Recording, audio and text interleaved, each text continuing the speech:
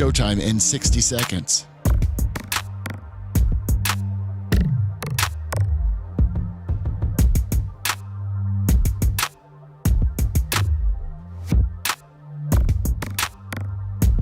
"45 seconds.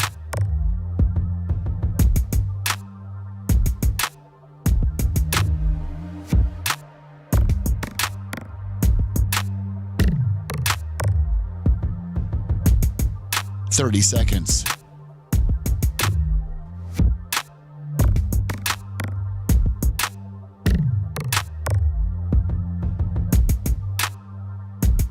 The show will start in 15 seconds, and this is your last audible warning.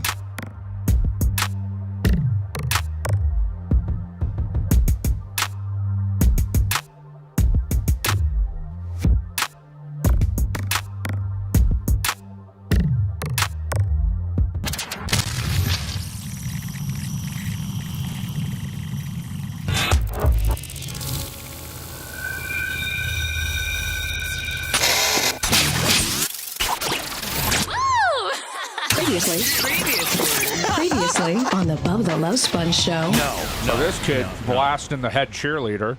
No. Down to a nub. And let me tell you, she's hot.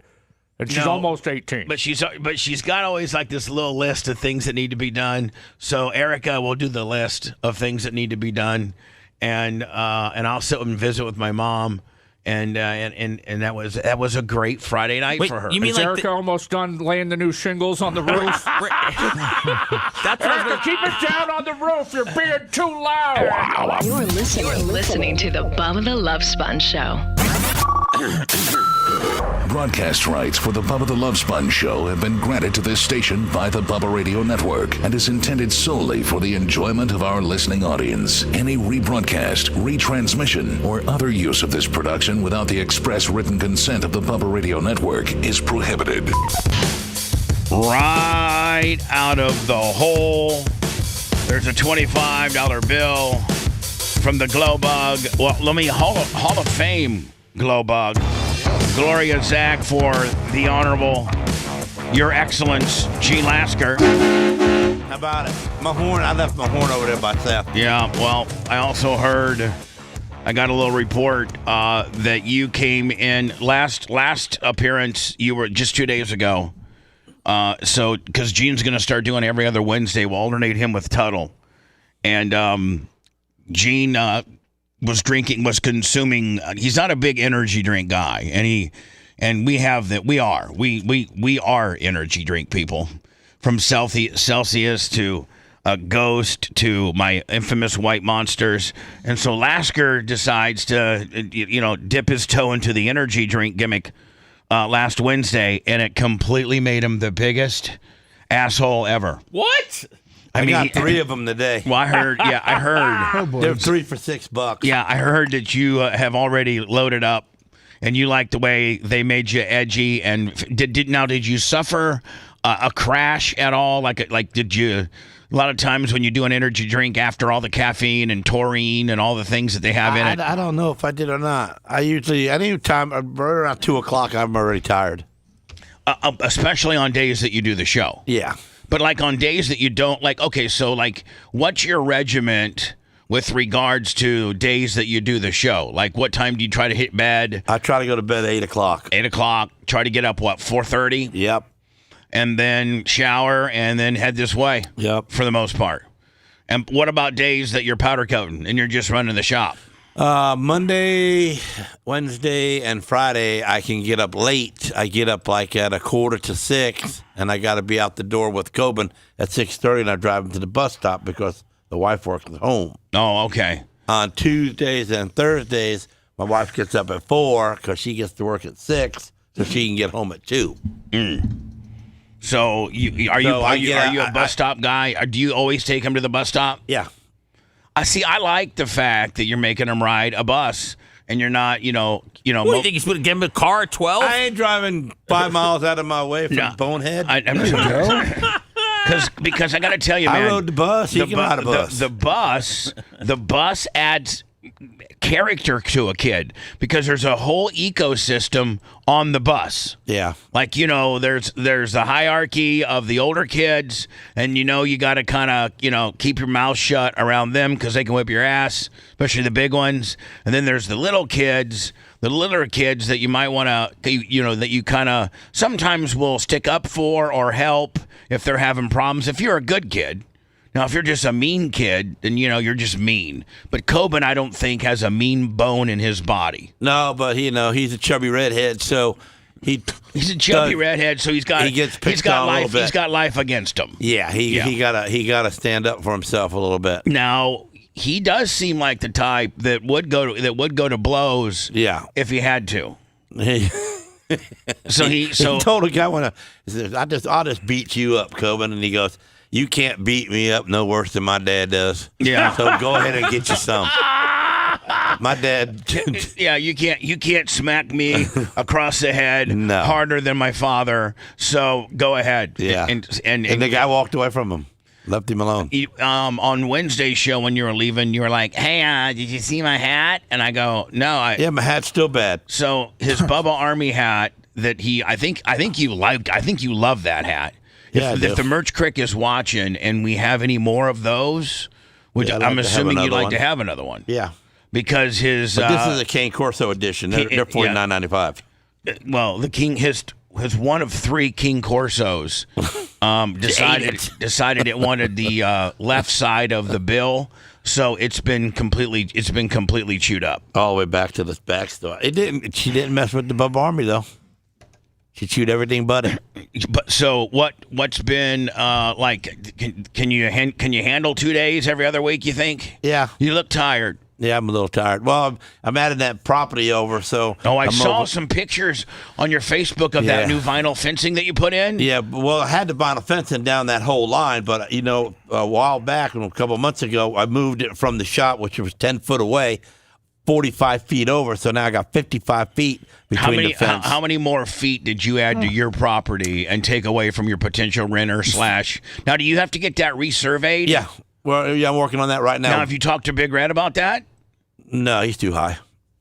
Oh, you've already expensive. You've already tried that. Yeah, we dealt with him back in the day when I bought the place. Okay, but anyway, no problem. So from my shop, my property line on the right side. I don't get a bill from Big Red. See, I'm just saying. Okay, I'm gonna beat him up now. Well, no, I don't think you are. Well, you overcharged me to pay for you. Well, no, Gene, that's what he was doing. Yours was very difficult. Gene, You're doing a swampland. Yeah, you're doing greenland, wetlands, and Man, so Gene, let's not. You're not beating up Big Red. You're just keep telling your story. Okay, so anyway, my property on the right hand side of my property was around 10 feet from the garage was my property line. Like next to the horse place? No, the opposite side. Okay, the other side. That would be the left side. Yeah, so when I built the garage, I built it as far over as I could. That would be the east side of your property. I don't know what it would be. It would be if you're looking at the east side. On him. Yeah, the east side. If you're looking at your front, if you're looking at east side. So the east side, Yeah. I had 10 foot from the fence to my garage. Okay. Now I have 56 feet. Hold on. So you added 46 feet. 46 feet. And then the two properties, 420 foot long. The properties that you bought beside you, to the east of you, there were 2 of them. One of which was a house that needed completely gutted, which you did. Yes. And the other one was a house that somebody started, and the concrete walls were up. They just got to the block stage. Yeah. So I just took some wood and wooded up all the windows and the door spots and painted everything gray, so it just looks like a garage back there from now. So when I do do you have the front one done and rented?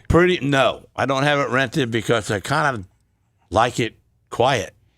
I don't have nobody there. It looks beautiful. Nothing's getting dirty. Could you maybe send Coben, maybe send Coben over there to live?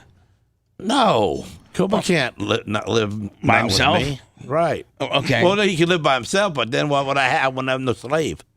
Oh, when you need the TV turned, or when you need the grass taken out? I must say Coben's name 100 times a night. Coben. Give me an example of what kind of order you will shout for Coben. I'm grabbing the Celsius, but really it'd be my cup, and I'll put it in the air, and I'll say, Coben, and he'll come from behind, and I say, what are you trying to do, kill me? Hold on. So you'll go like this, and you hold your cup. Hold my drink in the air. Hold your cup up. He comes from behind me, where his room is, from behind the couch. Yeah. And I say, "You trying to kill me?" "No, sir." "Well, I'm dying of thirst." Now, does he automatically know Automatically what you want? grabs or do it. Do you tell what you want, or does there... No, I only want the red Kool-Aid. It's not Kool-Aid, but it's a Crystal Light.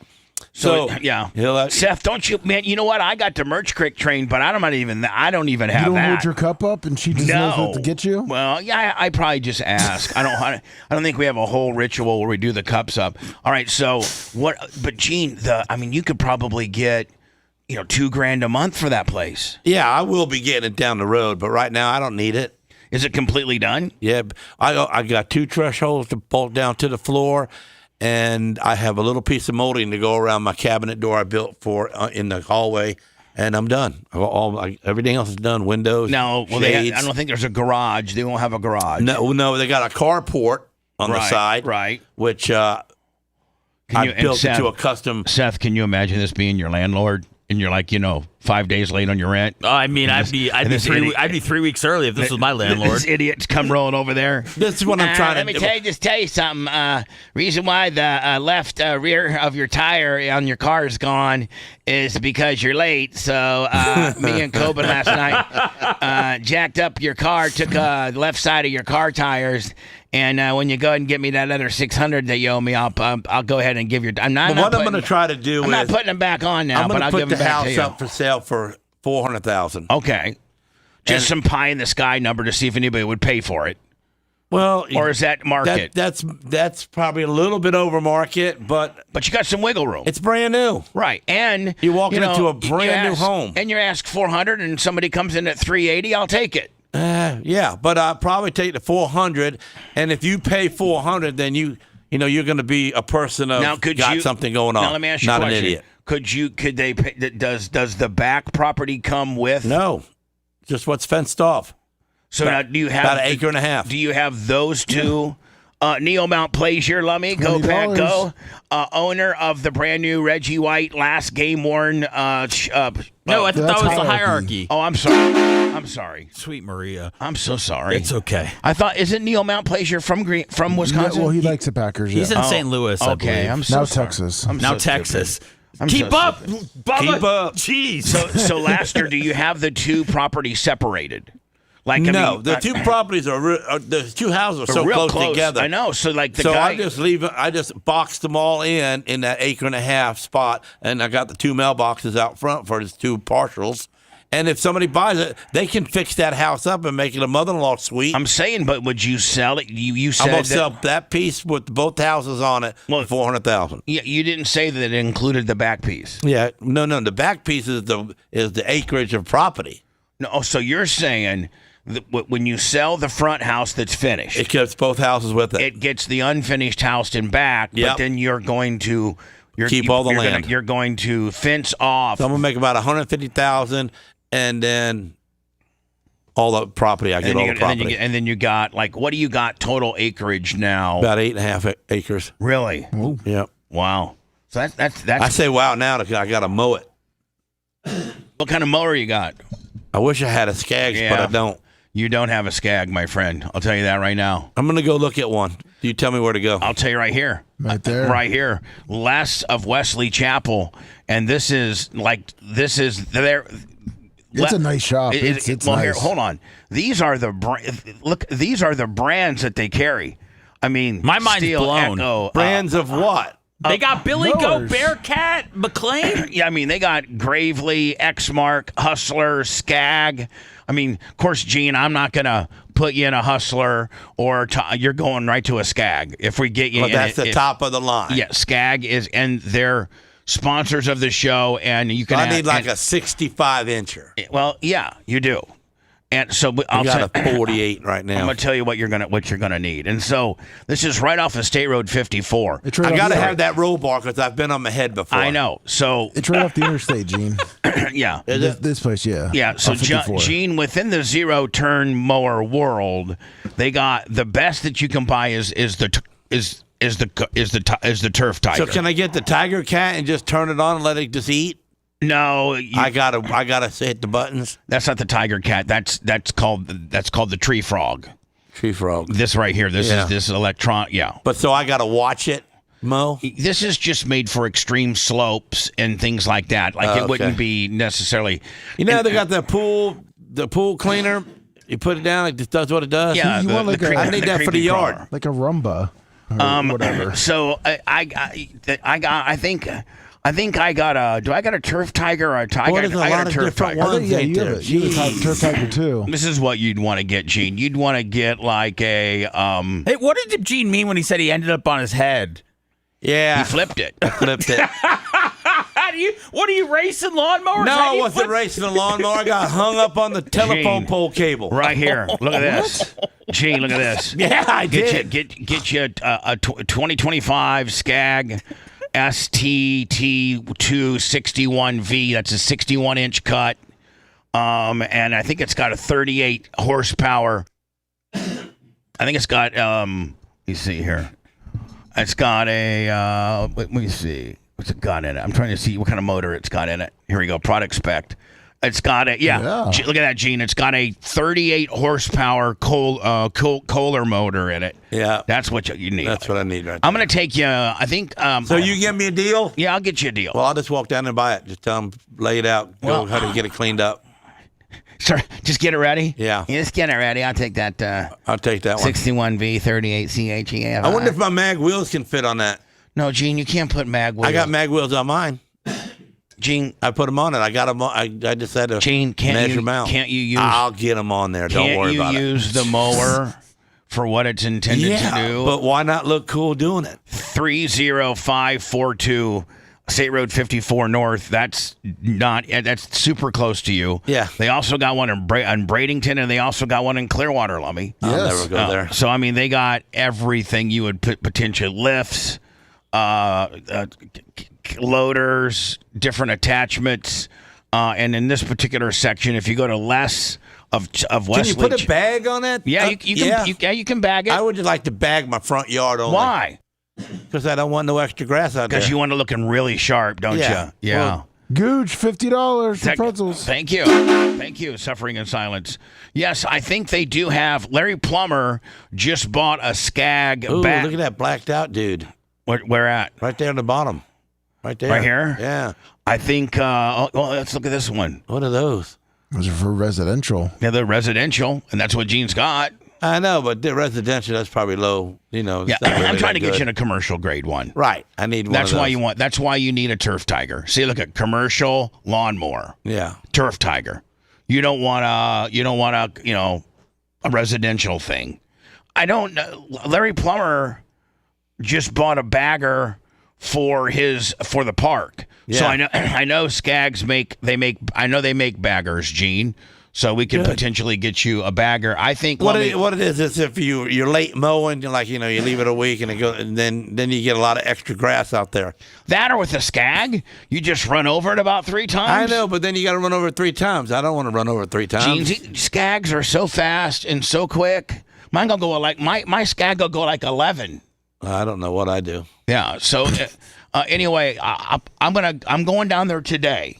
Yeah. So hook me up with a deal. I'm gonna go down there today. Talk to Brian and Steve. Yep. I'm picking up my Skag. I had some work done to mine, and then I'll see what I think would be appropriate for you. I'll call Randy from Skag to see what kind of deal I can get. Because you got to stand, Gene. I'm not only going to go to the dealership, but then I'm going to call. Hold on, the owner of Skag. So it'd be like going down to the Ford dealership and cut your best deal, but then a CEO of Ford, and you call him up and see what if he can blow a call in to Les. Yeah, they got power to get me some more off for my good friend Gene Lasker.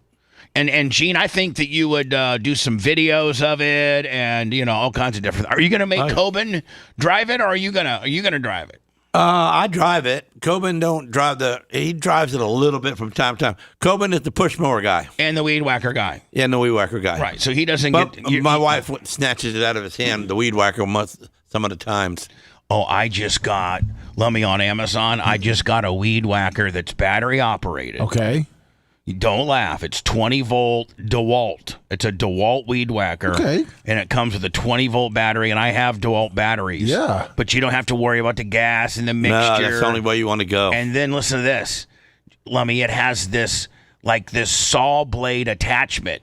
So like you can get like up to like 2 and 3 inch saplings. Okay. Yeah. You can do that too. It has like a regular skill saw blade that Probably comes with an extension. Yeah. Yep. And I'm down. You can actually saw things. There's nothing wrong with DeWalt. Yeah, DeWalt's great. Yeah, they're trying to keep up with Milwaukee, so they're doing good. Well, I heard Milwaukee's like. No, don't even try it. No. I was gonna say I heard Milwaukee is like the best. It is the best. Like they spend so much money on scientific studies on their equipment that they staying ahead of everybody. Like my plumber, he's got all Milwaukee stuff because they specifically make like stuff for plumbing. Like when he'll go in and stick it in a hose and then it'll flange it out and automatically put this thing like they make. I think they make trade specific tools. Yep. And so I think isn't your air horn Milwaukee? Yeah. Yeah. How about that? Lasker, would your 450 be able to survive this right here? I'd take him for a ride. He grabs my tire, you better hold on because the other 3 tires are gonna hurt your feelings. Well, the first thing you're gonna do is make a right. Well, no, the first thing you're gonna do is make sure you're in 4-wheel drive. Yeah, well, right? you can do that on the slide. I know. You can just hit the button. That's But what I'm I'm going to saying. make a But right. that's the first I'm going to thing you hit gotta- that dirt a little bit. I'm going to cock her sideways to come across them 3 lanes, and the tail section of that rope are going to sling you another 50 mile an hour quicker than you're so going. you're saying like almost if you're on a jet Like ski. if you was in a boat. If you're on a jet ski and You're you're pulling somebody. and you're pulling an inner tube, Right. If you take him out wide, Take him out wide. then he'll get. Sometimes they can almost get as wide as the boat. Yeah, but then you go double the speed. Yeah, and then when you whip him back around across the wake, They don't want to be there. so you're saying if this happens to you, I'm dropping off into the dirt and you're, turning first left. of all, you're sliding into 4-wheel high, probably, right? Yeah. Getting as much speed as you can, and then once Pretty good invention, though. Now, right at that point, Lasker, you're making a quick right turn. Yeah. And you're now making. And it's going to be easy because you got the left rear locked up. Right. So you're gonna make a left. And then as soon as the right side tires hit the dirt, turn back in because that way it'll turn quicker because the left tire's on the pavement and it'll give you slide. You could flip the cop. Oh yeah, you could flip him more than once. You could keep flipping him. Yeah, he just So barrel what rolled. just started out as a standard traffic cop. Now you got you got murder on your hands. Murder of a cop. Yeah, but it's his fault. Why is it his fault? But he stuck something on my tire and wanted to go for a ride. Well, I mean, you probably gave. They're not going to just do this to somebody that doesn't deserve it. You know. You never know with them guys sometimes. I got this guy who sends me Instagrams, and I go through most of them, and most of them I don't like, but some of them I like. I might start opening the show up with them. He said, I think Lasker powder coats all Gravedigger chassis. So did you powder coat this chassis? Every single one of them. Wait! I've never seen this move, and you know wheels too, and so with the drive shaft loops. So on that car right there, you did all that, all the frame, all the green on the bead locks, the silver wheels, and then underneath there you got to have yellow. Bless you. So you know, with monster trucks, they're getting more and more. Like now they're doing backflips, and now they're doing these walkie walks where they can walk their front tires and do a complete like front wheelie for the entire length of a football field. It's kind of impressive. Wait till you see this one. Now, Lummy, I know that you've watched. I watch a lot. Ton it's because of they're so monster heavy and the wheelbase is so wide of the tire, it holds it. You can balance it. Yeah, back like 2 years ago, they would only let one person could do a backflip, and that was Gravedigger. Right. And now everyone's allowed to do it. Well, yeah. So I think it's all about it's obviously the skill set of the driver. They were all allowed to do it back in the day. They just too scared to try. But I've never. But watch this recovery. Watch this one.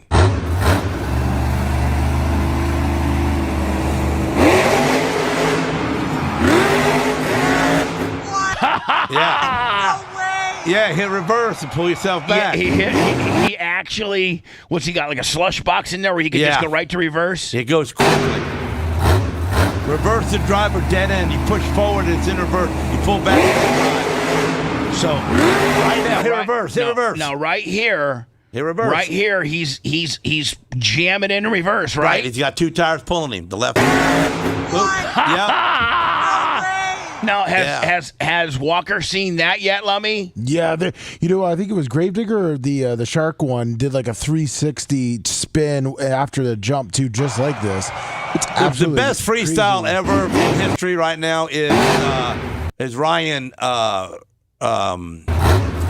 Gravedigger's son, Ryan.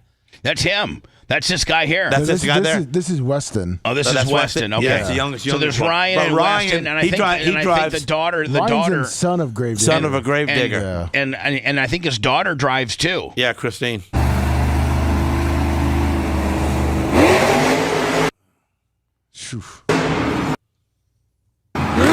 So right now, 25 feet in the air. So right now, Gene, is, 7-ton vehicle. He's jamming it into reverse right now. Is he not? Yeah. Pull himself out of that. Man, I don't know, man. And I then didn't watch this all day. And then he let out of it quickly to stop the roll. Now, Gene, watch this. What is that, an AMC? I don't know what it is, but it's the an AMC craziest Hornet. burnout. I don't know if there's something going wrong with his car. He's going to blow up, or he's got that. You know how you could. CUDA. Well, you know how you could put like spark plugs in your tailpipes and shoot flames. Yeah. I don't know if he's doing that, but well.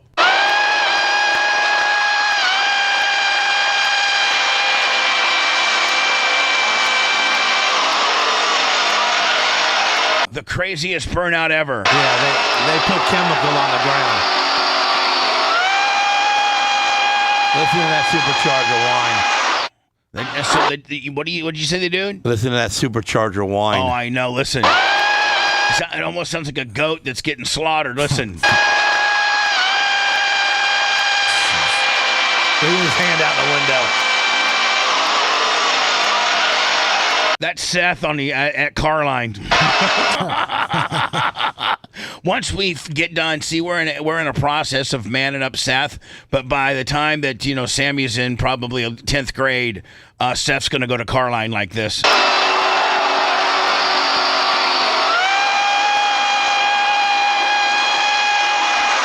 And everybody wants the video to be bigger. You can't maximize Instagram. It's made for mobile phones. Yeah, so. I'm sorry. No, I just wanted to tell people. Yeah, thank you.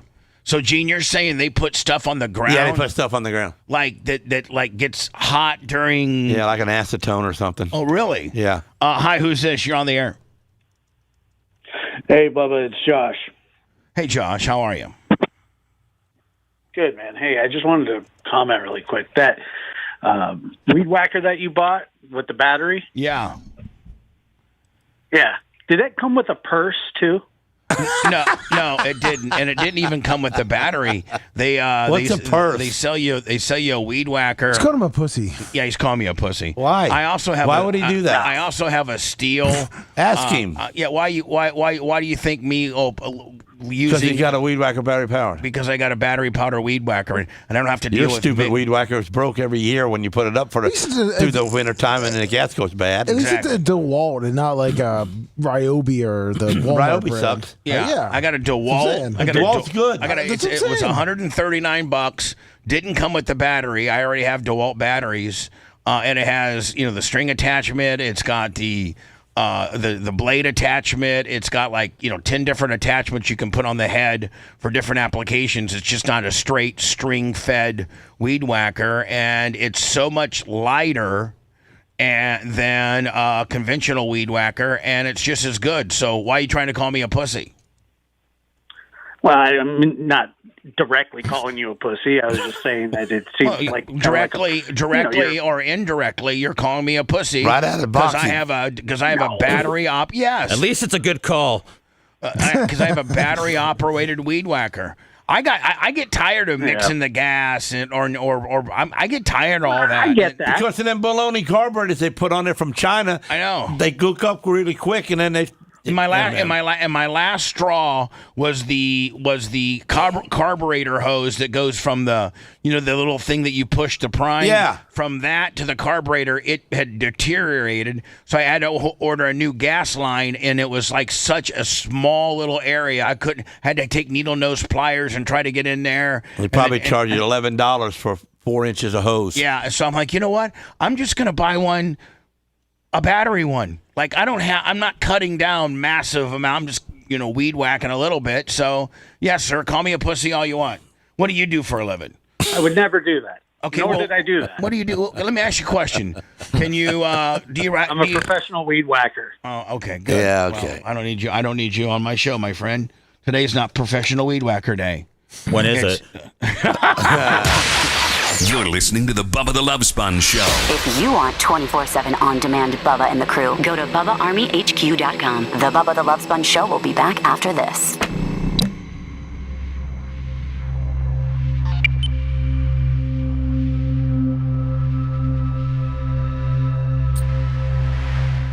Battery, well, I can go through the Merch Crick's entire property with one. I can actually use it 2 times before the battery runs down. I didn't even know they made a DeWalt. I wish I would have bought a DeWalt weed whacker. Got a ton of DeWalt batteries. Yeah. And they all fit. Yeah, they all fit. It's a fucking weed whacker on a residential property. You don't need a gas powered. Yeah, I'm not a fucking. No, and you don't need it. But the gas power, what's the difference? It spins at the same RPMs at the bottom. Here's the thing, Gene. It's whacking the weeds down, and it's whacking the weeds down. And not only that, but hold on. It weighs half as much. It's lighter. Yeah. Okay, and you're never going to catch on fire. Let me tell you something. I had a weed eater break that hose that he's talking about, and it pumped gasoline on the back of my pants. I caught on fire for a second. Ooh, holy shit. And let me tell you something. When you catch on fire for the first 1 second, you freak out. Yeah. But luckily, I just jumped on the ground and scuffed across the ground and put myself out. Weed whacker caught me on fire, motherfucker. Yes, it did. And all it was that my gas hose was came that little 4-inch gas line that that little piece of plastic line. 4 years, it deteriorates. And people fucking go fast. But that weed whacker, I didn't have a damn muffler on it. Oh. It was just a straight pipe one. It was loud. But it worked good. It revved. You know what? Without the muffler, they rev up even higher. Right? They get a little bit more RPMs. They don't got no back pressure. But the vibration, with the RPMs being higher, the vibrations. Well, not that, but sometimes, man, if you let them sit, your carburetors get clear. You got to take the fucking carburetor. They do it every fucking year, man. If you don't put the right gas and oil in it to save it at the end of the year to put it up from 3 months, then they're junk. I mean, and then I just get aggravated. I go, buy a brand new one. Buy a brand new one. And then next thing I know, I'm handing some. You go up to some of the Mexican dudes that are working somewhere and say, hey, man, you want some weed eaters? What? Yeah, I got some weed eaters. They're probably good. Yeah, I take them. Give them 5 weed eaters. I give them to my black guy now because he got a lawn care service. Yeah. I gave you my Toro 40-inch zero-turn mower. Perfect. I just got back and put new blades on it. And then. Hey, Lummy, you got to get Colton, Lummy. Yes, sir. You got to get Colton to get with Merch Crick to get. Yeah, the sinkers. Yes. Yes. Is that his ride? That white headlight? Is what? Your guy, the black guy. My newest is the older guy. Yeah. Yeah. Black. No. Does he drive that Escalade? Yeah, he drives that white Escalade. I asked him one time, I said, man, you like white, don't you? Well, he starts laughing. What do you mean? You got a white Escalade? Yeah. Why do black people got white cars and white people get black cars? He asked me that, and I went, probably the same reason you park in a driveway and drive in a parkway. I don't know.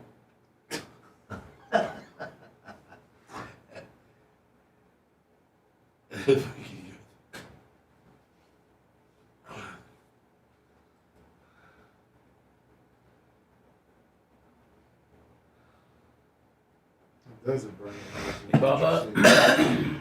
Yes, sir. What's happening on the old Chatterooski? Have you heard his story before about his flipping his lawnmower? No. I don't want to interrupt before, but I feel like there's like a story there. Yeah. What is that? Where I flipped it? Yeah. Be quiet. We'll talk about it. What else did I tell him to be quiet about this morning when we were going to talk? Oh shit, man. His energy drinks. Yeah. Oh. You know the cables that come off the side of the telephone poles? I was mowing in between them. Here we go.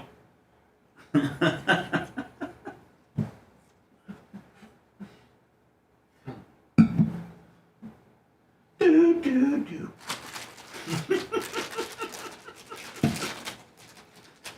Gene doing a do really got me. Yeah. I'm a Gene mark, dude. I'm about to send in $25 for Gene.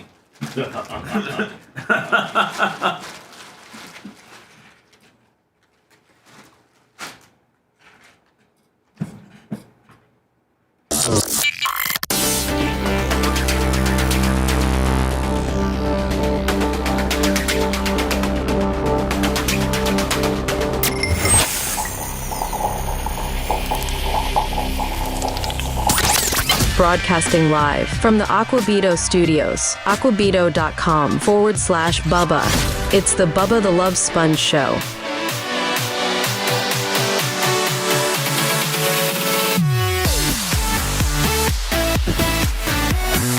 PayPal, Venmo, Cash App. Hopefully you'll have that ready to go for tonight, 8 o'clock. Bubba 199, the last one of the year, and your last opportunity to get your amount in to qualify for BARP. 2 donations today on PayPal, both ladies. Of course, the Globa Gloria Zach Hall of Famer, and Lorraine Byrne, Gene Lasker effect, full effect. She gave 25. Thank you so much. Thank you. 2 ladies. How about that, huh? So Steph's calling me a liar.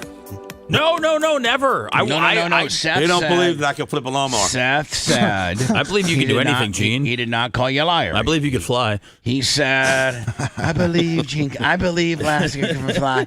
I can believe I can fly. I flipped my car so high. He just said he needed a bar on his lawnmower because he flipped. The roll bar. He had it on his head, and then you were like, yeah. And I was like, wait, I think he meant that he actually ended up on his head. If you actually, whether you go to skag.com or, the place that I deal with in Ocala is Mike's Lawnmower, but the place I'm going to start dealing with here locally is Less, Less.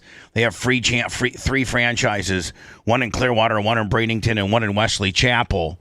I'm going to be going to the one in Wesley Chapel. That's where my current 72-inch Turf Tiger 2 is, getting some warranty work done.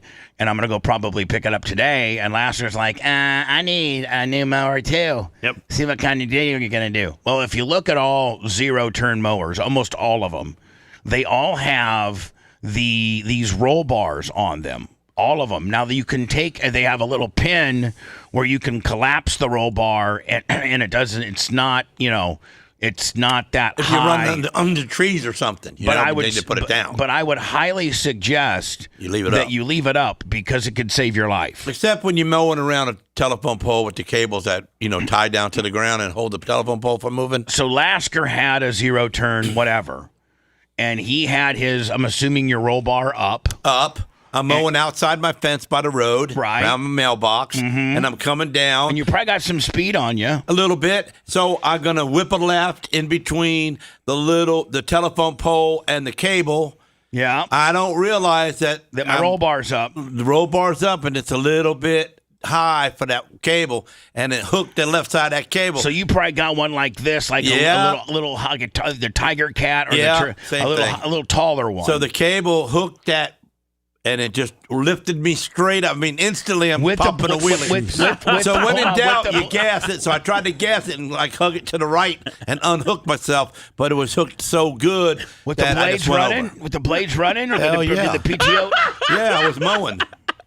And did it throw you off? Well, it when it turned to the left as I was doing that, and pulled me over to the left. Boom! It got me on the left side onto the roll bar. Well, I didn't really fly out, but I was out. I mean, you didn't I fly had to out, put my hand there to hold myself from hitting the ground. You didn't fly out, but your mower was on its side. I was out of the seat. and your mower was on the side. Oh, yeah, hell yeah. Well, with Skag, and I think most mowers I went ahead now and scraped all the grass out from underneath it before I flipped it over because you're like, yeah, if I got it flipped like over. it was on a lift. Are you saying that it could have landed on him, Bubba, and shredded him to pieces? It might have, could have. It could have, yes, absolutely. Oh, whoa, jeez. Absolutely, it could have. I was looking for a way out during the time. I mean, I know. Let me back in the day. Remember, there's this guy who had a John Deere lawnmower, and he was in a ditch, and it flipped and killed him. And then I think the guy was from Wisconsin. I called the surviving. I don't know that I could even play this. I know that might be on. It might be on Bubba Army HQ, or I might have taken it out because I remember that. It's so bad. Yeah. So I call up, and I'm.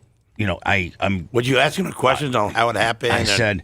She's like, hello. What he could have done and not do hi, it? is this, Dawn Jones, wife of Henry Jones? Yes, it is.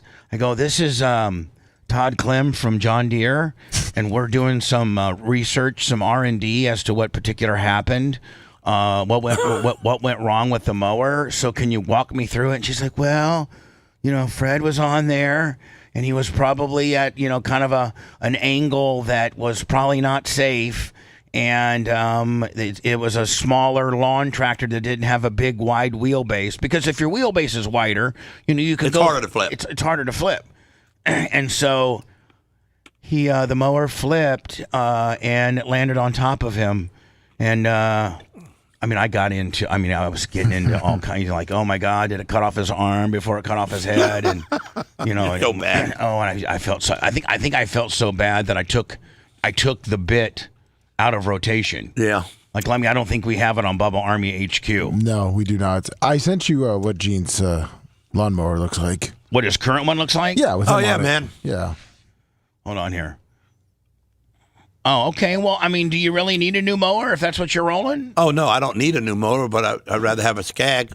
Is that AI or is that a real? That's me. That's real. Look wow. at those custom wheels. Yeah, Gene, I don't know. Why did you put custom wheels on it? Because I'm Gene Lasker. Oh, okay. I got mags on every single thing I own. Everything. Well, you mean every single thing I own that has a tire has a mag wheel. Here's the deal. And I got 9 trailers. Okay, Gene. Just to let you know. I know what you got. But so why would I neglect my mower? What I'm saying is maybe that's the same rear tire. Oh, I'll find the right one. So you're saying even if you're going to find it? Yeah, those are hot rod golf cart tires. Yeah, but I'm going to be on. Don't get mad at me. That's a residential jobby all day. That's not a commercial grade deal at all. That's residential. Why are you saying it works good? So maybe all I need is residential because I figured. That one works very, very good. So, but it's a Kubota, so I don't want it. Yeah. Yeah, you'd have to clean it up a little bit, maybe trade it in, or are you going to keep it? No, I'll give it to somebody. I'm looking for a Kubota. You can't drive that. Yeah. You don't know what I could do with a 4-turn. Hold on, everybody be quiet. A 0-turn. Everybody be quiet. We're going to quiz Seth on some stuff here, okay? Now, Seth, what is this? That yellow button. Yeah. What is this big yellow button? It's called something. It's 3 letters. This big. I don't even know what it's called. I know what it does. Okay, well, it turns the propeller on. Well, this thing doesn't have a propeller. It has 3 blades. It has 3 blades. Yeah, on it. That's what I meant. It does. Dun, dun, dun, dun. It's called the PTO. Yeah. Oh yeah, that's what it's called. It's called the PTO. And a lot of times you'll get propeller turn on. Well, there you go. There you go. But next question. I don't really have one. I already aced it, didn't I? Yeah, you did. Gene, I'm thinking get that black button up there in the front, right there, right there, right. Up to the left, right there. What is that? That right there is. I can't see it. I can't see it Yeah, enough. it's got a handle. See it? It's got a grooves in it for your fingers to fit on. What is it? That's to change your settings on the fly. If you need to all of a sudden you're like going into what setting? Oh, what are you talking about? You're setting like if you're going in from some rich terrain. You mean your deck height? It's called deck height. Is that what you Okay, mean? I don't, guys. I feel like you're yelling at me. You want it. You want one. We want to make sure you can operate it, buddy.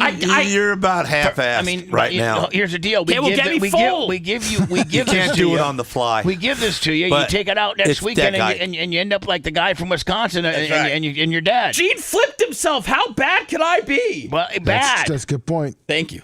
Bad. And see, that's my backyard. So it's all mowed down. I'm headed to the front. So you see, I pulled the pins. Well, Coben's lacking on that weed whacking. Yeah, well, he got a lot more fence than what you see there. I know. I'm just saying. He got pool deck around that garage. And I don't allow any grass to grow around my compressors. We need to get that cleaned up. Yeah. Maybe throw down some weed killer, too. This would be a hell of a grinder profile pic. So anyway, Gene, I'm going to go to Les of Wesley Chapel today. Get me a deal. I'm going to see what – I'm going to call Randy first, the owner, and see what kind of deal, I can get you. And what would – is Coben 11 or 12? 14. Oh, he's 14. Did you guys see this story where an 11-year-old, this happened yesterday, got arrested in Volusia County, Florida, of course, for having and jailed. I mean, they never, just because of the optics of being a juvenile, you really have to do something pretty bad to get handcuffed and escorted out of school, right? Like usually they'll have you come down to the office and the student resource or the school resource officer will talk to you. Yeah, but that scares the hell out of you. Back when I was in high school and they found out they were putting kids in cuffs for smoking weed, I was like, holy hell. I didn't even smoke weed, Bubba. Right. And I was scared. So, yeah, you see, this is really for probably optics, but also the kid did something horrible. But you're right. As a kid, when you see your friend getting hauled off in school in cuffs. And then on the news. Fortnite. Yeah, you're probably right. Listen to this right here. Of course, it's going to give me a commercial. It didn't let me. Hey, everyone. I'm Greg Ryan D, from Timberland Pro, $20. and this Greg is the D. Magnus Steel Safety Toe Work Boot.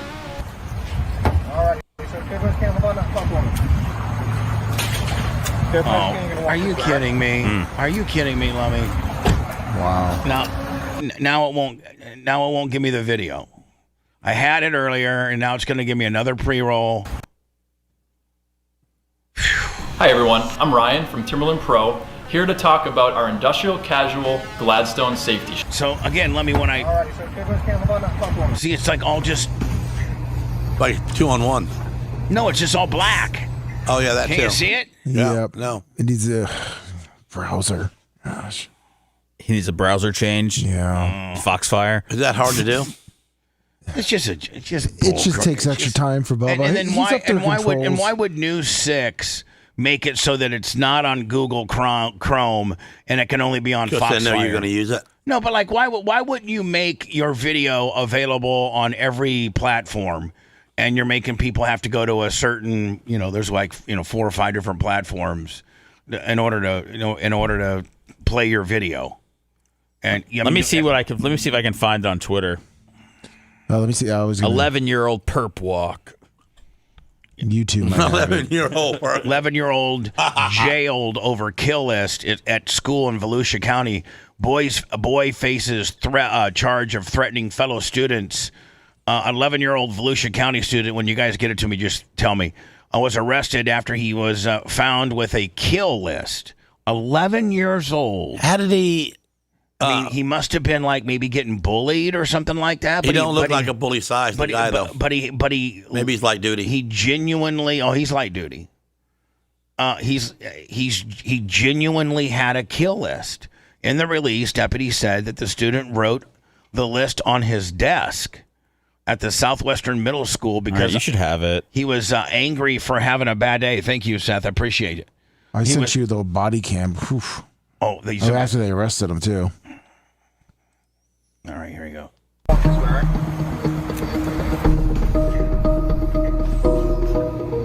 I sent you. He ain't no pick-on size guy.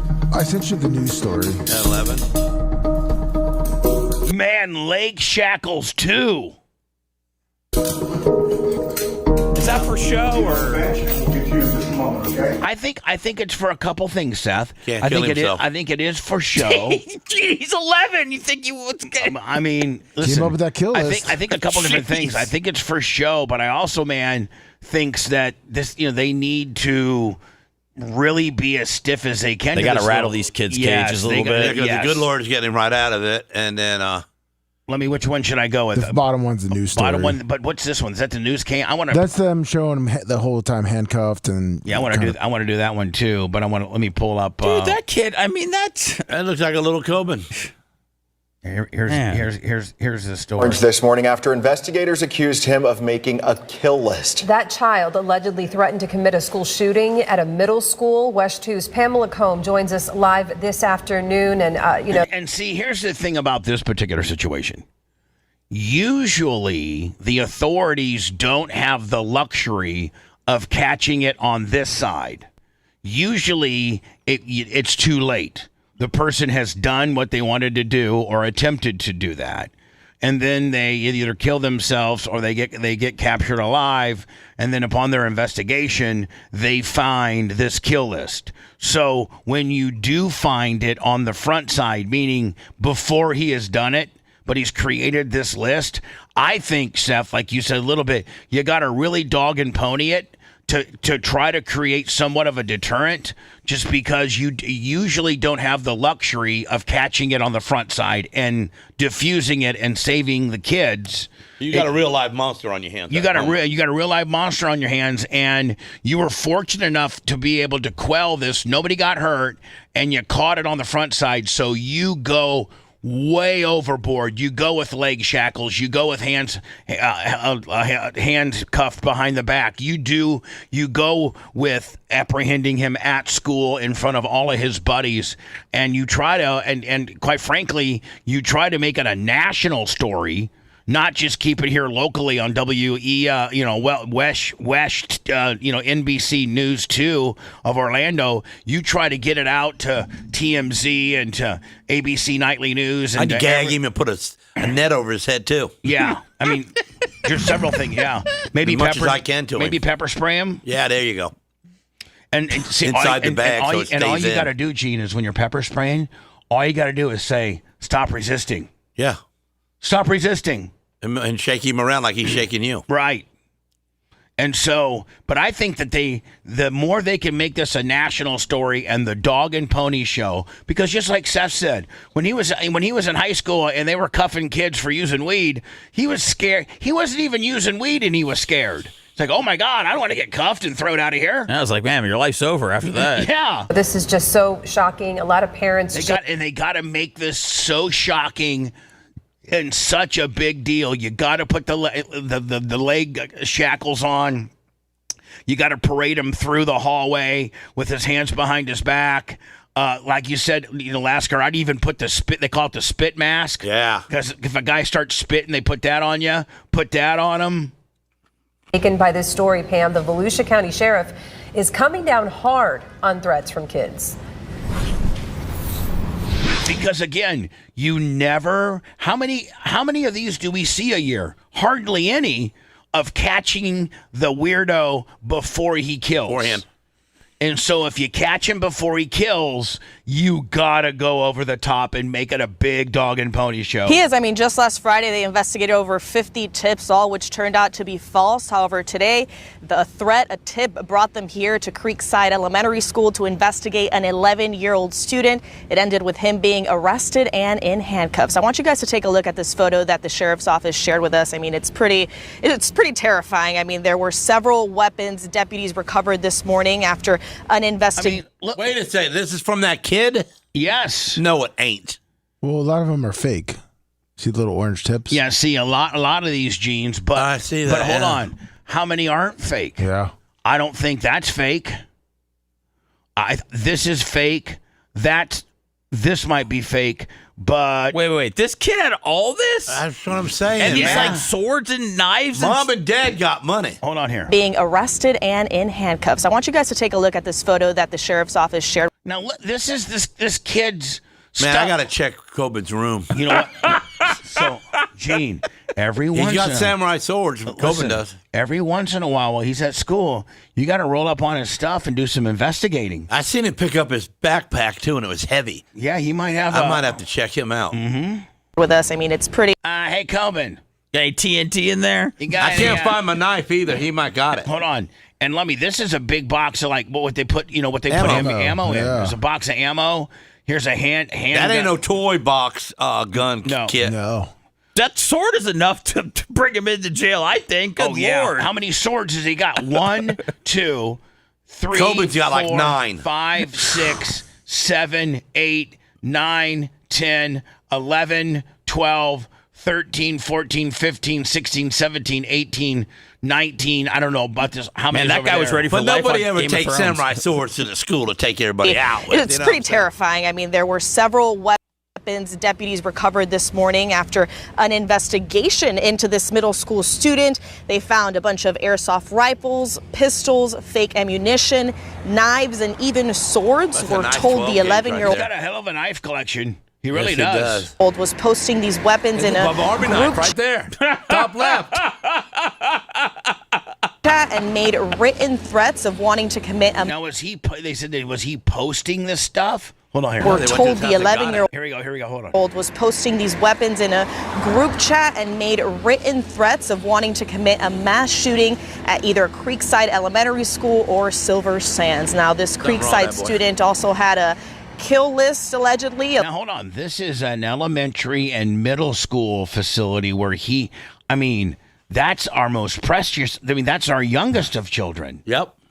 Not this isn't. Yeah, he's gonna need to be in just whatever juvenile. He's gonna need to be in 5 rehab. years ago, he was 6 years old. Of names and targets, but when in custody, he told deputies. So let's just be honest.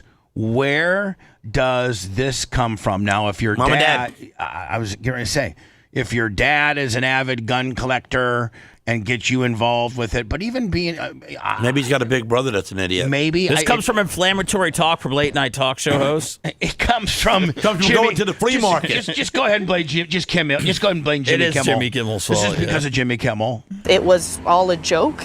Apparently, the student will soon be taken to the juvenile detention center. Then once he is. Listen, when you post this extensive of a knife and potential airsoft and/or real gun and fake gun collection on a group chat of your fellow students, and you say that you have a list and you want to kill kids, that's not a joke. Your parents got to know you have all this stuff, right? I think Well, how about so. that black knife with the crooked blade in it, man? That's nice. I like What, that. right, this one? No, yeah, go over the right. Yeah, Keep to going the to the right. Yeah, right there. Right here? there. Oh, you Yeah, like that's that nice one? knife. Well, yeah.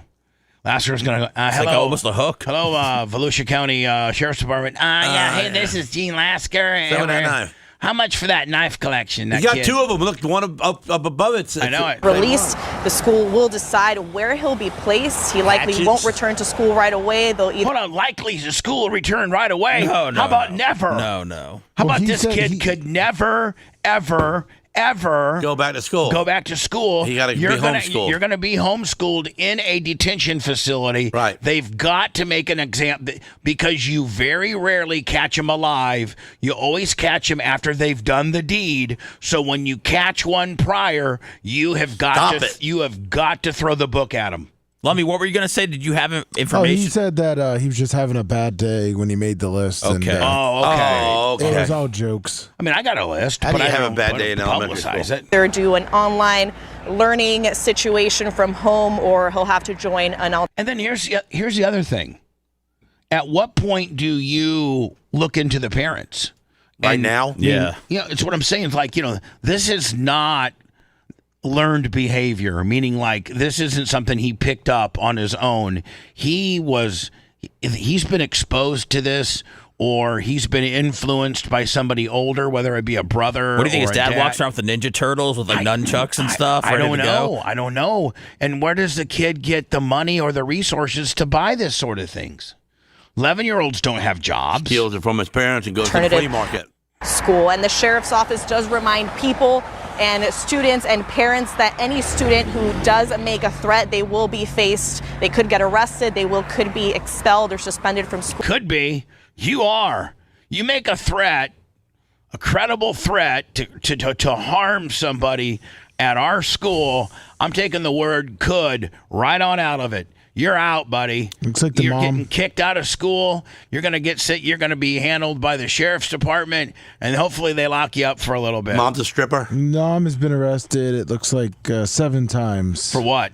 Prostitution. Driving without a valid license, Okay, that's not disorderly bad. conduct. Okay, that's a help. Petty theft. White trash. Then she stole, looks like 2 18-packs of Bud Light. Walked out. Oh, my God. How'd she hide that? She didn't. She probably just walked out with it, Gene. They should have taken him from her that moment that she stole those Bud Light Looks cases. like she married a man when he was 5 that has a criminal history, too. Hold on. She married a man when this kid was 5. Yeah. And he's got a criminal history. Yeah, it looks like he has grand theft. Listen, you know what they ought to do here? I mean, this is, first of all, I don't know if the kid's going to see the light of day for a while. Put them all in jail for 20 years.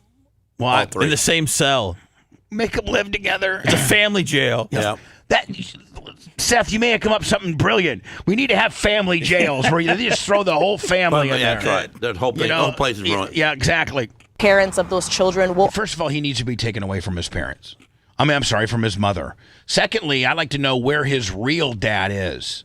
If she's such a white trash hilljack where she's getting arrested for, stealing 18 packs of Bud Light and, various other things, where's this kid's real father? The stepfather, has been with him for 6 years, and he's got a rap sheet. I can't imagine. Mom's got a rap sheet. How could there be a real father anywhere in sight? Don't you think that if a mom is arrested 7 times, don't you think they probably don't know who the dad was anyway? Yeah. Don't you think they'd look to take her kid away at some point? So it looks like they did a paternity test. The dad is a man with a lengthy criminal record who's a gang member, selling illegal drugs. He was in federal prison. He's in federal prison. All right, so the dad's in federal prison.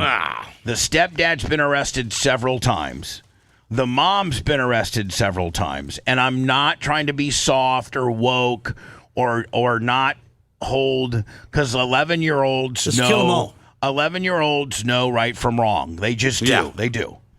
And so, especially nowadays. But at what you got to give the kid a little bit of the break in the fact that he doesn't even have a chance with regards to who's raising him.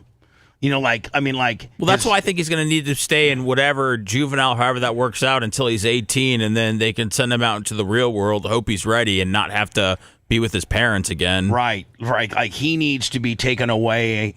Gene, weren't you, now not because you were a bad kid, but weren't you for a while in state's custody? Yeah, for almost ever. Almost ever. And sometimes I used to run away all the time. I always had a warrant for me because I escaped. But hell, you got me in there. I'm sitting there eating lunch You're talking about foster kids. Foster care with guys next to me that tried to kill the parents.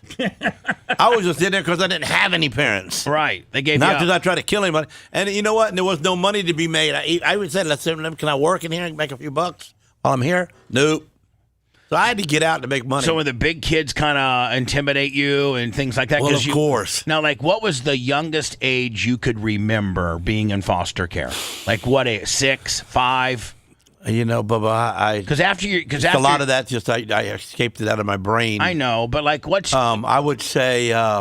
Give me an instance. Probably 7th grade. How old would I have been? 12. Okay, so you're in 7th grade. What happens? I'm in a foster home. I'm in Sarasota. How many kids are in the foster? See, probably 15 of us. And so, doesn't the state pay moms and dads?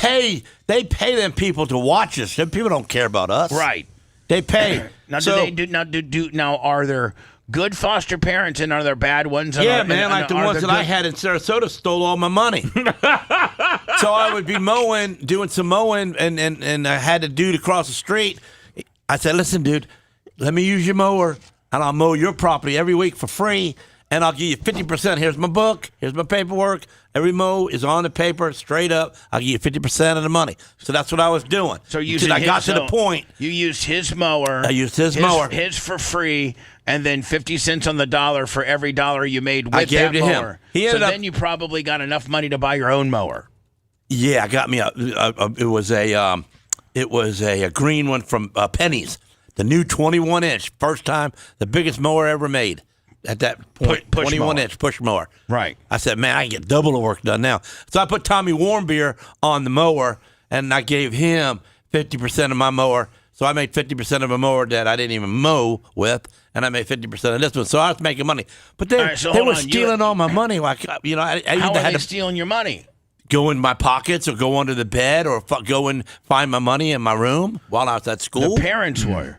No, the foster parents were. Yeah. So now, did you have like a state of Florida foster kid representative where you could call and say they didn't do nothing for you, man? They told you to shut up. Hey, I just want to let you know my mom and dad are stealing my money because I'm mowing. Shut up. Shut up. Shut up. So you would run away. Yeah, of course I'd run away. But see, so my neighbor across the street, you know, the old man. Now, was this in Sarasota? Yeah. So I say, listen, you know, we was on Browning Street. And I said, listen, man, they're stealing my money, bro. Will you hold my money? And he goes, let me help you, boy. Hands me a Bible. I look at him. I said, listen, this Bible's not going to keep them from stealing. The Bible's not going to cover up my money. He goes, look inside of it. So I kind of flipped through the pages, and I don't really see nothing. He had a hollowed out Bible. He had a hollowed out Bible. He said, don't put no change in it. Just put your dollar bills in there and wrap it up with his rosary bead. No one messes with the Bible. And no one ever did. And I saved my money that way. And they thought you were maybe like a little bit spiritual. Yeah. So when you would run away at 12 or 13, like where I started hitchhiking. Where would you go? Go north.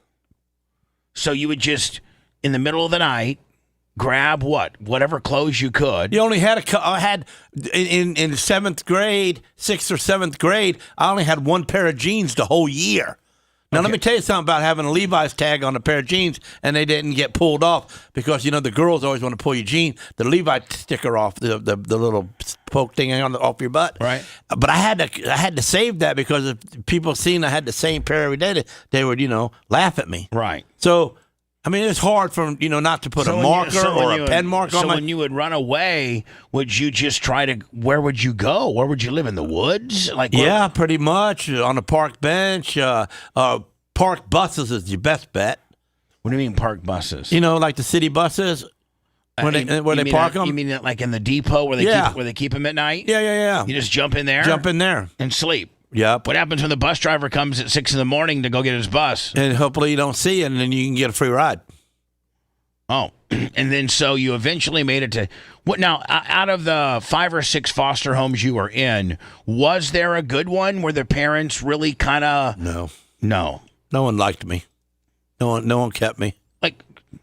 No dad took you and said, "Hey, kid, you're a hustler. You're a hard worker. Let me show you the right." Kind of like what Jerry Rod did when Jerry Rod took you. There was a couple, but it was like I knew as a young kid, don't let them touch you. You know, because you mean get touched. like your wiener. Yeah. Was there a lot? Now, can I ask you a question? In the foster care system, is there a lot of that? Yes. Everywhere I went. So where the dad would be a wiener toucher? Yeah, and the women too. And the women would touch the wieners too? Yeah. Really? Yeah. Did they ever try to touch your wiener? No, because I wouldn't even let you shake my hand. Okay, wait, I didn't shake hands with people in the foster care. I did not let you touch me. If you touched me, I pushed you, kicked you, bit you, something to let you know, don't touch me. Were you like a wild animal, kind of? No, I was just... like, hey, Steph, see that kid over there? Don't even touch you. He'll bite you. Don't touch him. Even if you just pat him on the shoulder. You know, they just thought I had some like a challenge. Yeah. So you're saying in the foster the weirdos deal, don't want a challenge. So, but you're saying in the foster world there was kind of a wink, wink, nudge, nudge where there might be some pedophilia. So at least some abuse of children going on. Yeah, of course. Now, probably intensify that because there's girls that are in foster care too, right? Yep. So there's probably dads that are blasting 15-year-olds and all that kind of deal, right? And don't take away from the women because they're stupid too. You mean the moms? Yeah. Or the stupid kids? No, the stupid women that fostered you. Now, did they have to feed you? Of course they did. I know, but did you get lunch, breakfast, lunch, dinner? Yeah, you didn't really get lunch because, you always at school. Now, what type of, did you pay attention to school? Did you try to? Yeah, I made it through there. I graduated on my own. Right. I mean, did you try? 11th and 12th grade, I was renting a 15-foot motorhome which you tow behind a car, Right. It doesn't even have a bedroom. It just had a couch in the front. If I could just make one suggestion, you've been doing the show for a long time, but pretzels are probably the worst thing to try to eat while you're on the air. Okay? Why? Yeah. So I thought he's been killing it, man. Yeah, but picking. So anyway, I lived 11th and 12th grade paying my own rent because I get off the bus on 52 at the junkyard, and what the junkyard was about is we stripped these cars and put everything in these boxes, and then all these boxes we cut the car in half. And then the car you turn the front end around and stick it into the back end and inside of it, and it would get shipped overseas to another country. For metal? No, they put the car back together. It cost you a lot of money to send a car. It cost you no money to send parts. Oh, okay. So then this Arab dude, it was mostly Toyota Corollas. Nissans. Yeah, Nissans back in the day. Hondas. So everything went into, we'd strip the whole motor. And put them all in the barrels and put all the bolts back in the spot where it went so they knew where the bolts were. Cut the car in half.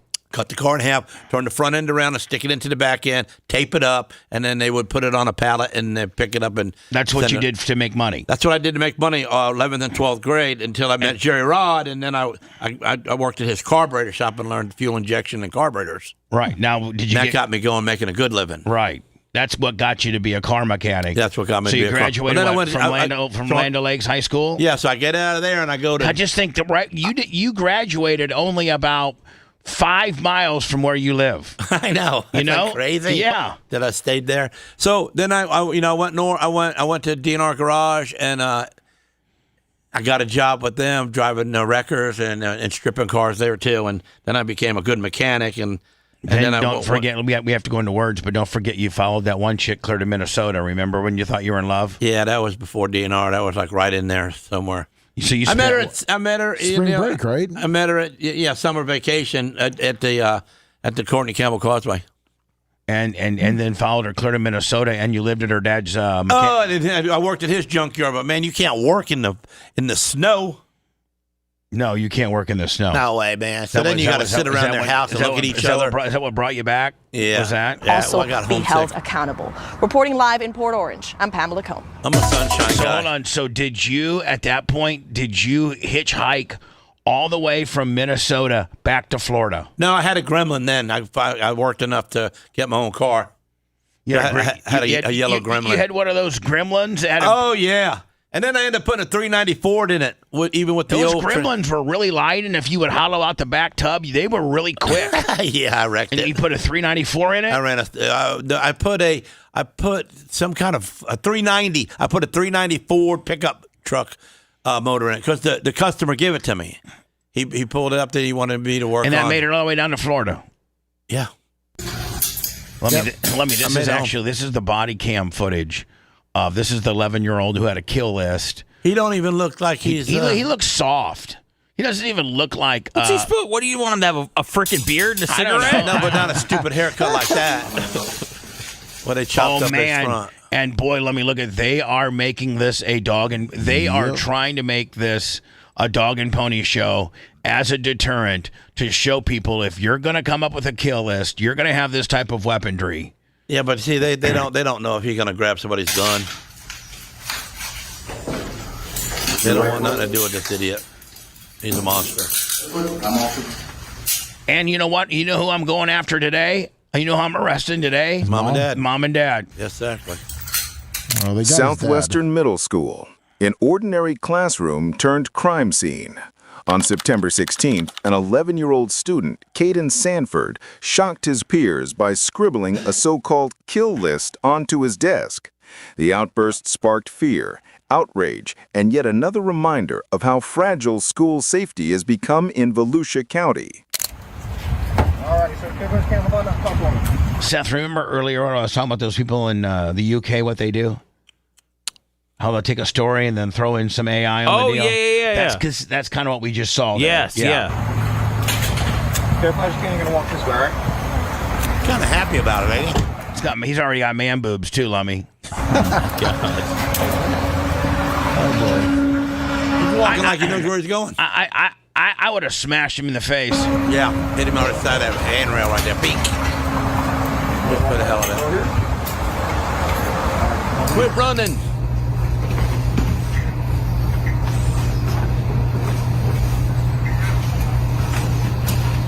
I think they got all the swords. Footprints for me. So now they're going to put him in a little holding cell like a rat. I got to tell you, man, some kids, I don't know, man, at 11 that I wouldn't be bawling for my mom and dad right now. I don't know if that would have been this hard edge. Because you're not a monster. This guy, you're right. Lummy, you would have been crying too. Sure would have been. I'm so sorry. I didn't mean to do it. Please don't put me in that cell. Oh my God. That's why the dude asked you if you had a purse. Shut up. Well, he's got his hand on his head. See, he's like, oh my God, what have I done? I remember them days when my grandma used to say, put your hands on your top of your head. And I'd have to leave them there. For what? Because I was bad, doing something wrong. I know. So she make you put your hands on top of your head and do what? Keep them there. And for hours. In the corner? Yeah, or anywhere I was.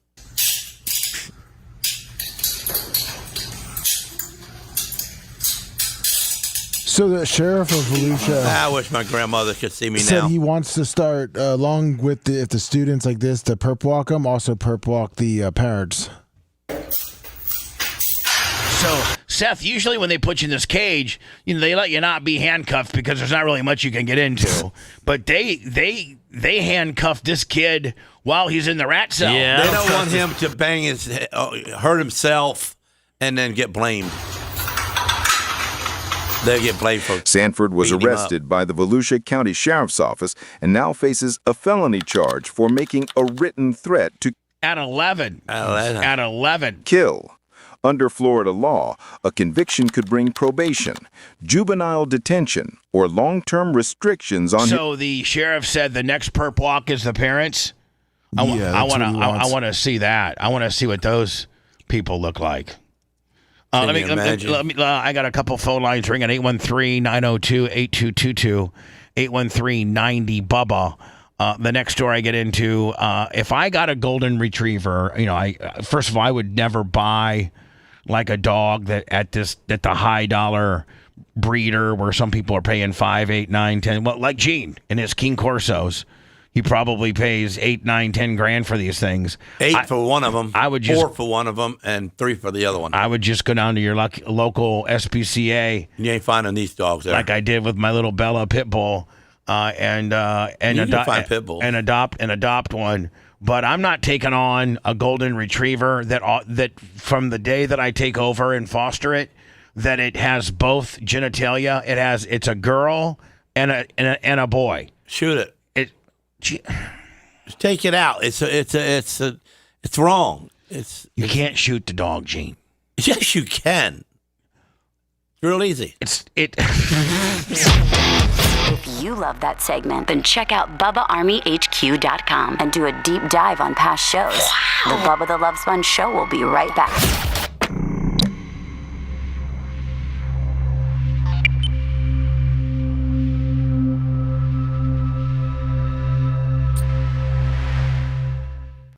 For a dog, I fucking love my dogs, man. I love my dogs. We're getting the fence done over there, so the fence is open. I got black guys out there putting the fence up. She's walking the dogs because we can't let them out free right now because the fence is down. And they're tugging her around and stuff, and she's having fun with them. I open up the door, let the dogs out, and they come running out in the front yard. I say, don't move. And they look at me, and they get to a little bit they go creeping over there because they can see the people over there. I get over here, and they all round up to the front of me and stay right by me. And I walk out there with them, but no one, my wife and Coben, they can't do that. They'll take off and go get them people. They listen to me. Well, you're the alpha. Yeah. It's hard to be that guy though, and not scare them from times that they are scared of you. I don't want my dog scared of me. Well, they are though. So yeah. Most of society they don't bow their head down when they get around me and get weirded out and not let me pet them. Most of society something. is scared of you, Gene. So I'm glad about that. That one bulldog I had for a little while, I would put him in his cage all the time because he just wanted to learn how to not poop in the house, but he was scared of me, so scared of me that it wasn't fun to have him.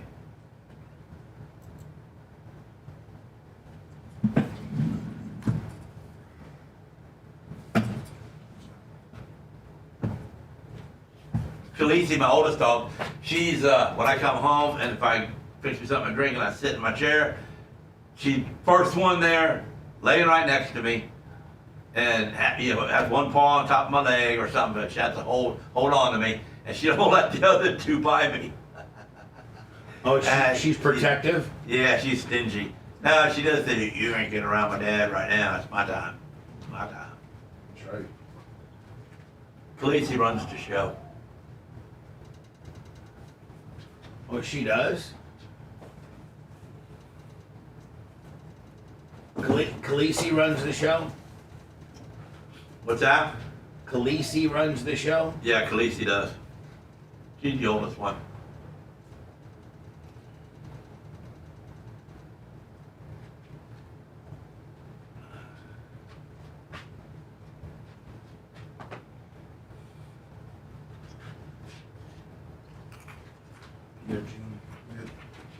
So who won the Thursday night game? Bills. Who won? Bills. Of course the Bills won. All right, so we told Walker he picked the Dolphins and he was crying before the game started. He wanted to change his pick. He made a mistake. He said, too late. He loves the Dolphins. The Dolphins could be 0-15, and he's going to take the Dolphins. But he picked the Bills to win the Super Bowl. Right. So he's a wacko. Yeah. He's growing so quickly. Man. He just knew you were going to pick Buffalo, and he said, I got to beat Gene. Gotta get that one game up on him. I gotta get that one game on that kid. Now he's down 2. I need to run out there and go get my energy drink. No, my picks. I'll get them real quick.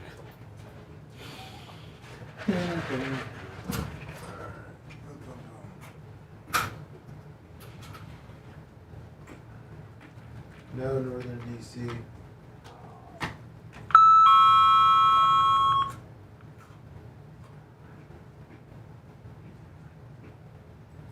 Good morning, Berto.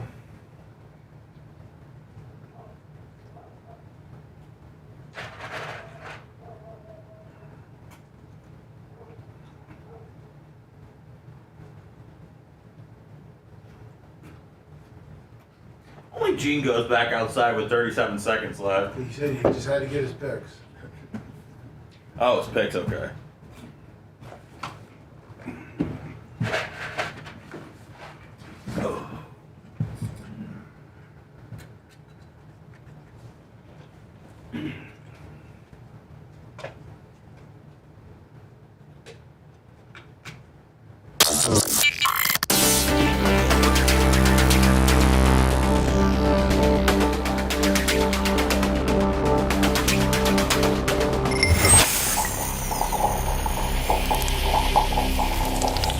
Broadcasting live from the Aquabito Studios. Aquabito.com/Bubba. It's the Bubba the Love Sponge Show. PayPal, Venmo, Cash App, the Bubba Army. BubbaArmyHQ.com for all of our entire library. With an unbelievable search engine, just type in whatever you're looking for. Hulk Hogan, Tucker Carlson, The Rock. And it'll aggregate it up for you to listen. Hi, you're on the air. Go ahead. Good morning, sir. How are you? Good, bud. I got a quick question, if you don't mind, for maybe Seth and Gene. Okay. This is Doug Clem's mistake. Sorry. I got a kind of dilemma. I've got Brock Bowers in fantasy football, of course, and this is mainly for Gene. And I've got Zach Ertz. Now, Gene, both of them are white. They're good players, but unfortunately, Brock Bowers is kind of hurt. And Zach Ertz is quarterback. Sir, I don't even know what you're talking about, sir. Sir, I thought he said tennis players. Sir. Oh no. Yeah, yes, sir. If you would happen to have a fantasy issue about what potential player to play, it would go to either Seth or Lummy. They have far more better understanding of starting quarterback skill sets in the NFL than Gene Lasker. I have no skill Gene sets. Lasker, if I said Gene Lasker right now. I know the 55 guy on the Dolphins is a thug. Okay. Oh, you know that. But like if I was going to say Gene, the cowboy guy. I was to say Gene. They're all thugs, but maybe the 55. Speaking of the Cowboys, who's the starting quarterback for the Cowboys? I got no. Oh, wait a second. Keep trying. No, I don't know. Only good quarterback I know right now is Cam Ward of the Rams. Cam Ward's not on the Rams, Gene. Oh, it's not? No. Where's he at? Cam Ward is with the Panthers. The Titans. Is he a rookie? Yeah. Well, no. Yes. Yes. Yeah, because I seen he made his first touchdown before the halftime. First time that's been ever done. Sir, before I hang up with you, say your question again if it's a legitimate question or if you're just trying to hear yourself in the air and trip up Gene and your quarterback, your fantasy football dilemma so that we can move on. Go ahead. Yes, sir. By no means am I tripping up Gene. I just thought he did pretty good on his picks last week. He knows nothing about football. Yeah, I know. Yeah, basically, I've got Brock Bowers, who's banged up, of course, and then I've got Zach Ertz, who's been doing great, but the quarterback, Jaden Daniels, is out. So I don't know if Zach Ertz is going to continue doing well, or do I take a chance with Bowers? Keep Bowers in my opinion. Okay, sounds like a good plan. And one last question: does anyone else think that Miami's coach looks like Tuttle, or is that just me? I don't know. Yeah. Oh man, that's Mike, interesting. Because of his glasses, Does he? Daniel. Pull him up. I mean, it's pretty close. Let's have a showboat. Have a great day, guys. All right, buddy. Did you check out Bubba? Did I? Yeah. I was looking at something. Okay. I was looking at some travel stuff that's been thrown my way that I got to get changed here momentarily. Can you keep up with the show, please? Yes, I will. Thank you, Gene. Thank you. But it was a question that was directed to Lummy and Seth. I thought I had a few minutes. A mom said that she was in total disbelief as her golden retriever that she bought as a female was found to have both a male organ and a female organ and now needs a sex change operation to stay healthy. Emma Priest, age 36, I think this is in the UK, brought home Fluffy Penny last September as a therapy dog for her 2 disabled children. That's the biggest scam going, where you see these people get on airplanes and stuff with these little Yorkies and these little, listen, service dogs are usually a bigger dog that, are legitimately helping a blind person or helping somebody, I guess, that suffers with PTSD. But that's the biggest thing going now, where it's a loophole to be able to travel with your dog is what it's become. When you see people in all these service animals, right? I mean, what can an animal, less you being blind, what can an animal really do for you? Well, the old walking stick can help out blind people, but yeah, there's there's people that it's hard being out there in the real world sometimes, and they need a furry friend to help them at ease. Those are the first. Some people use drugs, some use dogs. Yeah, I mean, I guess. Days later, a vet told the woman that her female pup had both fully developed, had a fully functional testicle and a vagina. Huh. Penny was born intersex, traditionally called a hermaphrodite, a rare condition in which she has 1 testicle and 1 ovary. Now, does she have a wiener to pee? And then they didn't say that. They said 1 testicle. Okay, I know they didn't say that. That's why I'm asking people's opinion of what you think it is. What's up with the urethra? She also she has half of a womb, a single fallopian tube with parts of her reproduction anatomy sitting extremely midway up through her abdomen rather than between the back of her legs. The unusual case has sparked intense... veterinarians ought to fix that for free because it's such a different thing. The unusual case has sparked intense interest among vets who say that they still can't state Penny's sex for full certainty. Well, who can they operate on it? They will be. But here's the deal. Now she's launched a GoFundMe to raise £1,000 needed for Penny to have. Well, I'll send her money. They want. I guess they're basically just going to do the testicle removal. Miss Priest told the Daily Mail that she was stunned to hear about her pup's condition and that she claims affects just 1 out of 100,000 canines. But here's the deal. If you're not going to breed the dog or the dog's not going to breed. One of the two. Like if you're going to just get it, why wouldn't you just spay and neuter it and spay and neuter it? I'm sure she's going to find that out. And let it have a testicle, let it have an ovary, and you spay and neuter it, and it's not going to ever reproduce. And you got a one bald, one uterine dog. Like I can't tell the difference. It's not a human. Obviously, if you're a human, you got to fix that condition. If you, I don't know, potentially. Hi, who's this? It's Pat. Hi, Pat. Hey, I two quick things. First off, I'm sitting right now going through dialysis for the last period of time. I wanted to let all you guys know. I don't think I would make it through this without listening to you guys. You guys are fantastic. How long does the dialysis last? Isn't it like 4 hours? No, about an hour. Yeah, 4 hours. 4 hours. Oh, 4 hours every Monday, Wednesday, Friday. Every Monday, Wednesday, and Friday, and they probably got they ran a PIC line, so they just hook you up to a PIC line, right? Yeah. Or to a port, I should say, something like that. How many Budweisers you are on? None. What's funny is they tell me I can drink all I want now. It doesn't make a difference. Why? I mean, now, why are you having to go through kidney dialysis? Is it because you lifetime of hypertension, and then the hell does that mean? Come January, it'll be 2 years that I went to the hospital with an earache and another problem. And next thing you know, I flatlined for 8 minutes. They OD'd me on Dilaudid. And my kidney shut down, my heart shut down. You get paid for that? I was out.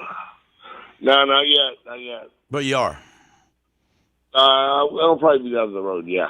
I mean, don't forget us. I went to the doctor. Gene's saying when you get your medical big medical mal checked, go ahead and help us out. Slice off your favorite radio show. I asked them what happened. They go, it's a mystery. I was like, no, it's not. No, it's not a mystery. All right, so you go in for an earache. Next thing you know, they OD you. You claim to be dead for 8 minutes, and then they bring you back. I would think that if your brain was deprived of oxygen for over 4 minutes, then you end up being like retarded. The only thing I can tell you is my memory. Like I forget things now. But beyond that, this is what they told me. 8 minutes. How old are you? Yeah, that's what they told me. 55. 55. Gets worse. Are you a heavy gentleman? You sound like kind of. I am. What was it?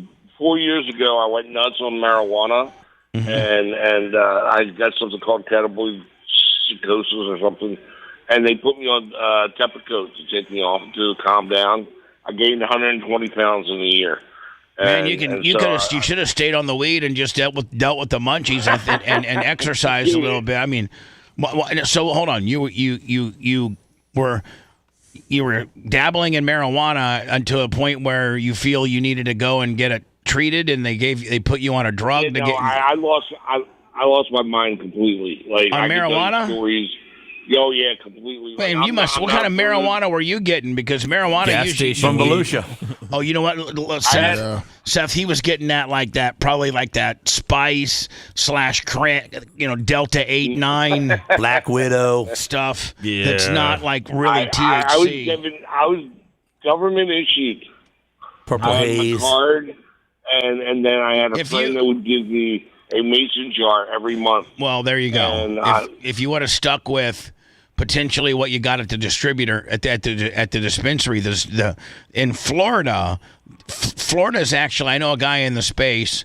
Florida is actually one of the strictest states when it comes to medical marijuana with regards to having regulations on, like, the place that grows it has to be, like, it goes from literally seed to dispensary, and it's being tracked the entire time with all types of different checks and balances to make sure that is, they check it more than any other state. Florida does. So if you stick with what you get at the dispensary, you're never going to have a problem. And I hear you, and listen, I am no prude. God bless you. Do what you want to do. But, no, I disagree with you, Bubba. That stuff has been genetically altered. that it subversively does something to your brain over time. No, I don't agree. I don't agree. When I went through this, it's you. Hold on. Listen to me. It's you, not the weed. It's you. It's I get it. It's how you're wired and how your body gets affected by weed. It's not weed. Agreed. It's you. Agreed. But what I'm saying is, I'll give you an example. I'll take 20 seconds. When I ended up in a psych ward for a while. I had a mason jar full of weed that my brother came into my house at that time and stole it, to protect me, to get me off the weed. 6 months later, he started smoking it. He went down the same road I did. Hold on. So when you went to the mental ward for smoking weed, what type of volume of weed were you smoking a day? Oh, probably 15, 20 hits a day. That's nothing. This doesn't. We do that in a break. This doesn't make. Seth, help me out here. Does this make sense? The numbers don't add up here. I think these guys came a little bit screwy, and their head ain't bolted on right. Yeah, so you're not wired right. Gene, he didn't have. If you don't got fuel injection heads, you can't put fuel injection on it. Right. He's got just some 202 straight Chevy heads, and he doesn't have the But listen, make sure. Let me get your phone number so I can keep up with you, so you don't fall out before you pass. Yeah, Gene wants that. We want that medical mal check bad, don't we, Gene? Well, something.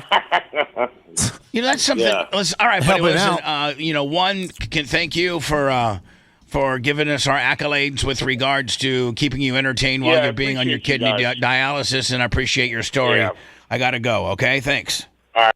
I've never heard of a person going crazy to have to go to the funny farm. Maybe he's allergic to pot. Is there such a thing? Yeah. Where a person can be allergic to pot? Oh, yeah. And then your body would maybe potentially suffer something like what he's going through? You're not using it for 4 years. What do you say, 4 years or 4 months? 4 months.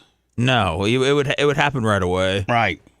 Here's a office. I love when cops pull over cops and then cops try to give the cop the office about not, hey, listen, give me a break because I'm a cop. But they don't realize that the cops all have body cams on, so you can't really say that. And here, I think this is, I've had this around. I've been wanting to play this for a while, and it's on Instagram, so I'm not going to be able to make it any larger due to the fact that Instagram is only made for phones. Fucking on job. Like I told you. Gonna come and deal with shit. No. Like I told you, you're coming off a double and you got in a bad back. It's all right. Relax. Yep. Call your sergeant right now.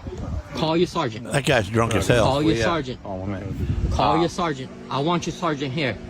I have my rights to call a sergeant here. So call your sergeant right now. All right, we're going to call Call your sergeant. What's your name? Officer Mason. Now, hold on. This is a fellow cop. Yeah. So that fellow cop came up to help that cop that's drunk and got the guy pulled over. What's your name? What's your name? They are. Protecting him. What's your name? What's my name? Officer Sapinski. And what's your name? Probably don't even know. Can't even speak. Look, he's about to fall over. You're saying the drunk cop. That guy pulled this guy over. Yeah. Yeah, and then the other guys came to help. And so who's the guy that's talking? Like this guy's That's friend? the guy pulled over. Yeah, that's the guy that got pulled over. He's in the car. Oh, and they're saying that the problem here is he took a double, and that's why he's tired. Is not the guy in the car that's saying, "Why'd you pull me over?" Right. It's the actual police officer on duty. They said this guy was having a medical episode. He pulls on. He's drunk. Look at him. No, this motherfucker's high. High. He's high. Yeah, I mean, he could be high. He looks high to me. Well, he's something. He's not normal. You're gonna lose your job, motherfucker. Oh, gonna lose your job. Gonna lose your job, motherfucker. Boop. Okay. Yeah, too many of them. Too many mother effers. I'm going to tell you something. I'd be beating people up if I was a cop and someone just cursed me out like that. You just, nightstick them? Yes, sir. That's why you can never be a cop, Gene. I just put my hand over my camera. Or turn it off. No, don't turn it off. Then you look guilty. Oh. You just put your hand in front of it for a minute. They're going to be able to hear the hits and stuff. That's all right, but that was him coming after me. Tell me I'm lying. As we have played various people that have given their opinions about the Charlie Kirk tragedy. This is one of the last ones. This is an African-American pastor, I think, of a mega church, like a big, big, big mega church. and you making Charlie Kirk part of his of his preaching, and I just good or bad? Oh, it's not good. Oh wow, it's not good at all. And he's a pastor? Yeah, well, I mean, pastors. He's all about money. Charlie Kirk did not deserve to be assassinated.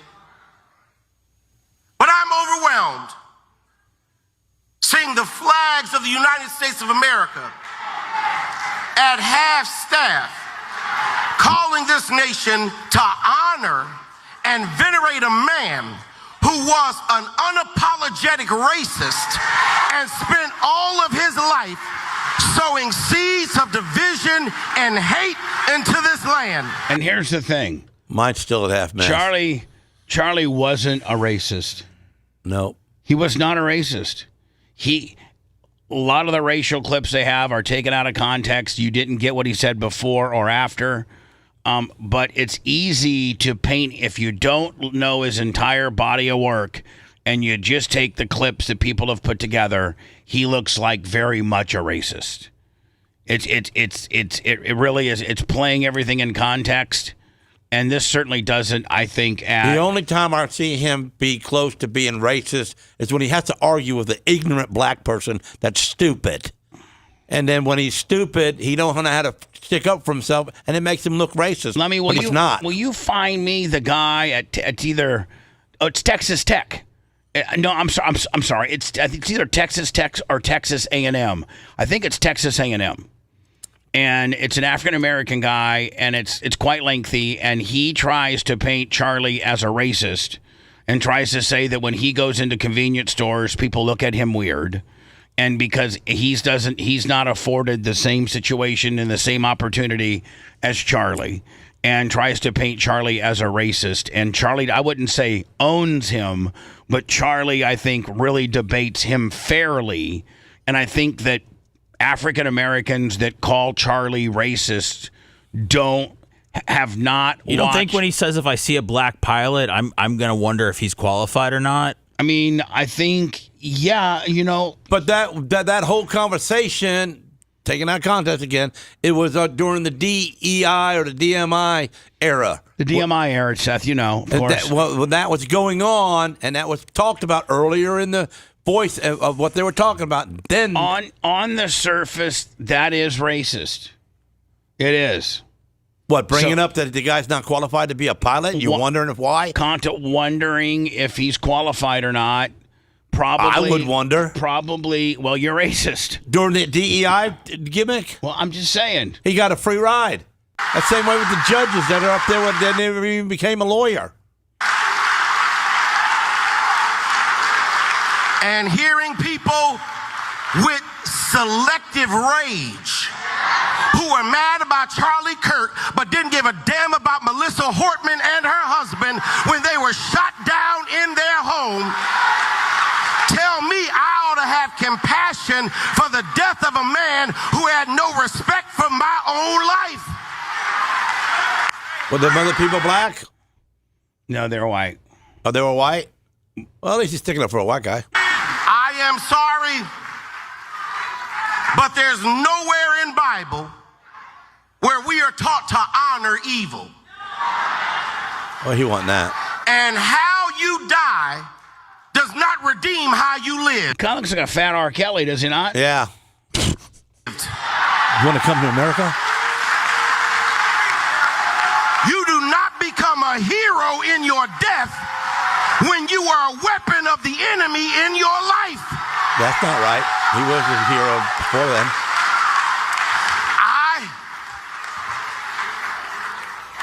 I can abhor the violence that took your life, but I don't have to celebrate how you chose to live.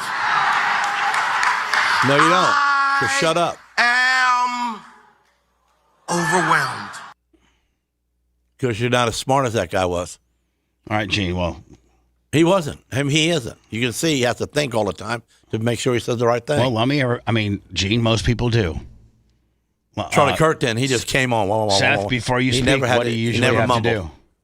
Think. Yeah. Oh, yeah. Yeah, not Gene. Yeah, but you don't stop and look up in the sky like, oh, no, let me tell you what's the next thing I got to say. Charlie Kirk didn't look up or look down. He looked right at you. Lummy, will you find me that Texas? I sent it to you. Oh, I you did? think, Perfect. I think so. I think. Let me just take a look at it because I'll promo it coming up next, and then Rajah Jackson, of course, Rampage Jackson's son, who did the wrestling high spot. Nope, that's not it. Okay. This kid's it's an indoor. Yeah, they were face to face. Well, it was indoor. He was indoor. And it's so if you could just the black kid was very intelligent. The black kid was very intelligent. Yes, he was, and he had dreadlocks. Yep. Yeah. He was the president of the Oxford? school. No, wasn't he? The guy's from. He's a Texas student. Now, whether it's Texas A&M, Texas Tech, might have been different. or Texas Longhorns. I thought he was a boss. But no, he's just a regular. He was a regular dude. Regular, but he was very well spoken. We'll get that along with the Rajah Jackson deal. I guess he finally got arrested yesterday. And I got some phone calls to get through as well. If you want 24/7 on-demand Bubba and the crew, go to BubbaArmyHQ.com. Right now. The Bubba the Love Sponge Show will be back after this.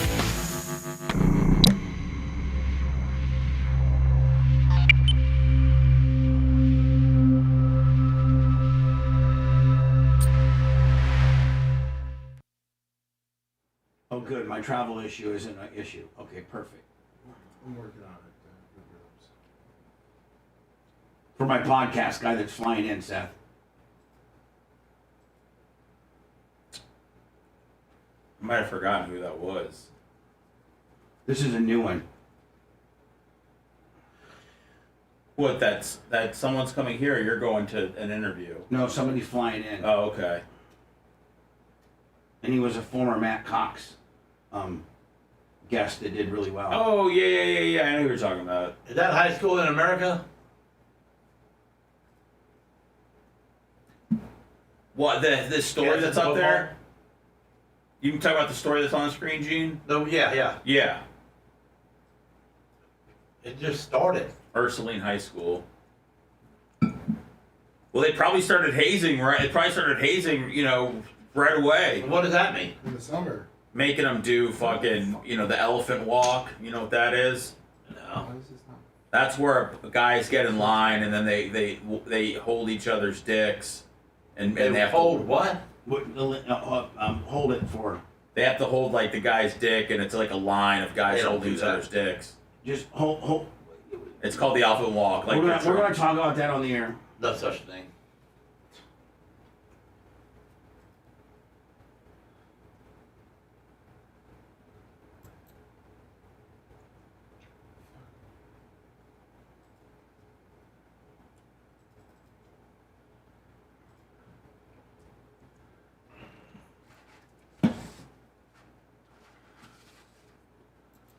Cause tonight is the night where two become one.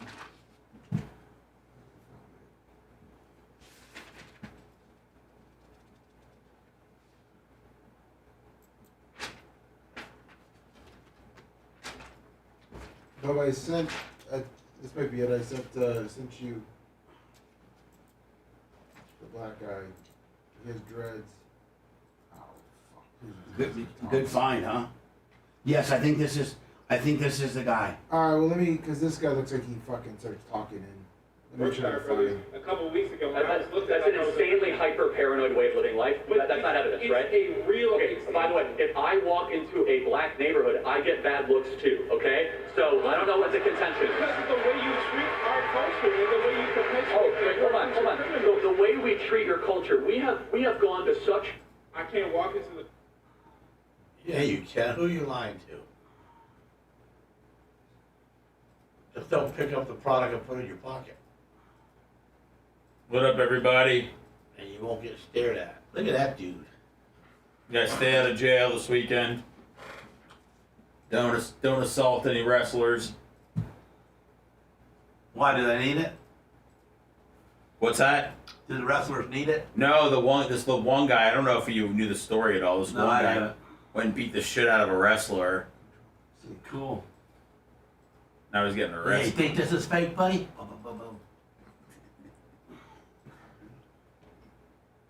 if he's gonna do jail time. Who, Raja? Yeah. Oh, I'm sure. Is Raja a person? Yeah. Yeah, Yeah, but like a football guy or a baseball guy? Or MMA guy. What happened to us on Rumble today? They forget about us? And his dad Is that the guy who pummeled the other guy? Yeah. Oh, he's an idiot. Did they forget about us? I don't know. I sent you the full video. That dude had I said, did Rumble forget about us today?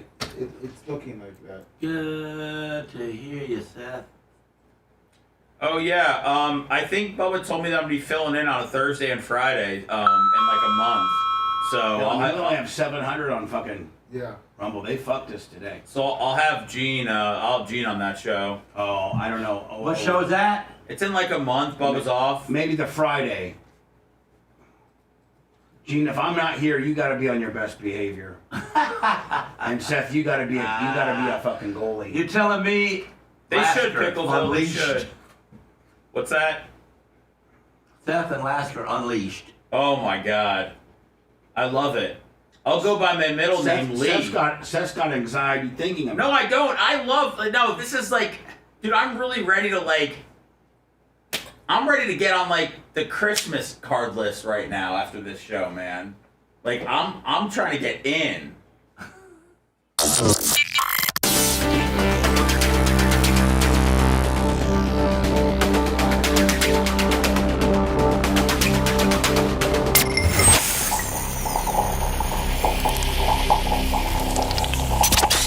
Broadcasting live from the Aquabeto studios. Aquabeto.com/Bubba. It's the Bubba the Love Sponge Show.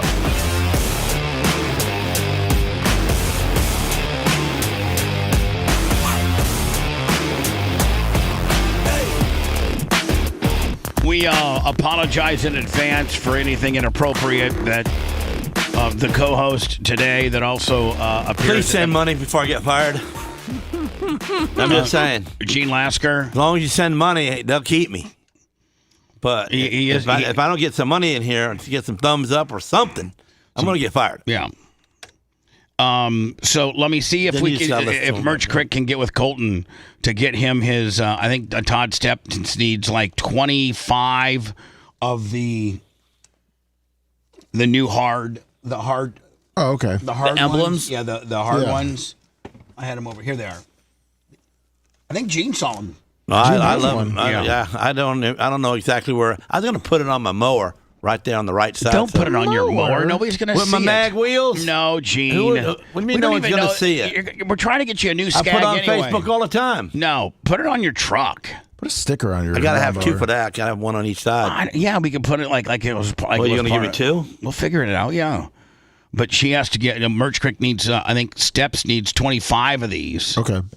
And then I think I need 250 of the newly, the new stickers that she just got. That's made out of a thicker material. And can we get them without the QR code? Yeah, with the dots in the middle. They come with both. Yeah, so I like the regular ones. Raja Jackson is Rampage Jackson, former UFC, highly decorated UFC MMA guy. And this guy, his son, I think is also an MMA guy, not a pro wrestler. He shows up. Is it Rikishi's event? Is it Yes. Yeah, Rikishi, the former WWE guy, and I think Hall of Famer. Probably. I think so. I think Rikishi's a Hall of Famer.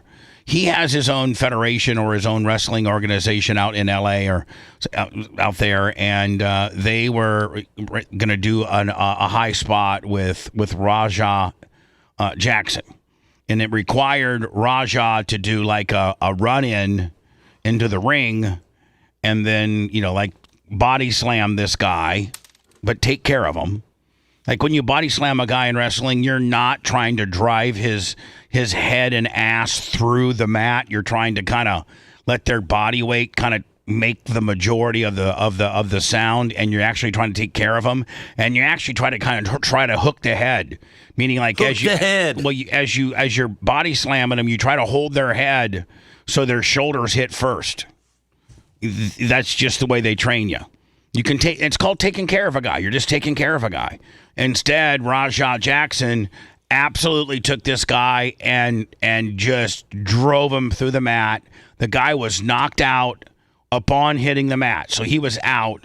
And then Rajah Jackson went to just absolutely not fake hitting, not, Ric Flair, slapping, anything like that. He went to just straight pummeling this dude, where the guy, I think he broke his jaw and his orbital bone and all kinds of kind of deals.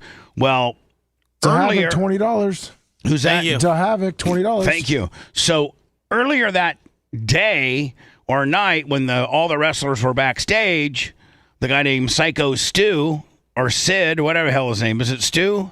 Syko Stu or Psycho Sid? Syko Stu. Syko Stu was the guy that was going to fight or, do this little high spot with Rajah Jackson. Well, Syko Stu didn't know that Rajah wasn't a professional wrestler worker, and he took a beer can and smashed it against his face a little bit, and like thinking he was a worker. Made him mad? And it made Rajah mad. But Rajah, the Syko Stu immediately found out that he was not a wrestler and went up to him and apologized profusely. Like, I am so sorry.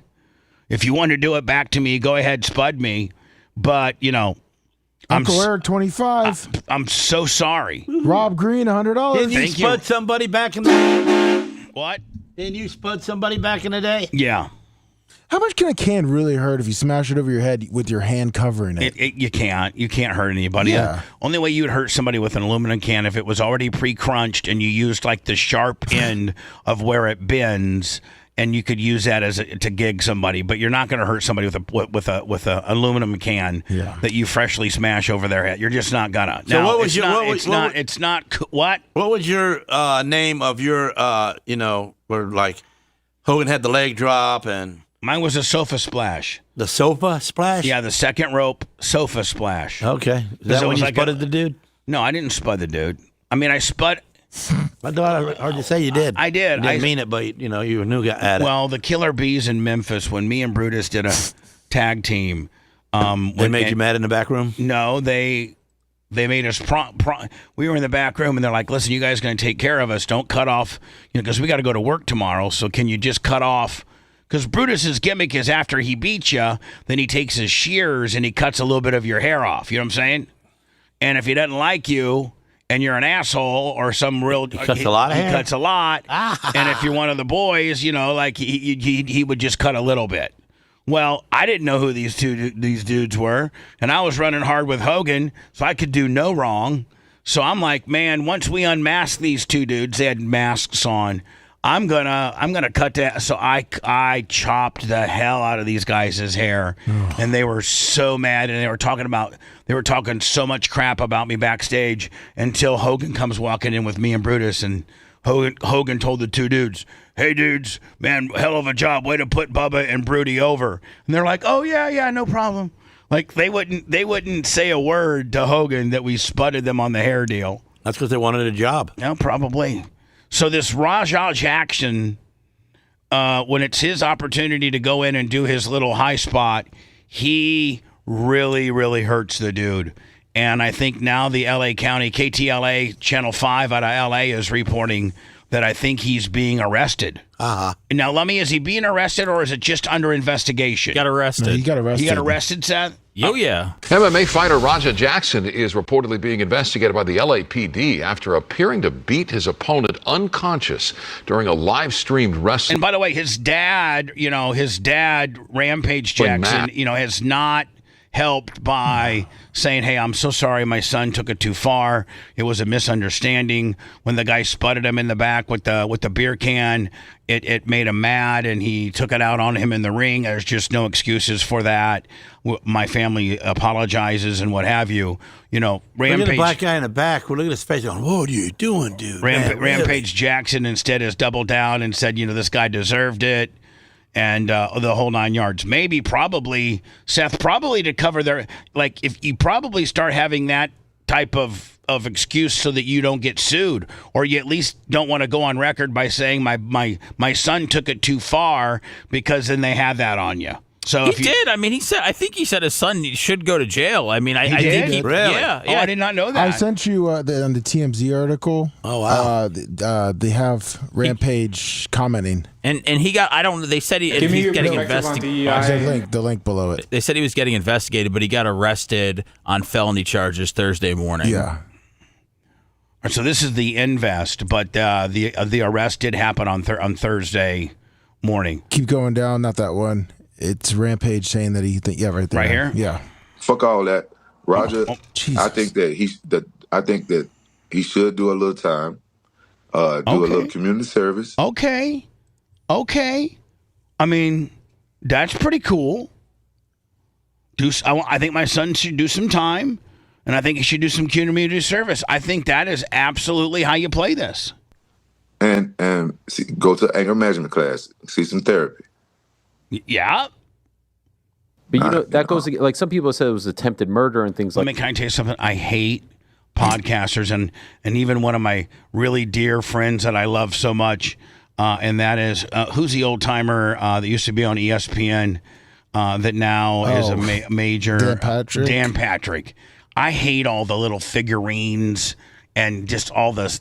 Are they all people that was on a show before? In the Jewish, don't they call them Skotskis or like Shotskis or like little trinkets and little things like that? Don't they call them Skotskis? I mean, yeah, if you get them in like a Happy Meal or something, but I'm like it's a little Skotski. Yeah, I mean. Oh yeah, okay, yeah. It looks like crap. Don't you? I mean, do you agree that looks stupid? That looks stupid. It wouldn't be stupid if you smashed him with a hammer while you were talking to him live on the air. Okay, Gene, you are really violent. You know what I'm saying? You're violent. Your face is red, and you're violent today. I'm not violent today. You got violent stuff on the. The whole show's about violence today. You want to be a cop, and you want to. Well, that's because you played it. Put your hand over your thing, and then you want to beat the guy with a nightstick. Because they're disrespecting cops so bad, man. Shut up. That's not a little. No. Give me your license. It wasn't attempted murder because he wasn't trying to kill that guy. How do you know? Because that's my son. I know my son. Roger wasn't trying to kill nobody. He wasn't trying to kill that. He wasn't trying to kill that guy. Roger probably didn't even know how bad he hurt that guy. Okay. He wasn't trying to kill that guy. Wasn't though, Seth, like within the UFC world, Rampage Jackson was a huge brand, was he not?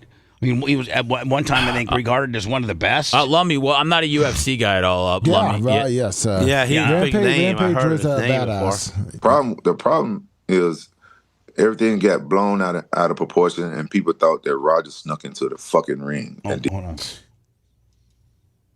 The guy just dropped the F-bomb. He said everybody thought that Roger snuck into the effing ring, when realistically it was planned for Roger to do a little run-in. That's what it was. That was all along planned. Get that. That's what the problem is. Like, at this point, Roger was in the act. As a pro wrestler, but he ain't no fucking pro wrestler. I should drop the F-bomb. He's no effing pro wrestler. The promoters had no reason putting my son in that fucking ring. All right, I gotta go. That's all he knows is that word. The promoters, Lummy, just like you've been put in some rings, and of course I've been put in quite a few rings. You can get out of this story since they've updated it. Oh, they've updated it? Yeah, like Seth said, he's been arrested, $50,000 bond. Did you send me the arrest story? Yeah, it was in that TMZ story. Oh, the one that we just... Yeah. I hate TMZ. Okay, I'll send it on something else for Gene. No, don't ever worry. Lummy. I'm kidding, but I'm sending it back. Lummy? Yes, sir. Send it to me back. I sent it Did back. I not play it? Did I forget it? There wasn't it was just, you got to read it.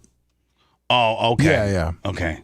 So it's just basically, this is the video. I think we can play the video, or can we not? We can. It looks like they blurred it out, but yeah. I feel healthier and this more is the confident video. with a Gene, weight you've not loss seen it, have through you? hers. No. My main goal is to feel better in my own You've skin. not seen the video of this, and it's supposed to be a pro wrestling deal where you're pro wrestling. You're in there hitting a guy, but you're taking care of him. Your hits you're not following through. They're not real hits. They're halfies. You're throwing halfies in there, doing a lot of slapping, doing a lot of, just making it look good. What you were told to do. Yeah, but what you were trained as a pro wrestler, Jesus, they make you sit through a 1 minute her spot to get to the deal. All right, here we go. Now wait till you see how bad this is. Oh, this is a backroom gimmick. Right, so, this is smaller federation. This is like, what's going to be at the local high school or the local event center. All right, so this was planned, Gene, for Raja then to pick up this guy because he just beat the crap out of that guy, and for him to get involved and this wrestler here, Syko Stu, to be surprised that a guy came into the ring. Now, when you body slam a person, you don't do it that way. His head's gonna hit. You grab their head and do it that way. You scoop you slam keep them more level. And so at this point, man, now Syko Stu, dude, it knocked him out. He's out. He's completely knocked out. Boy, you see that head hit. He's done. He's done at this point. He's not even blocking the punches. And why? That guy ain't stopping it?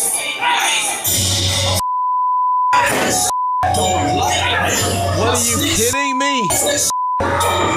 Kick his face in. Yo, break his neck. Really break it. You gotta stop this man. Take him out. And then finally, the wrestlers that knew. What did the striped dude just stand there for? The striped dude's called the referee, Gene. Yeah, the referee. Why didn't he jump in? Well, because he's afraid. Damn right. And then he's still fighting these guys. Well, he needs to go to jail. Finally enough. Well, I think he's gonna. Good. I think he's going to, even by his father's account. And some of them big guys in there that don't do wrestling. Trying. What you trying me, boy? Well, they get them pinned up against the rope. When you got 4 guys on you, no matter how tough you are, they're going to get you. Well, if I was the Brooklyn Dodger right there, I would grab him by the the balls. Balls. Right there, because he's got a perfect shot. Big old ding-a-ling. Smash it. Completely, like just grab it and try to tear it off? Yeah. Make sure he goes to the hospital for it. Pop one of them. I think you can bust a ball. If you squeeze it hard enough, it's probably going to break. All right, so that's the event. And the LA County now has officially arrested him? Yes. And good. He's still, he's so that he's other dude was just laying there after they walked him out like he was a hero and laid there, unconscious and stuff. They issued, medical. They sent in like medics. Yeah, see, if I was in that, I would have jumped out of that audience and hit him with a chair. Hi, who's this? You're on the air. Hey, this is Quackenbush from upstate New York. How's it going again? Good, Quackenbush. How you doing? You always sound so disappointed when I say my name. I got to tell you. No, I always try to be somewhat formal, and for years. What does it mean? Quack in a bush. I've had the same format where I address the person by name and tell them thanks for calling. Thanks, man. Do you want me like, oh my God, Lummy, hold on. Who is it, Bubba? Seth, are you paying attention? Seth.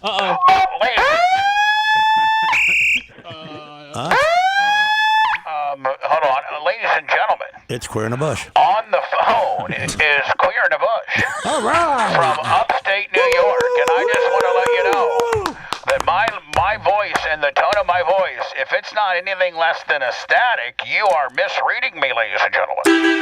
Because Queer in the Bush from upstate New York is one of the ultimate callers. I mean, we got the Mount Rushmore of callers, ladies and gentlemen.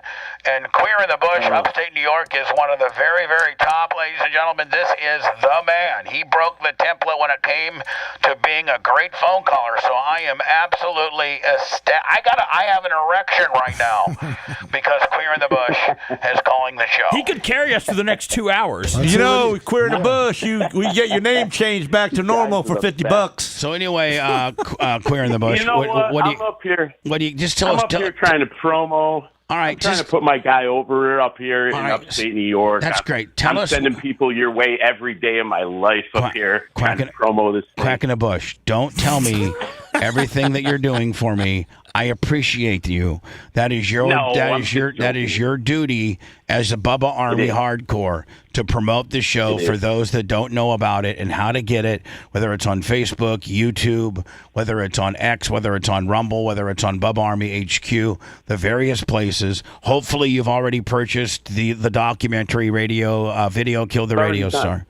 And so what do you have to contribute? Because you're the greatest caller of all time. I have to ask you a question about YouTube, right? Okay. So I'm over 50, so we go on YouTube and we try to find these things, right? And the algorithm, I don't know what's up, but it's like I got to try to look for you every day, even though I listen. Every single day I'm listening to you on YouTube, but every day I got to type in Bubba the Love Sponge. Now, shouldn't that stuff already come up? Queer in the Bush. Can I ask you? Can I ask you a question? Yeah. Are you following? And have you hit the notification button? And are you See, you're not. You're not. You think you're all that. You want to be recognized as the greatest caller. You want to sit here that's not true. You want to sit here and put yourself over that you've told us to X amount of friends, but you fundamentally, I got 135,000, soon to be 136,000 subscribers to my YouTube. Subscribed. Well, then you should. And do you get a note? Have you hit the notification bell so that every time we go live, it'll give you a notification that we're live? Have you done that? Yes. You know, if you move to South Africa, you can use that name and start your own gang. Is that true? So I don't know. I don't know why it's not aggregating. I just feel like they're screwing you over a little bit on YouTube. That's all I'm saying. I feel like they're not pushing the show enough. That's what I'm trying to tell you. Well, YouTube goes through it goes through ebb and flows, and when you are hot and got a couple of your videos and reels that have done really well, then you'll aggregate as a potential recommended video. It's the entire digital world that every content provider has to play, and that is the algorithm game. You're always trying to catch an algae, and whether you have it something hashtagged right or you just you're always fighting to make sure that your clickbait and that your title and that everything is correct to get potential people to watch your show and or videos. So I don't know, Lummy. Can I ask this guy? When you go on YouTube, do you search the Bubba Army when you first get on? Yeah, I'll type in like Bubba the Love. Now once in a while it comes up. It's just not every day. And no. After you search it, does it come right up? Oh yeah, it comes up then. Yeah. Okay. Yes. Do you watch other videos during the day after the show? Yeah, of course. Okay. Yeah. Okay. Well, sir, just because your son's on there. Yes. Yeah, and your son's on. Hold on, your son's on there, and he's screwing up our algorithm. So your son's on there watching whatever the hell stupid stuff he's watching. Check his backpack. And he's probably watching it at larger quantities than you are our show. So the kid algorithm's dominating. Yeah, the kid, Does he write on desks? So your kid is watching a lot more stuff than you are, and they're going to give you his suggestions more than ours. As long as you type in the Bubba Army and we come up, there's not a problem. The reason why we're not popping up is because your kid is going to watch a bunch of stupid other stuff that's screwing up them suggesting you go and follow or watch our stuff. Now, what about the Blizzard? What about the Blizzard and like Clem Kush and the rest of those things? How do I find those? Well, 'cause I'll type those in and they don't come up. Well, there you have to be a member of the channel. I am a member. You pay $5 a month? No, you pay $5 a month. Good man. How much? Yes, I do. For $4.99 or whatever it is. Yeah. For YouTube. As soon as you had that put up, I subscribed. For YouTube. Great. For only $45 to change your name now. So you subscribe to our YouTube channel? Yes. All right. They should be Clem Kush, the Blizzard, all that stuff. They should be readily available for you to watch. Pop right up. Must be I'm doing something wrong, I guess. I can't see what would be wrong. Sir, if you're subscribed, when you get on like the homepage, there should be a thing that says subscriptions, and you click on that, and Bubba should be the top thing. Absolutely. Yeah, I think you're more boomed out than I am, bud. I'm doing my best, man. All I know is we're going to be moving down to Florida quick. Oh, God. We gotta don't get do out of that. this place. Don't My do- father lives down in Bradenton. There's too many people here. He's like, you gotta come Bradenton's down fine. here. Yeah, stay in Bradenton. That'd be great. Can we get your Oh, dad you- to go back? Gosh. Right, Now let I'm me- the guy. I'm let the me- clear in the bush, quacking the bush. I get it. Listen, you self-proclaimed yourself that I don't make a big enough deal about when you call. So you controlled your own destiny with us, my friend. We're giving you the big deal. We're giving you the big high spot. Are you on any hallucinogens or anything like that? No, but You realize maybe you I can't should move to be, but I can Louisiana tell with you- that name. Hey, let me ask you this. So my grandfather used to live in Tarpon Springs down there. Is that a good spot too? Yeah, No, God, Tarpon it Springs is a good spot. Yes. That's where a lot of the Tarico brothers are from, isn't it, Lummy? Yeah, Drop Pop- it while it's hot? Yeah, there's a place called Tropics that Yes. Lemmy's done an appearance here. too many people Tarpon there. Springs is A lot of Greek people live mostly there. a Greek community. It's Probably right down your alley. It's mostly a Greek community, sir. You know how to swim? Gotcha. Yeah, I know how to Not too swim. bad. I'm from the mountains. I have Amish neighbors up here. Gene, So, when, like, when, when we're you trying say to get New rid York, of somebody, people think don't you're from ask New him more York City. questions, okay? Okay. So anyway, Quack in the Bush, we love you, my We're looking friend. forward to you moving down All here. right, We'll I get love you into you the too. studio. Yeah, thank you. See you later. Seth, that's way out of line. He's gonna be at the gate. Lummy will have to do it. I'm gonna run him over coming in. When I would come back, Lummy, this is actually quite lengthy. It's 20. Well, I sent you the one that's actually from the Charlie Kirk. This guy has commentary that he comes in. And All right, so I talks can get about rid it. of this one? Yes, Okay. please, yeah. And you can give me the one that's just actually that guy and Charlie. It's that one Is right it this there. one right here? All right, fantastic. And this is 18 minutes long. Yeah. But that's better than 24.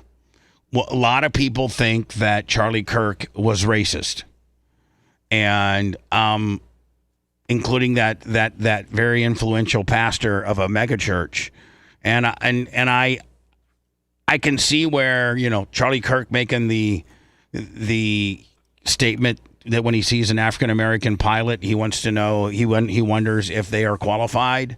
I could see where that could be possibly construed as racist. That's probably not cool.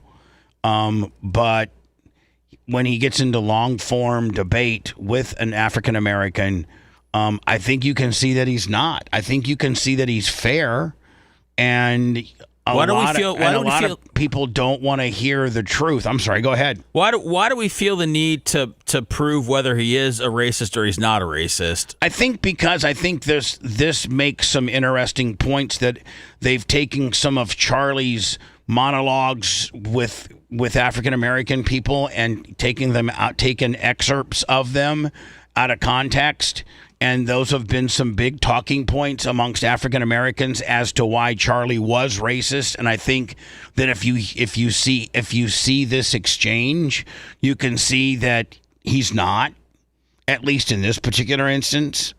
And like for instance, one of the things that Charlie Kirk said that he caught a lot of crap over was that Derek Chauvin should have never been arrested for George Floyd's death. And that it was the coroner and medical examiner deemed George Floyd's death not as the guy having the knee on the back of his neck, although I'll tell you right now, optically that didn't look good, but he died of a fentanyl overdose. He had fentanyl in his system, and whether he was going to be in the back of the squad car, on the sidewalk, or on the streets, he was going to die of a drug overdose. His death got pinned directly on Derek Chauvin, who was there peacocking, trying to be all that with his knee on the back of his neck. Now, mind you, the knee on the back of George Floyd's neck was part of Derek Chauvin's training, SOP, standard operating procedure for that department up until George Floyd's death, and then they quickly changed it. So one of the things that he gets into a lot of hate, and a lot of African Americans get mad, is that he believes the police officers involving the George Floyd issue shouldn't have gone to jail. They feel, George Floyd was a criminal. George Floyd had drugs in his system. He was arrested for using counterfeit dollars. He was resisting and stealing. and Derek Chauvin, basically based on the temperature of the country and the temperature of this particular situation, had to take the fall in order to quell the public down because people were going crazy. If you remember, they were burning police precincts in I think Seattle or Portland, Oregon, or something like that. That's when the Black Lives Matter movement came to the forefront, of which they stole about $6 or $7 million and did not infuse it back into the African American community as they're supposed to. They bought houses in Los Angeles with it. But I'm not trying to necessarily play long form content to stick up for Charlie with regards to not being racist. I feel like he's looked at like he was the Messiah, and now I feel like everybody feels like they have to clear his name. It's like, don't watch this 3-minute clip of him. You need to watch the 3-hour clip of him to really understand what he's saying. Well, how did he get a box? $800. Oh my God! How to get a box? Which let me. I think we're working on a deal with them. Are we not? Yes, we are. Yeah. Seth. But people will take the 3-minute one and absolutely make him look like a monster.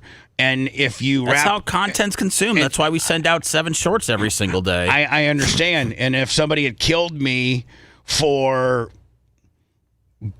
his stuff wasn't taken out of context at all. Well, where do you send him to? We'll get. I'm going to play a little bit of this next. We can see how Charlie handled this guy. A lot of what Charlie said to this guy was used and clipped, and we'll put it in. We'll frame it the way it was supposed to. People can form their own opinions. Want to listen to the show on demand and on the go? Enlist today at BubbaArmyHQ.com. Sign up and start listening. The Bubba the Love Sponge Show will be back after this.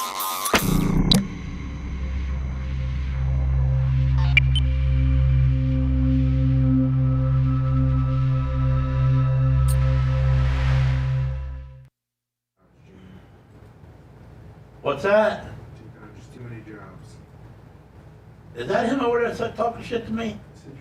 Oh, you are? No, should I said you're taking on too many jobs. Oh, yeah. No, I got to get a lot done. I mean, You weren't a dirt merchant? Oh, because you said you go to work and then you get done and go do the fence. yeah, well, and then I got to get other jobs done for other people. I had to get, find the right people for different jobs for other people. You know Andy Cobb? Yeah. Well, let me tell you something. He is letting me do a online school, and he is going to sign for me to be a private investigator. I'll have a badge. Jesus. We're going to Southeast Investigation and Intelligence. So you're going to be a private. I'm going to be a full-service private investigation, intelligence, and executive protection. Great. So you're going to be out private eyeing? Yeah, I'll be private eyeing. So you know what? When we do Alaska Investigates, we can push the door in. Because we are licensed. Well, I don't know necessarily if that means you can. No, I know what I'm saying, but I'll have a badge. It won't be like I'll be just, a Bubba the Love Sponge gift card around my neck to get in. I'll be a cog above a newscaster. A cog.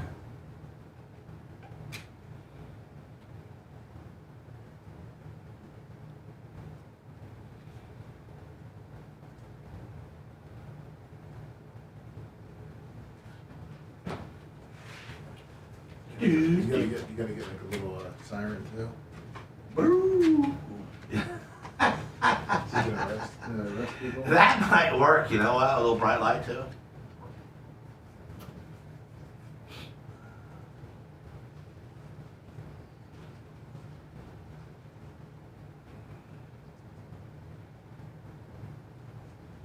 Somebody here says to tell you that that dude was only supposed to be on the apron.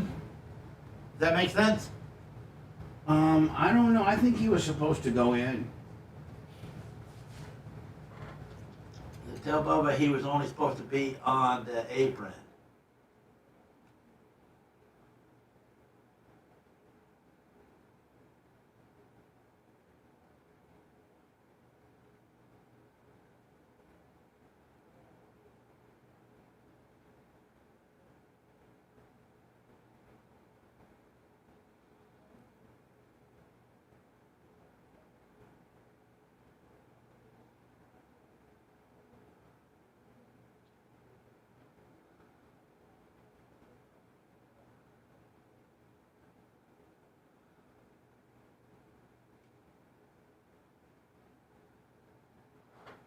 Da, da, da, da, da. Chopskis. That's how you say it. Chopskis.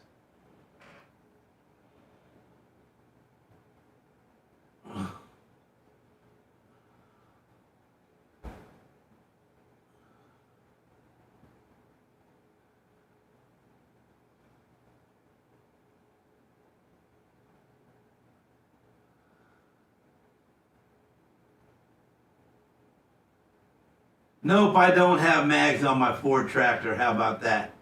Rugged, white, male, Miami? Oh, you're probably the only white guy in Miami. But yeah, I never did jack around with my John Deere. Mainly because it wasn't mine until lately. I took it from a friend, never gave it back. Why would you do that? Because he didn't deserve it. Did he owe you money? No, he got busted for pedophiling. Oh. So because I knew him, and I didn't want people to realize that I was like him, I took something from him to show people who I am. I took his brand new John Deere and all the attachments. And now he's going to be in jail. He's in jail. Been 2 years later, and I got with Fast Time, the dude that my buddy who moved you, and because he's a repo guy, and I'm making sure that they didn't try to backstab me and call it, stolen, and no one's ever done nothing. So they knew to be right there.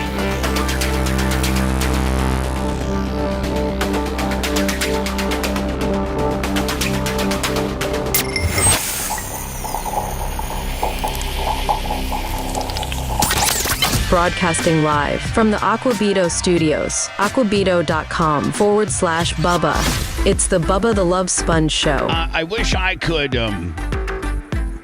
shorten this from 1849. I think it's going to get really monotonous. Just stop it in the middle.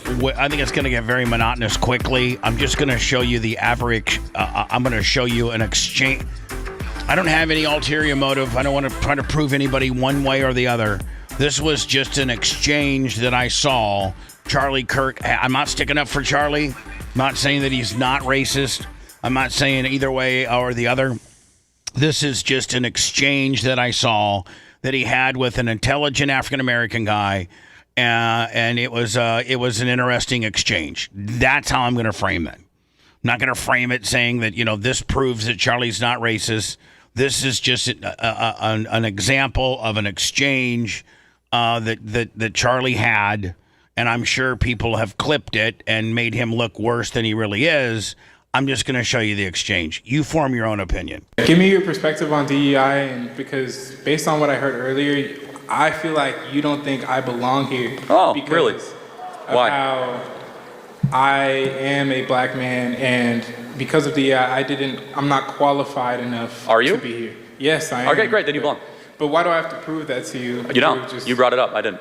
Okay, but can you explain to me your position on DEI? Yes, people should not be in positions just because of the color of their skin. Hard stop. Okay, but do you feel like I'm here because I'm not feeling anything towards you, actually. Okay, I'm not prejudicing you. I'm not stereotyping you. I'm saying that it's a material. I'm not saying you are. I'm not saying you are. No, you are. You said I don't feel comfortable being here. You started with. I didn't say I wasn't comfortable being here. I said I feel like you made it to where I got here through DEI. So let's examine that. What have I said that makes you feel that way? When you mentioned how DEI is only just putting people of color and marginalized groups in spaces, even if they're not so and so correct. That's exactly what DEI does. But that's not all that it does. You're categorizing it as something it isn't. No, that's exact. That is the charter missions. That's not all. Okay, that it so does. diversity, equity. So equity is outcome based. Okay. Is about making people who are of different skin colors have the same outcome, regardless whether or not they are qualified. The best example we have of this is the Students for Fair Admission Harvard Supreme Court case, where black students, they could have a SAT score 300 points lesser than the Asian equivalent and still get into Harvard. That is DEI in practice. I believe when you're hiring for an organization or for a company or for whatever you are doing, you should prioritize merit and character, and race should mean nothing. We should build around things that matter and not things that don't matter. Okay, but you have to also have to also take into the fact that black people have only been able to completely legally be able to make profit for themselves for around 60 years. And this is no, since segregation ended in 1965 and the Equal Rights Act in 1965. So what you're telling, there's not. How did that? So let's talk about you. How did that impact you? How did something that happened 60 years ago impact your life? It impacts me all the time. How? What do you? Okay. You're at Texas A&M. You're doing great. Okay. Yes. Sure. Yeah. So aren't you a living example that all that's a bunch of nonsense and you could just act good and behave well and succeed? But there's also living examples of the exact opposite. If you look in the impoverished neighborhoods in certain parts of Chicago or St. Louis, there's black communities being thrown aside because they're not getting education. Thrown aside? Okay, yes, so aside. I think we can get somewhere. Why have the black community gotten poorer since the passage of the Civil Rights Act? Tell me that. Because of the way the culture has been perpetuated through the years. Hold on. Think about it. So they were richer when we were segregated and more racist. America's become less racist. What about Tulsa? Yeah, no one's going to defend what happened in Tulsa again. But let's talk. We're talking about a lot of different cities. We're talking about Chicago, Tulsa. But let's again. This is a very important point. Do you think the fact that 70% of black youth don't have a dad around is probably pretty important? That's because of the culture. So respectfully allow me to interject. How does the white culture impact the fact whether or not a black dad stays around when he impregnates a woman? I'm not saying it's the white culture. What is it? The culture that has been perpetuated through the 200 years of slavery, the 100 years of segregation, and Jim Crow laws. The marriage, so I got to interject again. I'm sorry, I don't mean to interrupt too much. But in 1960, before the Civil Rights Act, 20% of black youth had a dad around. Now it's, 20% were single fathers, 80% had a dad around. It's been inverted. So we actually have seen black dads run away from their kids the last 60 years. Why is that? Because of the raised incarceration rates, because of the perpetuated culture. So how does one go to jail? That's obvious. I'm not answering that question. Yeah, so maybe it's because they committed crimes? Okay, but when you're forced it's not just this is old, this is in the past, this doesn't affect you anymore. Okay, so actually let's take a different group. How did the Holocaust impact Jews? They're doing pretty well. Well, because they got reparations, we didn't. How? What reparations did the Jews get? Through acknowledgement, through money, through we acknowledge slavery happened. So, okay, but you're sitting here and acting like it plays no role. No, but to your argument, the Holocaust was 80 years ago. Half of all the Jews on the planet were killed. Everything they earned was taken. Jews are doing great. If all of a sudden something that happened 80 years ago impacts your material prosperity, how did Jews defy the curve? How did poor Asians do so well? Why is it that Asians are now the wealthiest minority in America, many of whom came with no money in the 1950s or 60s? Because of the culture and opportunities that were provided to them. But you're not hearing me out. Black Americans have had the same opportunities. However, people still look at us like criminals every day. Hold on, but I don't look at you like a criminal. I'm not saying you do, I'm saying some people do. But I mean, do you want me to be brutally honest with you, or do you want me to be politically correct? I'll end it after this. We've gone long enough, but honestly, he's such an intelligent dude. Okay, do black people commit more crimes than white people? It's not even close. Okay. But you have to take into account the culture that has been perpetuated. Okay, got it. So we can agree on this. Do you mean internal black culture? It's not. It's deeper than that. Do you think? Let's take time out. Do you think the average rap artist that a black kid in the hood is listening to is glorifying marriage and family and saving your money? That's what sells because it's a culture thing. It's not just within the black community. I agree. No, but hold on. Everyone listens to it. It's not just isolated. It's bad for everyone who listens to it. The point being is that black youth, as they are being raised, their role models are largely not glorifying staying with one woman, getting married, going to church. And if you're wrong, show me the black role models that are doing that. There might be a couple I could think of, maybe. But if it's about culture, you're right. The internal black culture has collapsed the last 60 years. We're no longer elevating the family. We're no longer elevating staying with the person that you're with. So our contention here as conservatives is that the systemic racism stuff is a bunch of rubbish. Instead, it's systemic bad choices. Do you feel that systemic racism isn't real? Of course not. What can I do that you can't do? Name it. Okay. No, seriously. What can I do that you can't do? Fallacy. That's a slippery slope. No, it's not. I don't know why. Very simple. No, because back in 1940, you would have been able to answer that question. Well, Charlie, there's a bathroom over there that I can't go to. There's a major league team. I can't walk into the grocery store and get the same looks that you do. I walked into Brookshire Brothers a couple of weeks ago when I was looked at. That's an insanely hyper paranoid way of living life. But that's not evidence, right? It's a real example. By the way, if I walk into a black neighborhood, I get bad looks too. Okay, so I don't know what the contention is. Because of the way you treat our culture and the way you perpetuate. Hold on. The way we treat your culture, we have gone to such great calisthenics and ridiculous gymnastics to prove that we're not racist. In fact, it's the worst thing that you could be called in America. We had, during George Floyd 2020, we had hundreds of millions of dollars given to Black Lives Matter. I don't know where that money went. Did it improve material worth of Black America? So, I mean, and we actually do know where it went, actually. And so, but going back to your main contention, when you practice DEI, because that was your main point, right? You are rewarding bad culture. You even acknowledge it. You are saying that someone should be there based on the color of their skin. We say skin color doesn't matter. If you want that position, work harder, study harder, and then you might be able to get that position. When we're forced into underfunded community. All right, so anyway, I thought that was... the kid had no argument. I thought that was an interesting exchange. Yeah. Nonetheless. And we'll move on. Boy, when I was in high school football, we had hazing. I've been hazed in Lasker. I don't like to bring up the outlaw bikers, but you are an outlaw, and there's a certain amount of hazing, and that goes on with all types of groups, whether it's high school football, the outlaws, or whatever. When you're a probate. I mean, they make you do stuff, right? Oh, yeah. I mean, like, you have to be like a probate for like a year or something, and it depends on how you probate. How you probate, right? But I mean, you're low. They. So I think hazing's. It's just life. It is, but I think in today's you're even hazing when you got a brand new job because you're the new guy. Well, to an extent, yeah.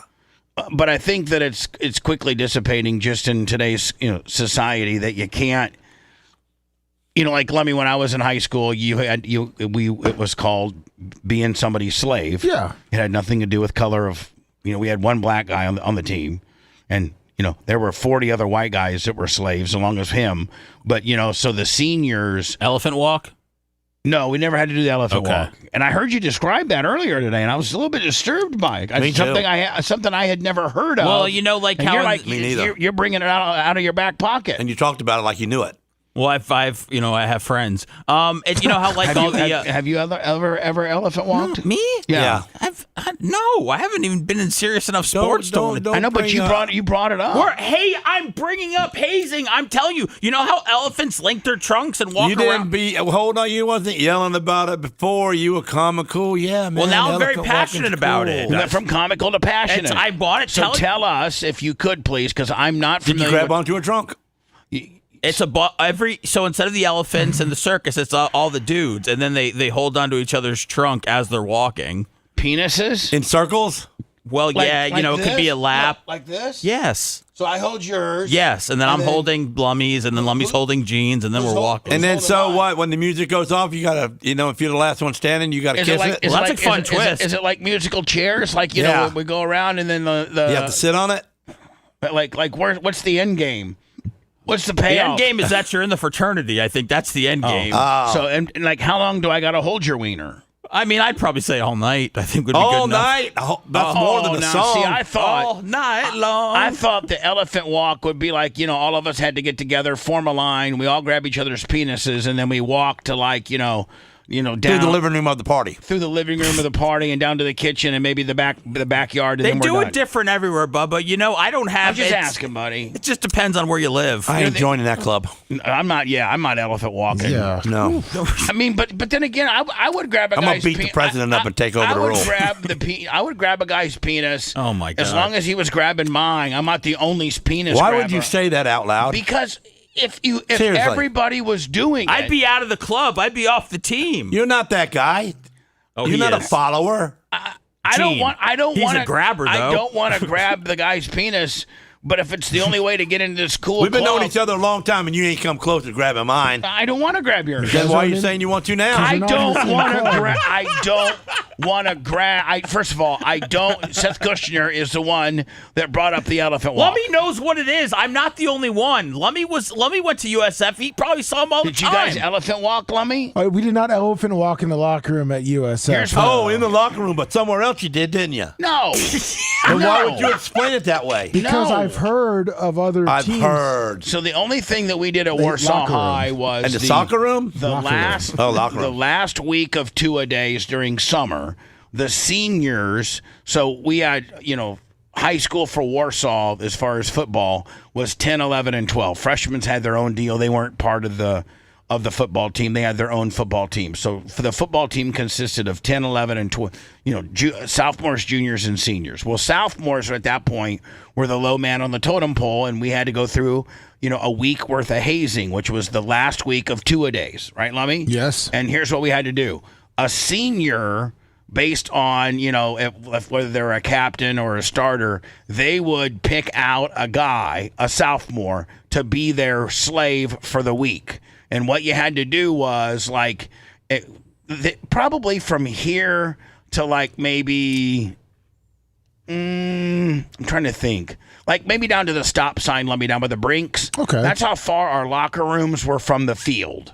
Kind of a little bit of a walk. Oh yeah. And like all high schools are. Well, we before practice we had to take their pads and their helmets, and we had to take them down, down to the field, and then afterwards they would just take off their helmets and their pads, and we'd have to take them back to the locker room, and then sometimes they would ride on our backs, you have to give them a piggyback ride. Yeah. And so you do that for an entire week.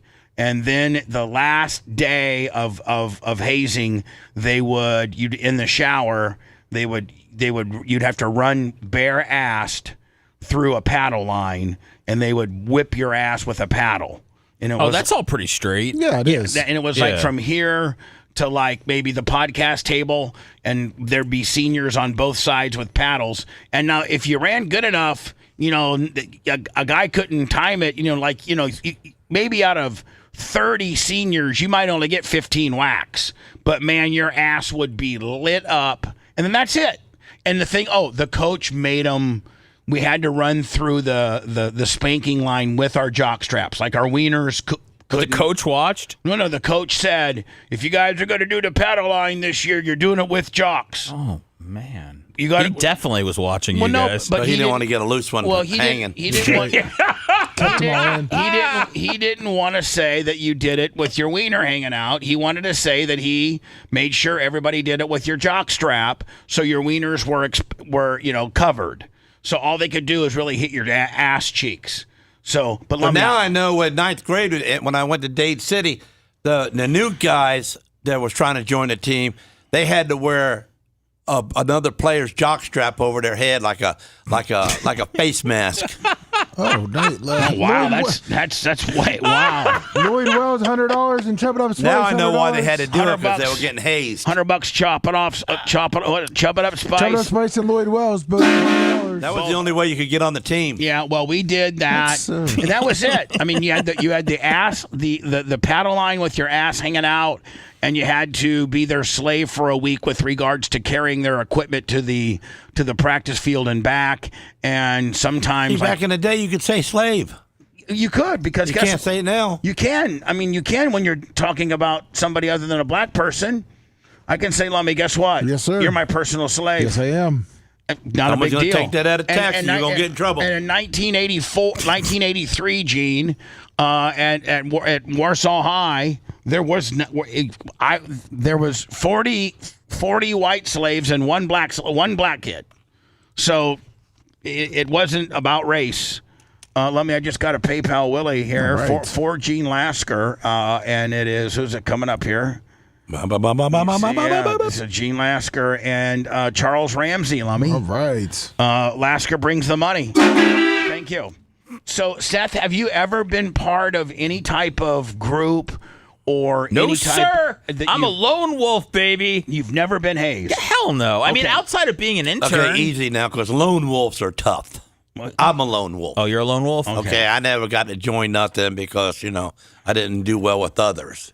Okay, well. You, on the other hand, are not that guy. I'm an alley cat.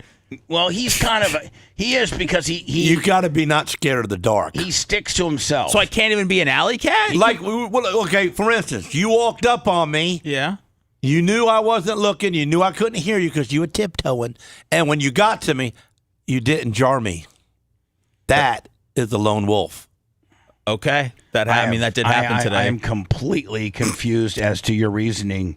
Gene was coming in this morning, and I was walking behind him, and I didn't want to scare him at all, and because I didn't know what he would do to me, but I kind of crept up, and he turned around, he said, I don't startle at all. He didn't scare me. That makes you a lone wolf? That makes you a lone wolf, I guess. Yeah. You're not scared of nothing. Not even from behind. Oh, okay, Gene. If you want to rattle someone's cage, get in their face and then turn your back to them. That's a badass. That's a lone wolf? Yeah, that's a lone wolf. Okay, you get in someone's face and start a fight and then turn your back to him, and that guy don't swing on you because he's scared of you because you are Your lone mom wolf. was a hoe! That's right. They're getting taken down. Documentary sucks. Back to ya. Back to ya. Back to ya. Back to ya. So you're picking on a guy that's been abused. So, Gene, so what happens if the guy... Bubba back in the day would have put you in a headlock. I would have. What happens if someone would have just punched you when you turned your back? They better hope they knocked me out because me turning back around would have been a good fight. It looks like a Florida high school. They're completely canceling the season because of this hazing incident. No, this isn't Florida. I think this is Ohio. It's Ohio. Is this Ohio? It's a Catholic. It's a Catholic school in Ohio. Catholic school. Breaking news tonight: a high school is in hot water again, accused of covering up troubling actions by a football player. Lawsuit claims a female classmate had to endure 2 years of, quote, aggressive behavior. Now, all new at 6, Brittany Weir with the shocking new details. Yes, this 50-page lawsuit was just filed and claims that a Ursuline High School football player violently attacked, sexually harassed, menaced, and stalked a freshman classmate. Now, this comes just 1 week after a federal civil rights lawsuit was filed against the school and the entire football program. Now, I do want to warn you that some of the details highlighted in this lawsuit could be disturbing. Somehow at Ursuline, a culture has developed in which football players are so venerated and so removed from accountability that it's even gotten into their own heads. Another week, another lawsuit. All right, so this isn't, Lummy, football players hazing other players to initiate you onto the team. This high school has made football players like untouchable superstars, and they can roll around and looks like do not so cool things to people. Yes, is what it kind of looks like, and I can see at that point why you would penalize the whole team. If this was an isolated incident of hazing within the football team, you could take the people that did the crime and suspend them. But since this seems to be where football players seem to be above the law at this particular high school. Well, there is hazing. I guess it's coming to light now, but it looks like it's just from the players, doing filed normal hazing against stuff. Ursuline High School. The second suit alleges that a member of the football team, identified as Player 6, violently assaulted, harassed, and stalked a female student, according to her attorney, Subodh Chandra. Began soliciting her for sex. She was shocked and very innocent and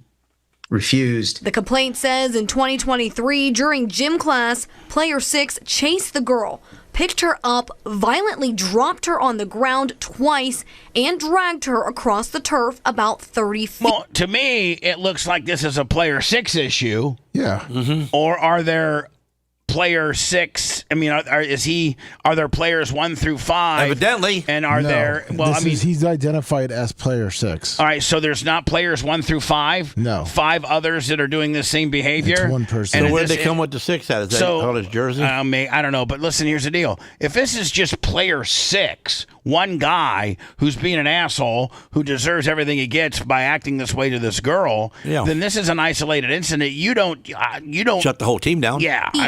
Resulting in burns and back injuries highlighted in this photo. She and her mother, the suit alleges, then reported. What did she say? It's a cheap, ugly bra, and it's on the last peg too, so she's getting fat. You see, I mean, or she wants it popped off easily. The views and opinions made by Jean Lasker are not necessarily those of our advertisers or this radio station. That to the assistant principal, and indeed insisted that they not. So Jean doesn't see the bruising and the trauma this poor lady took. Jean wants to immediately identify her bra as being cheap, and she's on the last set of rungs, and so she's getting fat, or she's trying to. So pop, she wanted some attention, or she's trying to got pop the wrong kind. Or she's trying to pop them out. There you go. So what are you sticking up for player 6? Yes, I am. Wow. At this moment. Report this to law enforcement. We'll see if you change your mind. Okay. If you get further information. Right now, you're saying player 6 is cool. Yeah. The family is suing Ursuline High School under Title IX for failing to protect their daughter. The complaint alleges that the assistant principal and athletic director, who are legally mandated to report suspected child abuse, failed to report it to law enforcement. According to the girl's mom, the assistant principal strongly advised her from filing a police report, promising her the school would handle it and separate the students. Mom says that never happened. They were put into the same classroom, and this family alleges in the lawsuit that she was subjected to continuing ogling and harassment. We reached out to Ursuline High School and the Catholic Diocese of Youngstown.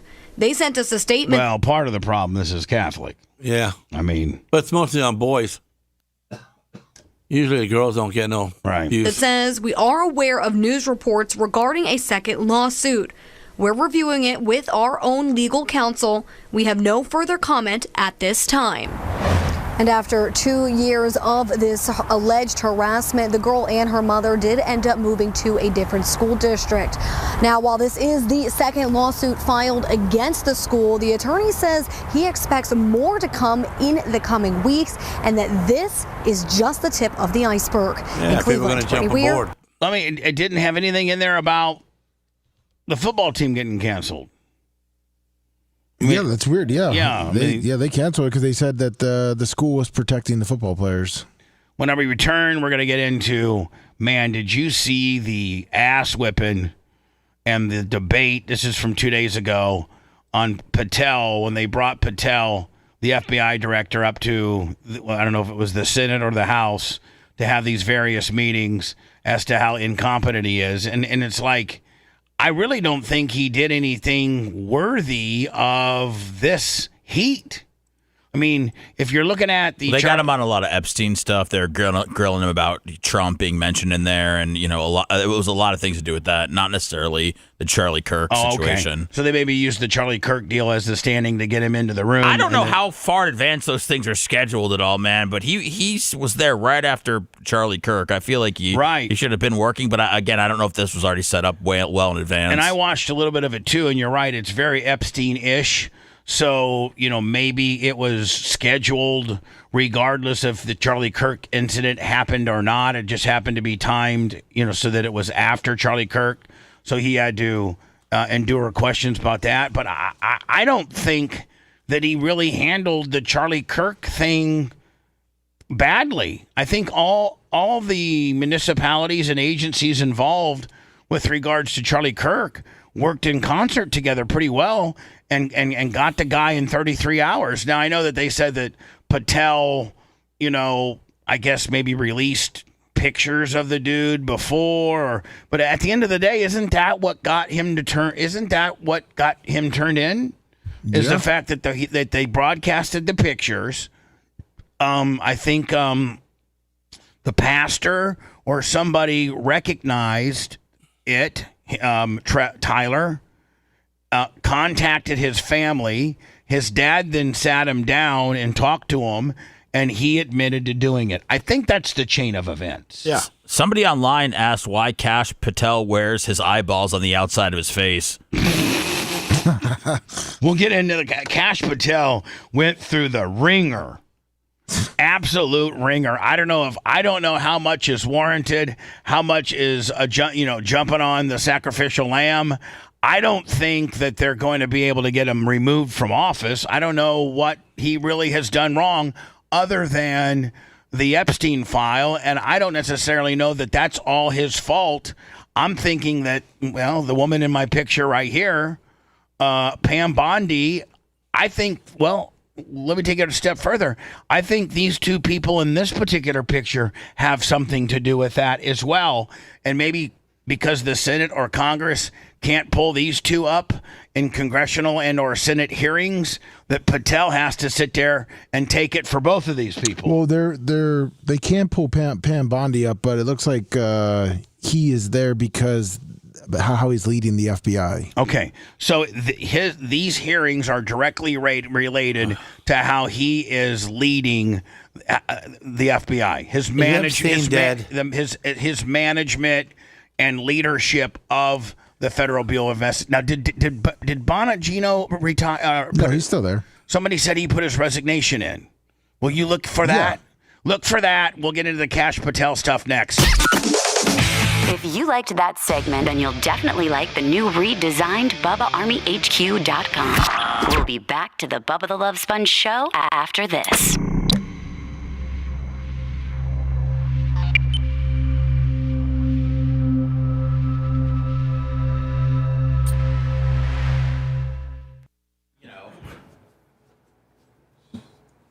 Well, it wasn't Trump.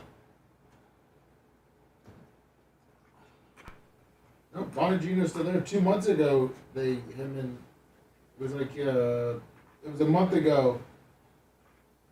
Oh man, there has been so much. They were talking about he might resign, but he's still there.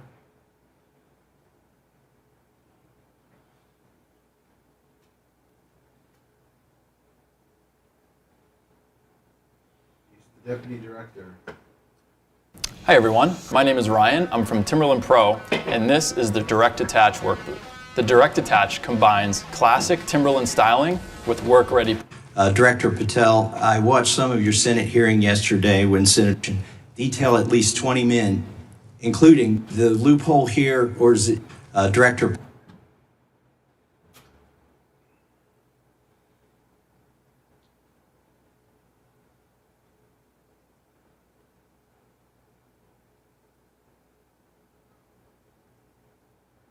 Patel, I watched some of your Senate hearing yesterday when Senator Kennedy asked you, you've seen most of the files, who, if anyone, did Epstein traffic these women to besides himself?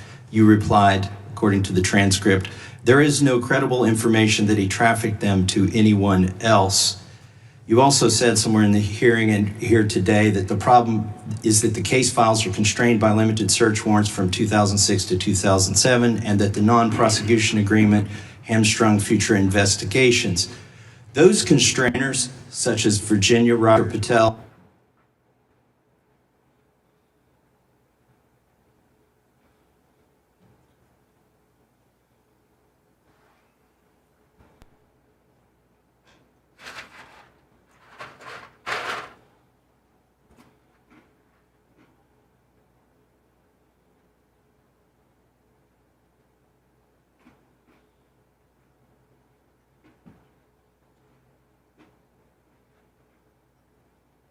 Piers, I think that's completely disingenuous. And I think anyone watching that. What are you talking about? And so if you will allow me, please. What please are you stop talking about? Okay, did you invite me here to interrupt me, or are you going to let me? I think you're being a complete dick, if I'm honest with you.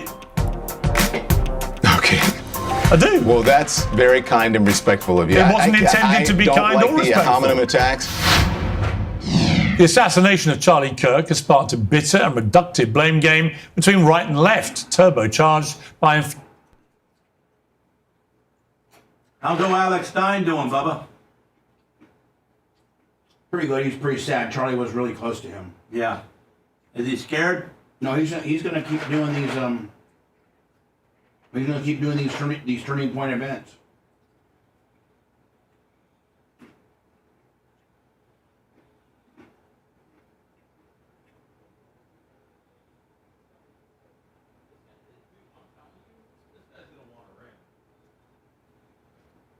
And an invite.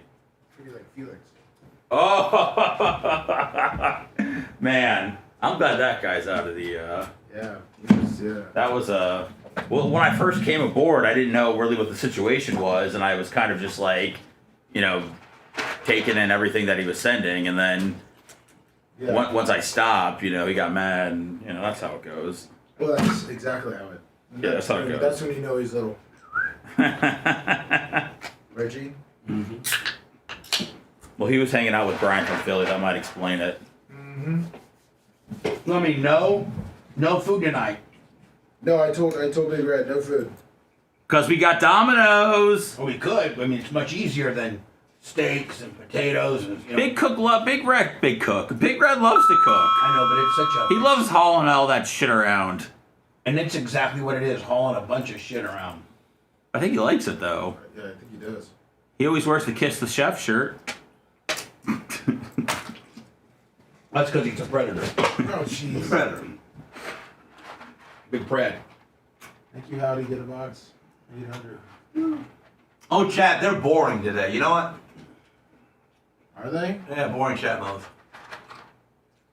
What do you want them to be like? I don't know, but they're not picking and choosing the good parts of the show. We gotta do talking picks about today it. too. Oh, yeah. Intimidated of you. Huh? Yeah, I did, Ryan. I don't know why Trey Young's getting down with they can't Pat make me mad. Bev. He's way above that. You're an investigator. Basketball player on the Hawks. You're a PI.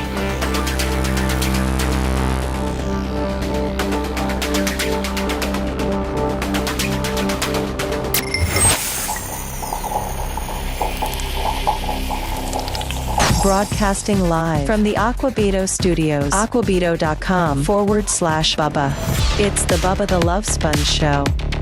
We got to do Gene. Gene Dan's going to get mad at me? Gene versus Walker. Football picks. What do you mean Dan's going to get mad at you? Well, because, Lasker's got some digits now. What do you mean? Well, I'm going to be Gene Lasker PI. You mean you have some letters after your name? My name, yeah. Importancy. Your Excellence. David Yeah, you can call me Hernandez, that. $20. Let me tell you something. I'm a full-blood PI now. I'm going to get you. Importancy. Oh, boy. So this Cash Patel deal, they have ran him up to Congress. It seems like they're the whole thing is under the guise of he's not running the agency that well. I don't know that his boss, Trump, feels that way. I don't know. I don't know if Congress or Senate can have these type of meetings and then rule a guy out. I don't know how any of that works. I don't know if you're just ringing this guy up to make him look stupid in front of the public, to put pressure on the president to remove him. I, myself, probably the only thing that I would be critical of would be the handling of the Epstein files. I don't think the entire administration at all has handled this correctly. Are all the people at the top more important than the people at the bottom? Yeah, kind of. How long did they go in this room together? 10 hours. Boy, there must be a lot of gum underneath that table. You know what I'm saying? Yeah. Boogers, too. Probably. I wonder how many guys reach on it to find out. Well, they probably, some of them do. They probably have a couple. You see, they're probably have a cleaning crew that scrapes it with. Do you put boogers under the table, Gene? I don't. I did when I was in fourth grade. If I'm going to be 4 or 5 hours bored, I'm going to do something probably. Okay, I like that. That makes you. I watched some. This is, I think, this sets up then what the other little clips that I'm going to play that happened within this meeting. I think this sets it up. I think this might be the beginning of this Cash Patel, who's the director of the FBI. And Lummy said that this meeting was in concert with him running the agency wrong or inept. Yeah, the House Director Oversight Patel, Committee. I watched some of your Senate. What's that? It's the House Oversight Committee hearing yesterday when Senator Kennedy asked you, you've seen most of the files, who, if anyone, did Epstein traffic these women to besides himself? You replied, according to the transcript, there is no credible information that he trafficked them to anyone else. You also said somewhere in the hearing and here today that the problem is that the case files are constrained by limited search warrants from 2006 to 2007 and that the non-prosecution agreement hamstrung future investigations. Those constraints only apply to the Southern District of Florida. They do not apply to Southern District of New York, the location of the 2019 sex trafficking indictment, which produced many things, including a series of FD 302 documents. According to victims who cooperated with the FBI in that investigation, these documents in FBI possession, your possession, detail at least 20 men, including Mr. Jess Staley, CEO of Barclays Bank, who Jeffrey Epstein trafficked victims to, victims including minors, such as Virginia Roberts Ufree, may she rest in peace. That list also includes at least 19 other individuals, one Hollywood producer worth a few $100 million, one royal prince, one high-profile individual in the music industry.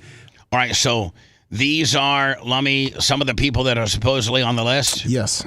One very prominent banker, one high-profile government official, one high-profile former politician. Let's stop. Let's just say names. The Hollywood person's probably Weinstein, right? Yeah. The musician dude's probably P. Diddy or R. Kelly. If there's a comedian slot in there, throw in Bill Cosby. One owner of a car company in Italy, one rock star, one magician, at least 6 billionaires, including a billionaire from Canada. We know these people exist in the FBI files. So let them out. Files that you control. Not one of them, Lummy, said Donald Trump. No. Unless it was the one politician, but we all think that we all kind of probably know who that politician is. But wait, I've been on that list a long time. I mean, we probably all think it's Bill Clinton. Yeah. Who cares? We don't care. I don't know exactly who they are, but the FBI does. Have you launched any investigations into any of these people? And here's the bad thing about this poor guy, this Patel dude. He very well might want to handle this situation differently, but he has people to answer to. Pam Bondi for one, and then obviously Trump for two. So, like, if they're like, we're not releasing the list, you got to be on the forefront, boots on the ground, having to take all the shrapnel because they're not gonna, right? So you got to be the bad guy. And that's why you get your ass hauled up into the hill because you won't release it because you can't release it. You've seen these 302 documents. Sir, I have asked my FBI agents to review the entirety of the Epstein files and bring forth any credible information. And we're working with Congress not only to divulge that information and produce it to you, but any investigations that arise from any credible investigation will be brought. There have been no new materials brought to me launching a new indictment. So is the loophole here, or is it your assertion that these victims aren't credible, that the 302s maybe didn't produce credible statements that rise to a probable cause? It's not my assertion, sir. It's the assertion of... Well, here's what I'm saying. If you're this dude right here, if you're this guy right here, and you know the list, or maybe he doesn't know the list, he just knows that it's a rock star, it's a billionaire, it's a music guy, or, you know, if he has the list, what's stopping him from just blurting it out? Would it be illegal if he blurted out, okay, you got R. Kelly on there, you got, like, I mean, you know, like, or am I assuming, Lummy, that they don't have the list, they just have these loosely knit descriptions of potentially 20 people of which he ran through, and that's all they know? It's a rock star, it's a billionaire, it's a banker, you know, it's head of this and that. You know, they don't actually have names, and I think that's what it is. They don't have names, and they are everybody, Republicans and Democrats, are absolutely losing their mind over this list. Now, if you remember, we've gone from Trump, when he first took over, there was a list because remember Bondi got on Jesse Waters, and did she not say, I got the list on my desk? Yeah. Yep. And then that went from there is no list, and it was just I was talking about how I had the file on my desk. Okay, don't believe you.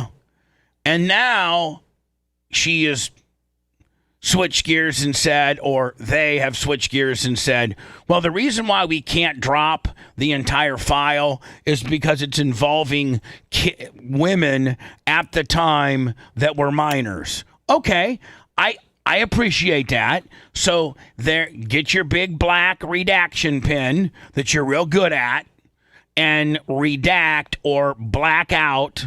If you know anything about legal documents, they completely black out these certain portions of that they don't want you to see. And I don't want these women who at the time were minors exposed in any way, shape, or form. Some of these ladies have come out who are now in their 30s and said, yeah, I'm on that. I was trafficked by, Jeffrey Epstein starting while I went to West Palm Beach Middle School, and I'm on there. And you don't have to black me out, and you don't have to redact me. One of them is me. So it's just this has been so wrongfully handled, especially when they took office and they were pounding their chest that they had it. And I think what happened, this is just my opinion, you guys can help me and you guys can tell me if you agree or not, but I think that they got the list, they're ready to drop it, and then they got into it deeper, or some of these influential people that are on this list got a hold of Trump or Bondi or Patel and said, you cannot, like let me, for instance, the only thing I can see, the only thing I can wrap my head around, because it seems like we completely are beholden to the Saudi Arabians. That's what it's looking like. It looks like to me that there's one or a couple of Saudi Arabians that are on that list that's keeping us from releasing that list, because let's just be honest, when Saudi Arabia just writes a $400 million check for pro wrestling, and they write how much, let me have they invested in live golfing? And I think over $300-400 billion. And I think they bought F1. I think they bought F1. Yeah. They bought F1. The Arabs did. They got the Arabs. They got $400 or $500 billion in golf. They got they're. I mean, how much, Seth? What did they pay Tom Brady? Aren't they saying that Brady may have gotten $100 million to put together this 3 or 4 game flag football league? I just guessed that. Sure, but I mean, they're even saying, "Hey, Tom Brady, I know you can't play football anymore, but here's $100 million to pressure's everything to round up the Barkley kid from the Eagles and this guy and that guy, and we want you to play flag football on the offseason in March." This is a month and a half after the Super Bowl, when the only thing that's going on in spring training doesn't start till April 1st. So they got that period, Lummy, between after the Daytona 500, like that 4-week period of mid-February to mid-March, that there ain't I think hockey. I think, Seth, hockey is the only thing that's going on. And is the NBA going on too? In March? Yeah. Yes. Yeah. So you got hockey and the NBA. How about the WNBA? College basketball. And they're paying for, extreme amounts of money for a Tom Brady, flag football league that's going to consist of, if you win the tournament, I think you got to play 3 games. 3 flag football games. And so, I mean, I think the only thing I can think of is that there is a very, very high-ranking Saudi Arabian on that list that's got Trump freaked out. And like I said yesterday, I think maybe I don't know where I said it, but the Saudi Arabia is a huge, huge player in the oil game, and they can make our gas $2.99, or they can make our gas $4.99. And America is so affected, and we get so freaked out over the price of gas. When gas is $2.99, everything's great. Everything's cool. But when gas gets up to $5, man, it's like a South Park episode. People they hate the president. First of all, Don't bother me. They automatically blame the president. God, how can an average guy that's swinging a hammer, if he even fill up his truck, takes me $130 to fill my truck up. So the Saudis control the oil game. And America gets riled up or is calm based on the price of gas. That's one of the determining factors. Well, who cares that he went to Epstein Island? That doesn't mean he did something wrong. I know. That's what me and Seth have been saying. Me and Seth have been saying the list doesn't mean you didn't have to do a minor kid just to get through the door. That you were testicles deep on a 14-year-old. Just to get through the door, yeah. I mean, there are probably lots. In fact, there are probably more innocent people on that list than people that partook in... Other than the Clintons. Oh, wait, I'm on that list, but I just used the plane, man. I didn't have no chicks. I mean, Trump's definitely not on the list. Yeah, but Seth, would you agree? There's somebody on that list that's got him freaked out. Did they say a Saudi prince and then Massey say something like there's there we go. one? It's not my assertion, sir. It's the assertion of... Because, again, I'm just saying this.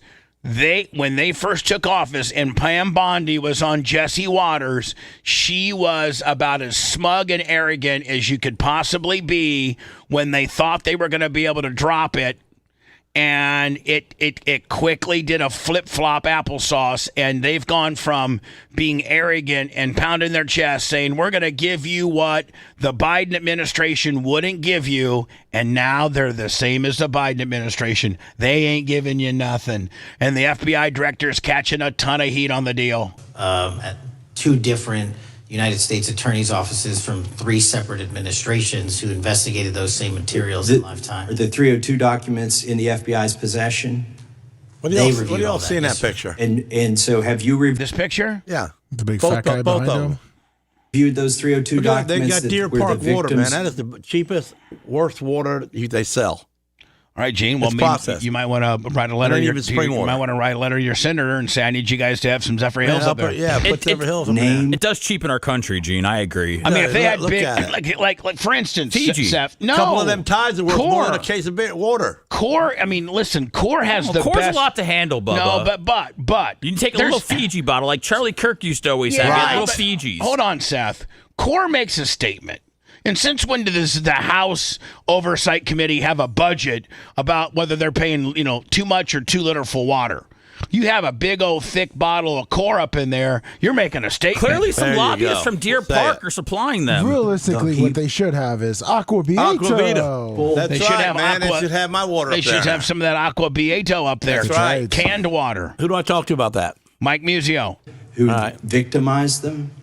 If I personally know, but the FBI has. So how can you sit here and in front of the Senate and say there are no names?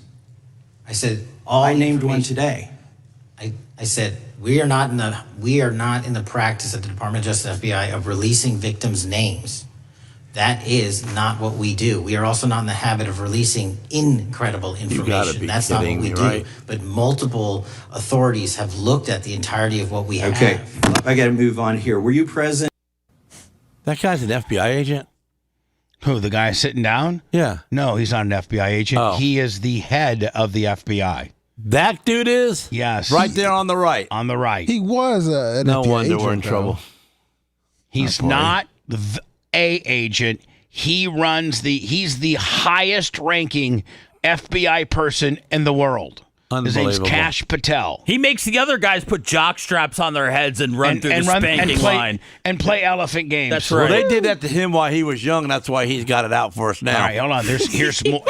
Here's more. Why are you hiding pedophiles? Why are you shielding? I'd be like, why do you got a white spot on your neck? Pedophiles. Why are you protecting pedophiles? Say it, That is maybe the most offensive thing you could say to me, given the numbers. Well, you have not released Given the the Epstein numbers files of pedophiles. You are aware of the we have Epstein arrested. client list that was published in the 18,000. The gentleman has expired. The gentleman yields back. Can you answer the question? Can I just Of course, the gentleman can answer the time question. element. Since I took over the FBI, there has been a 33% increase. Sir, all of that started under Christopher Your Wray. time is done. No, it didn't. The witness gets to All of answer that the started question, under and then we'll go to our next. FBI director, sir, and you're coming in here trying to take credit for something that a previous director instituted and largely brought to conclusion. I take no I think it's credit. been clear that the director. It's offensive. Why? It's offensive. And you know what, Seth? It seems like in order to be in the Senate or the House, you got to be an over talker. Like you got to be you got to really. I mean, I don't think you have to be. I still believe that there can be a back decorum. and forth where you can hear each other, but. For Kash Patel, it seemed like everybody. He didn't really back down at all, and obviously neither did these people. If you want to work on bringing this country, it's my time, not yours. My God. If you want to talk about dividing this country, it is I my follow time. you on your social media posts that It is tear my this country time apart. to address There should be a your unifying- falsehoods. Oh, You are an you can try embarrassment all to the you division want in this country. to not Senator, take it is my responsibility time. for what You you had have your said. time. Shut up, your Sir, time. You're Your making time a is mockery of over. this committee. Sir, you don't tell me my time is over. That's You right. don't You're go right. to Far New we've Jersey come tell me since what my you time tell- is. Who's that man on the You can't left? lecture me. Cory You Booker. tell me my I like time him. is over. You may be the charge of the I'm not FBI, going anywhere. but I am I'm not voting for afraid him. of you. Mr. Chairman. He's not in your district, Lummy. Yeah, and I don't think you like his, Mr. Chairman, some of point his of stuff. order. Senator Look at his Booker, attitude, I man. He's announced mad. At the He's beginning for the of people. this meeting that this back and forth, talking over each other.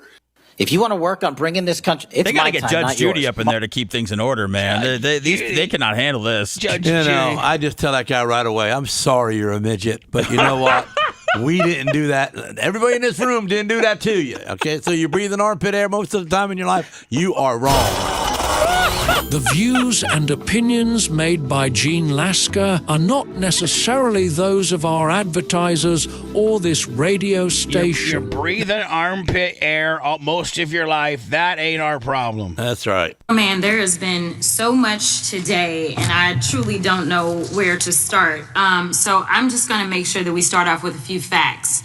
So a couple of facts that we need to make clear for everyone. Oh, this is you get paid too much. No. You don't know about this woman, Gene. Yeah. This woman She got two name tags. No, she's absolutely a crazy bitch from Texas who just goes like she's just so inappropriate and so wrong. You know, like she says that she thinks the police of today's society need to only react to crimes instead of solving them. Oh, okay. We won't solve nothing. So or she like fix it before it happens. One example was in her reasoning of how police should act would be like if there was a school shooting, the cops should wait till the guy comes outside. Done killing everybody? Yes. All right. Okay. She doesn't believe in proactive policing. This woman is. I know you want to take the side of all the senators and Congress people, but this bitch is full. I could play excerpts of her that would get you full hot. How did she get in here? How did she get? Because whatever dumb part of Texas she represents voted her in, just like AOC. Is that it's probably in Austin, Texas. That's mostly black. It's good. Oh, man, there has been so much today, and I truly don't know where to start. Probably outside of Houston or a suburb of Dallas or something like that. So I'm just going to make sure that we start off with. Let me see if you can find Crockett's district. It's District 30 outside of Dallas. Outside of Dallas, Gene. So she's like probably in an urban version of Dallas. Few facts. So a couple of and I don't know what she's going to say here, but it's probably, if I was to guess, it's going to be stupid. Oh, she drops the hammer on him right away. Facts that we need to make clear for everyone is that, number one, Director Christopher Wray, when he was appointed to be the head of the FBI, was appointed by Donald Trump. Now, I will agree that I definitely take issue with a number of decisions that Donald Trump makes, especially when it comes to the people that he decides to appoint to very important positions, including this one, because I did have to make sure that I wasn't going crazy. But when I say that you are the least qualified FBI director in the history of the FBI, that is real, because you are the only one that never even served with the FBI prior to joining. Yet we are supposed to believe that That's you are false. the greatest Say it, thing Crockett. since sliced bread. Say it, girl. But I didn't ask you a question. That's my black girl Now, right there. What I want to Still go false. through is to talk Cut an about idiot why off. you are a failure and why, honestly, And you never grew. we just need to tell you bye-bye. I know that It's a problem. I mean, if God don't like you, you really shouldn't have a fixture in government, period. Why don't you like Cash Patel? Hi, everyone. He's My a name is midget. Ryan. I'm from Timberland Pro, and this is the direct attach work group. The He direct never attach grows, question- so how, his brain's Gene. little too. Gene. I mean, The you know, show- if you're a misfit, you're a misfit. Joe, You know, I almost Gene. was, and I broke out of it. Gene, we don't have anything against small people. I don't, when they're stupid. It says Cash Patel's 5'9".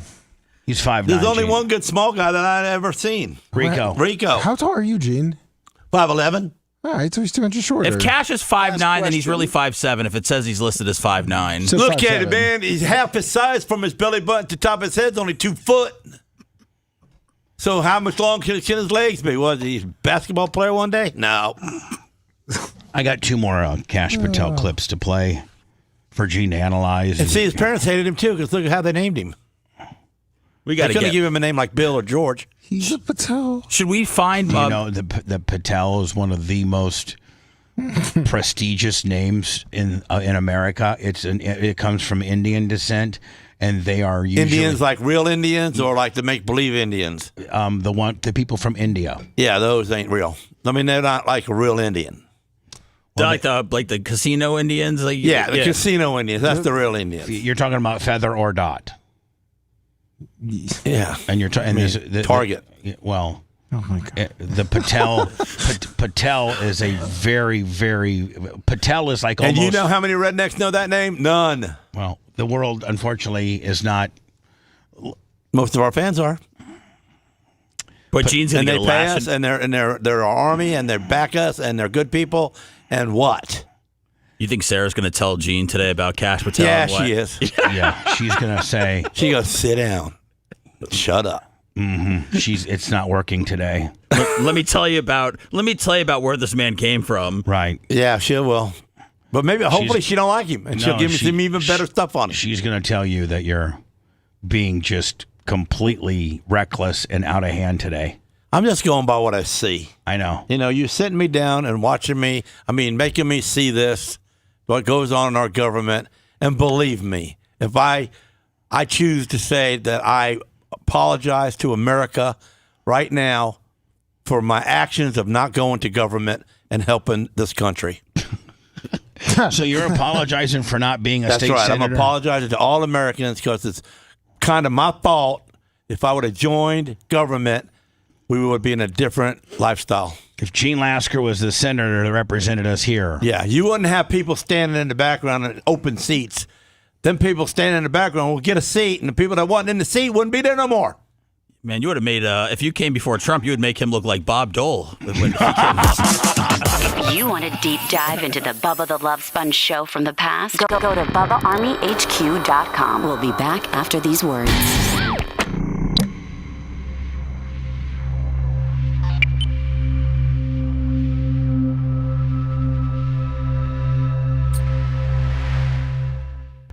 I think that it has to be a Yeah, the people in the back weren't standing. They were sitting, but with no desk. And by the way, I'd ask my question and get the fuck out of there. Also, I think usually that's what some of them do.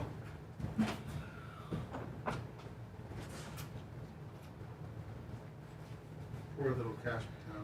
And the black lady, she's good for America? No. No. No. Have your wife show you some of her clips. No. In fact, give me a montage of her bullshit, and then Lasker will be like, "Oh, I'm so sorry." She hates white people, first of all. She hates us?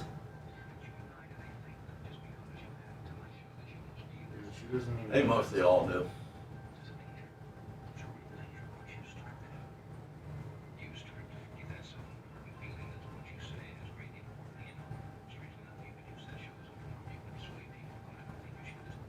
246 arrested in Polk County sting. Grady Judd is a badass. You see that, Bubba? Yeah. 246 people. Wonder what that was about.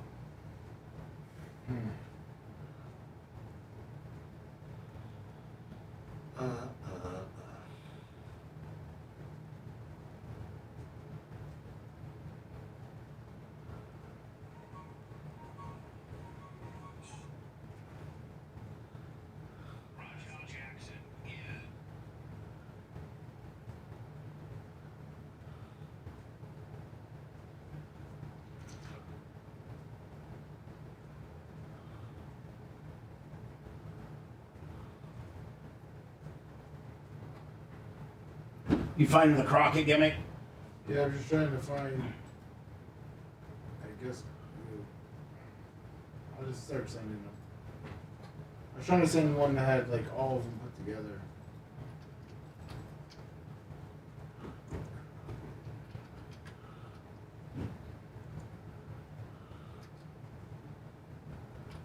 Let's see if this one's good. Oh, thank you. Hey, Gene. Hey. Hey, that Cash Patel guy he also wears a Sons of Anarchy vest. So he's a poser. Yeah. And who does? That guy, Cash Patel, the short guy. The short guy does? Yeah. If you needed another reason to hate him. Well, I mean, he won't wear it in front of me. No, he won't. I mean, I'm arrested for it because I'll take it off of him. Yeah, that's what I'm just saying. If you did happen to catch him around DC, you could see him wearing it.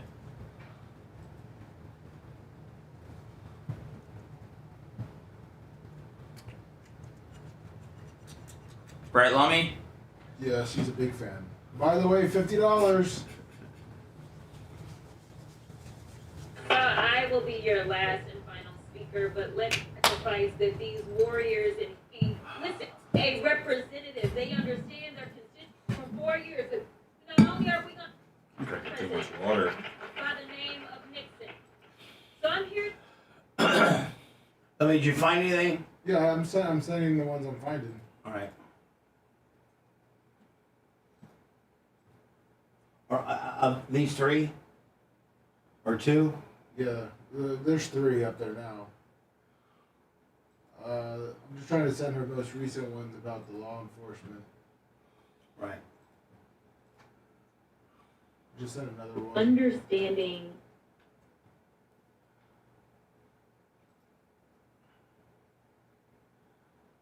Well, I talk to black folk all the time, and somebody, I talk to black. Oh, you're going to catch a ton of heat with your wife from this one.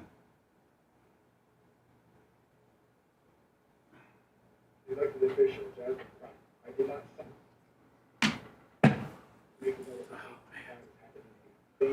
get away. So I just heard an elected official. What's her job to do? It is not law enforcement. Or just represent the people in her district. With all the people dying in Chicago last week. I'm not going to use that one. Let me just. Did you get just those 3? That's it? Yeah, I mean. That's all I need. Okay. I mean, does she look stupid? Yeah. Okay.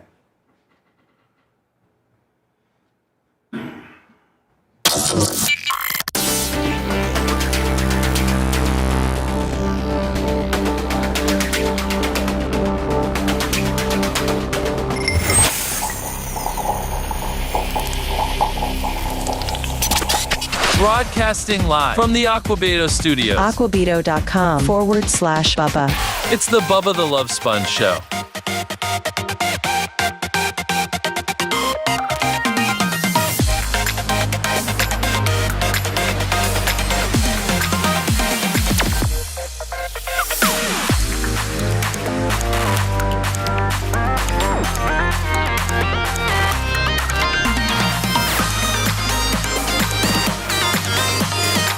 Before I get into the last 2 pieces of Cash Patel, Lasker seems to, because he's uninformed, thinks that this Crockett, this Representative Crockett from the Dallas area is a congresswoman in our Congress who I could not dislike or disagree with her political position more.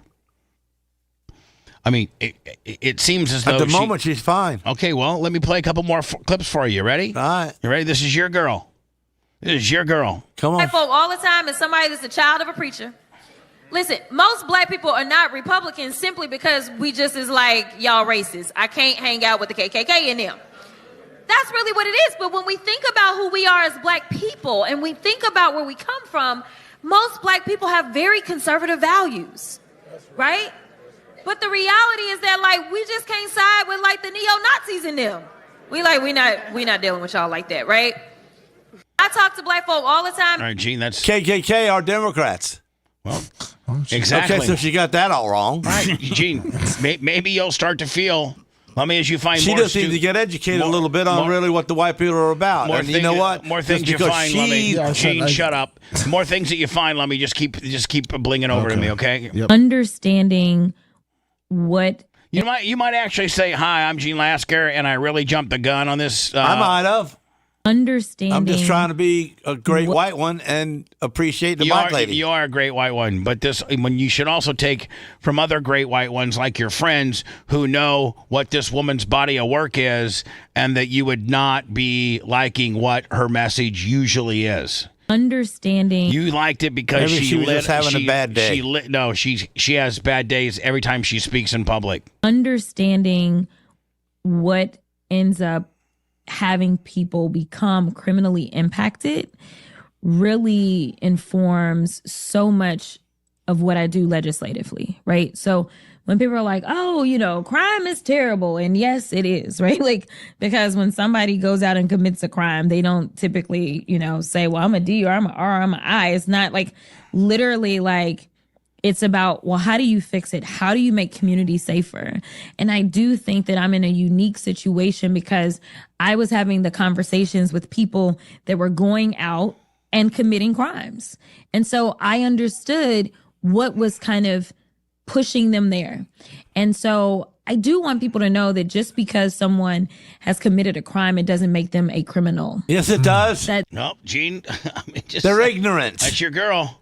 That's your girl. They choose to be stupid, and they go ahead and do it. That's your girl right here. That's why, the gays don't steal my mower. The blacks will. Oh, jeez. Because someone has committed a crime, it doesn't make them Chances are they're going to. Well, this is they need it. They want it. This is the person that you've put all your chips behind. I mean, let's just go by the facts of life. I'm going by the facts of this woman that you've so, solidly endorsed. So you're saying that guy's not going to steal your mower? Is more so about your mindset. Committing a crime can come for a lot of different reasons. Because it's something easy to get and you make some money off of it. You don't have to work for it. Send me how many more? Just one more. Oh my God, how many more? 2. Okay, that one, and then the one above it, and then this one. Yeah. Okay, great. More, Gene. Just more examples, Gene, of your girl that you. Okay, and then I'm going to play 2 more examples, and if you'd like to take this opportunity to say, hi, I'm Gene Lasker, and occasionally I jump the gun and misjudge people, and I was wrong, or double down by saying, after the information that Bubba has shown me, I still like... I'm still kind of on her side, but she's a little ignorant in the fact that KKK are Democrats, we got 2. It wasn't Republicans. We got 2 more to play for you, okay? After 2 more, then you can make your... They're all the poorest of white people. After 2 more, you can make your interpretation, okay? Okay. I want to be clear that, law enforcement isn't to prevent crime. Law enforcement solves crime, okay? That is what they're supposed to do. They are supposed to solve crime. She said, law enforcement's not made to prevent crime. We're getting a divorce. Not necessarily prevent them from happening. Oh, okay. Yeah, okay. All right, so you got one more. White supremacists. You got one. It is backed up. You got one more, Gene, and then you're gonna. You got to give it to her hairdos, though. She's now we're going from you liking her to you liking her hair. That's not what I've been saying. All these different changes about her. I think I'm seeing somebody different, but it's not. You're not. This is the final one for you to make your interpretation. Okay. Then we're going to do a double shot of Patel.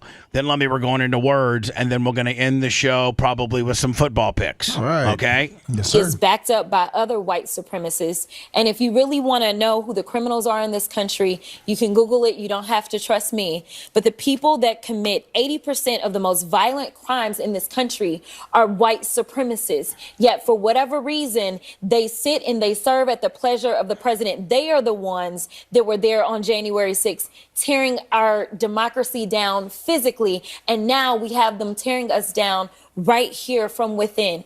Here is the problem. Of course, Congresswoman, to interrupt you, but President Trump, of course, has denied any allegations he's a white supremacist, and that's why he apparently fired what he I know your point, but he did fire Darren Beatty in reaction, they believe, in part to his attendance at that conference. Does that change your opinion in any No, way? it doesn't change my opinion, because we saw what he literally recently just posted, and the coddling is for the white boys. That's what's happening right now. I am tired of the white tears. Lee is backed up by other white supremacists. Yeah, she's a racist.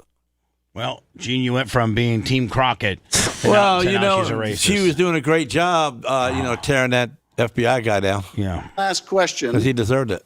Because you clearly won't tell us the cabinet members associated with Mr. Epstein. Let me ask you one last question. And that is, right after she gives this testimony in front of an FBI agent, among others, she's transferred to a minimum security prison, not suitable for a sex offender like herself. Who made that decision and why? The Bureau of Prisons. The Bureau of Decisions made it in prisons. The Bureau of Prisons decided on their own, without any consultation with Blanche or anyone else, that they were going to suddenly, after this interview, completely unrelated to this interview, completely unrelated to anything she said, move her to a prison not suitable for a sex offender. You want the American people to believe that? Do you think they're stupid? No. I think the American people believe the truth, that I'm not in the weeds on the everyday movements of you're inmates. not in the weeds? What I am doing is protecting this country, providing historic reform, and combating the weaponization of intelligence by the likes of you. And we have countlessly proven you to be a liar in Russiagate, in January 6th. You are the biggest fraud to ever sit in the United States Senate. You are a disgrace to this institution and an utter coward. I'm not surprised. I'm not surprised that you continue to lie from your perch and put on a show so you can go raise money for your charade. You are a political buffoon at best. Well, you can take an internet troll. Take it to the bank that the FBI is protecting this country and the state and citizens of the California. We are bringing historic reform. Point of order. But all you care about is a child sex predator that was prosecuted by a prior administration, and the Obama Justice Department and the Biden Justice Department did squat. And what did President Trump do? Bring new charges courageously. And what have we done? Chairman, you said I'm the most transparent FBI director in history. 33,000 pages of information to you. I challenge you to say anything credibly to the truth. Go ahead and run to the cameras where you want to go now. You got to give the little guy. You got to give the little guy some props there. Yeah, there you go. And then this is smoked the old timer. This is the last. This is the last piece. Tell us the cabinet members associated with Mr. Epstein. Let me ask you one last question. And that is, right after she gives this testimony. Oh, the same thing. Different angle. Among others. Historic reform. Point of order. But all you care about. Yeah, just a different angle. Hello, you're on the air. Hey, what's up, brother? It's Brandon the Quad. Hi, Brandon the Quad. How are you? Pretty good. The documentary kicks ass. My mom watched it. Thank you so much. Friday. Thank you so much for the entire Bubba Army this weekend. That if you got something that you need to be doing, or you got some time on your hands, 2 hours and 29 minutes, go to Apple TV, Google Play, and/or Amazon. Type in "Video Killed the Radio Star." And buy it and watch it, and then go to my Facebook page and give us your comments on it, if you could, please. I'd really like to see what you think about the film, produced by Woltz Films, and I thought they did a great job. I really did. Yeah, it was awesome when I turned 7 people onto it. Nice. Oh, you turned some people onto it. Perfect. Thank you. Yep. That's all I do down here is talk about it at the Eagles. Do you go to the Eagles every day? Yeah, I'm here right now. I lock myself in here until the bartender comes. Oh, so you lock yourself inside the Eagles until the bartender. Now, how much will you drink at the Eagles today? Probably like 3 or 4 drinks. I'm the secretary now, so I got a lot of business to take care of. You're the secretary of the Eagles? Yep. Oh, I like that. I really like the local Eagles establishment within where Brandon lives has given him a position of power within the Eagles. I like that.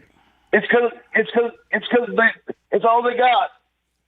Oh, so it was like, listen, we can't find anybody who wants to be secretary. Let's make the quadriplegic man secretary. He'd love to do that. Yep. Now, as secretary, what are your duties as secretary at small town Iowa, USA? Just gotta make sure the bills are paid. Gotta make sure everything's paid on time. How much is it? What's the monthly dues at your local small town Iowa Eagles? It's $40 a year. How much? $40 a year. 40 a year. We should cover that. Yeah. Yeah. 40 a year. Yeah. And that just gets you access into the Eagles. Now, are the Eagles open every day? Yep. And from noon until 10 or 11. From noon. Now, what do they do? Like, do they gamble? Do they free lunch? Play cards? Do they like? What do you do? What do you do at the Eagles, small town Iowa? We have those ticket machines. We have dartboards. We just sit and drink and watch TV. And now, can you smoke? And we watch YouTube. Can you smoke in there? You gotta go. A lot of those Eagles places, because they're private clubs, they'll allow you to smoke because they're not necessarily open to the public. Do you guys allow smoking inside the Eagles? Oh, no, we don't, because it's a state law that there's no smoking in bars. Oh, okay. Now, do they serve food at the Eagles? A lot of times, the Eagles and the Moose, they got really good food. They do. Yeah, Yeah, we have a fish fry every other Friday. Right. And that's how you probably raise. All the town comes into the Eagles Hall and buys what's it probably like maybe $10 for a ticket. $12 a meal. No, that's not bad. Yeah, $12, and I think then does that give you all the fish you want to eat, or does that just give you like 2 or 3 pieces? Gives you 4 big fillets. 4 big fillets with some fries. Yeah, and some coleslaw and all that. Yeah. Now, are you wheelchairing up and down the aisles? Refilling up drinks and stuff like that, or are you just back here counting the money? Well, there's not very much money to count, but. What do you mean? It's $12 a plate. $12 a ticket. I mean, I got to say, what? 100 people? How many people show up? 100? 4. About 30. About 30? Okay. All right. Yeah. Now, is the bartender a female? Yeah. I got to think if the Eagles was going to try to do good business during the day, get some of these people in there, these day drinking guys, that you might want to have like an older gal behind the bar, barmaid, because they don't want to see some dude. They want to see some coog back there with some pushed up jugs. She's 34. Oh, yeah. Young. Now, is she hot? Yes, she is. Yeah. She's one of my best friends. Have you told her that you're not a virgin and you've had a threesome before? Yeah. What do you think, Bubba? I told the whole damn bar. I've asked them if they wanted to watch the video. They watched the video. Have you? Why do you think he drinks for free every day? Yeah. Now, so the entire bar has seen your wiener and has seen you, take 2 chicks on at the same time in a hotel room in Tampa, Florida. That you're trying to say that most of the Eagles congregation have seen that. Dude, I'd put me a picture screen on the back of my 4-wheeler there and play it all the time. Yeah. I think good idea, G. Yeah, get an LED screen, right, Gene? Right. You can buy TVs now for. Don't think I don't get it from a big boob girl too. So anyway, listen, Brandon, we gotta go into commercials. Yeah, Brandon, you're messing up my picks. We gotta do our picks next. You got anything for me, bud? Oh, happy birthday, Walker, on Sunday, by the way. Oh, Walker's birthday Sunday? Tuesday, but Tuesday. Happy birthday Tuesday to Walker, okay? 4? Is he going to be 4? Yeah. Old man. See you later, Brandon. All right, guys. Bye-bye now. That makes me feel kind of weird that a fan would know your kid's birthday. Well, he said Sunday. He was off. It's not like he's... I know, but still. Walker has his own Instagram page. He's out there. He's got his own, he's out there? Yeah, he's out there. He's a good-looking kid. This kid's a... Lummy, you trying to live through your kid? Probably, yeah. I don't run it. Don't we all? I don't run it! Don't we all? Gene, don't we all? Yeah. Don't we all live through our kids? Didn't work out for you. Oh, Jesus. What a dick. It's getting better, though. That's what I heard. And I like that. Yeah. I mean, I'm giving him a free ride to help you. Yeah, well, he said he wasn't interested. He wasn't interested? Well, I'm going to put a dirt car together and come for him. Oh, okay. So I think Bubba, I'll have that car, Bubba, armied up. That's all it'll say all over it. That's your winning? Let's move on, Gene. I will. Let's move on to a different topic, and let's go to words, and so that we can end the show with Lasker versus a 4-year-old. Okay? Can I win? You're listening to the Bubba the Love Sponge Show. If you want 24/7 on-demand Bubba and the crew, go to BubbaArmyHQ.com. The Bubba the Love Sponge Show will be back after this.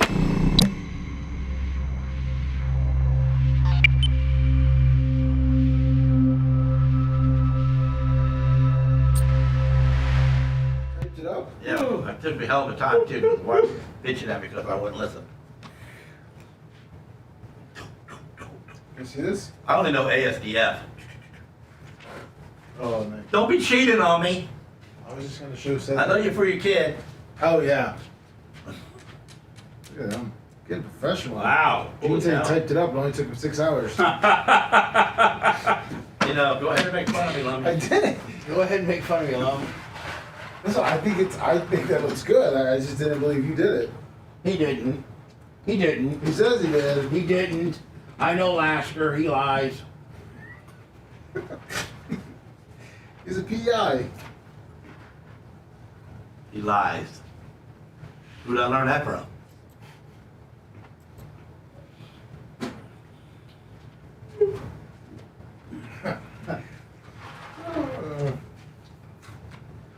Oh boy. Look, I didn't see the thumbnail today. What it looked like. It Did it have me on it like we're supposed to? It should have it on there. It Yeah. had you and Roger Jackson. Yeah. Okay.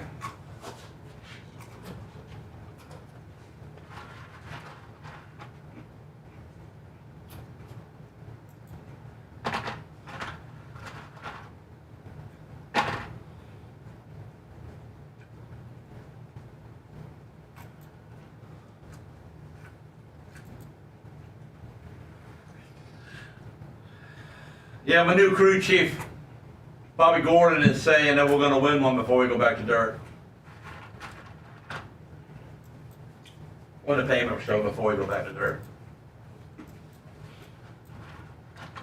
Not if Davey Hamilton's there, you won't.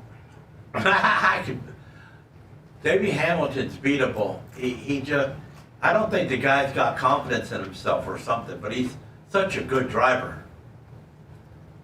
He's always up front, don't get me wrong, but he's not winning. I don't know why. It's like he's not aggressive enough. Sometimes you got to be a little bit aggressive, and he lacks that, I think.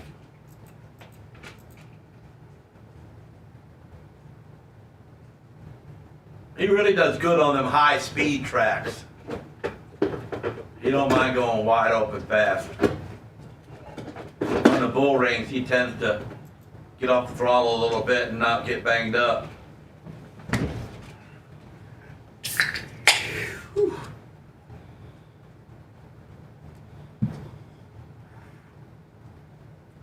Well, that's the only time you don't finish a race, though, is when the car breaks. I tell you, he don't wreck. He don't put himself in a position to tear a car up.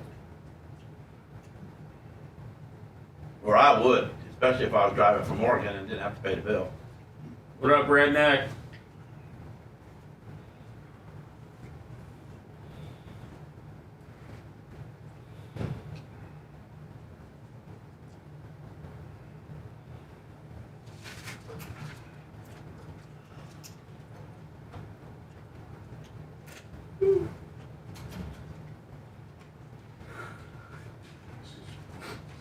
Lummy, you guys doing a show today? Yeah. Okay. Let me have him get with Merch Craig. I am. 18, what's up there, merchant? And the hard, the decals. What's up, by the way? Lummy, who's Ryan Phelps? Thank you, old biker. That's sends he's money in all the Orlando. time. That was Ashley's middle school boyfriend that listens to the show. He just threw down $500. He wanted to make sure he qualified. He came to the premiere. He's a good guy. He wants to. What's up, Dave? I think that man Can I say hi to by the way? So he walks over and sits your wife down on his lap and says hello to her. You're going to get mad. Gene, why do you always think of just the most fucked up shit to throw at a guy? Like, what if we're throwing shit like that to you? Hey, man, Sarah's ex came to the thing and fucking sat down, and what would you do? Like, we don't fucking even put you in those spots. You're not me. I think. Yeah, well, you're fucked up. Why? You gotta stop. Yeah, okay. You gotta fucking stop. And? I'm gonna get on there and say, hey, you know, what if Sarah's ex came over, popped his ass down, put his arm around her? What would you do, Gene? Smack him in the face. Okay. I hit him with one of them Domino's pizzas straight from Tom Bean. All right, we're going on the air here.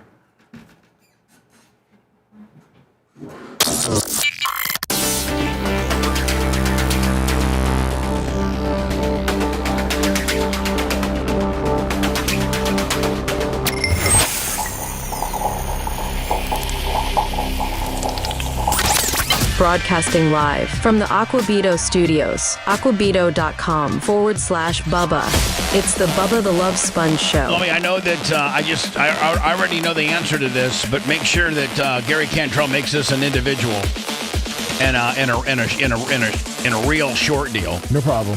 The Gene Lasker versus a 4-year-old. Gene Lasker's already ahead. The 4-year-old picked Miami. Lasker picked Buffalo. Yeah. Buffalo won. So and Gene's a game ahead, as Walker was 11-4 last week, and Gene was 12-3. So slow Walker, you're going down. Okay. Slow Walker. So Lasker, what is your pick between Atlanta at Carolina? Atlanta all day. Atlanta all day. Hold on here. So Gene Lasker has Atlanta, and Lummy, we will see what Walker has. Perfect. Falcons versus the Panthers. Who's going to win? Falcons? Yeah. Why? Okay. Because they're the winner. Because they're What winner. other reason? Because they're get low, and they get going this and go faster and faster touchdown. They're faster. Faster All right, for next. a touchdown. That's right. To go. Yep. Go. Green Atlanta. Bay at Cleveland. Gene Lasker. Oh boy. Cancel. Green Bay at Cleveland. Green Bay at Cleveland. I'm going for Green Bay Packers. Green Bay Packers. Smart pick. Yeah. Go Pack Go Go back, go. versus the Browns. Browns. Who's going to win? Don't do it. The Browns? Oh, wow. Because they're the winners. Why? Because they're getting won and they're getting done. I'm gonna beat. They're going to them run a at ton? home. All right. You're going to beat him when you get home? Yeah. You know you can't go The against Cleveland D Packers. strong. Walker knows, Yeah, man. He knows. Oh, All right, boy. Gene Lasker. Houston at Jacksonville. Houston at Jacksonville. Those are the Oilers? Those are they used to be the Oilers, yes. Oh, they're not no more? No, they're the Houston Texans. Oh. Their actual franchise got shipped to Tennessee, and then Houston was awarded an expansion. Yes. Am I not right? And they're playing who again?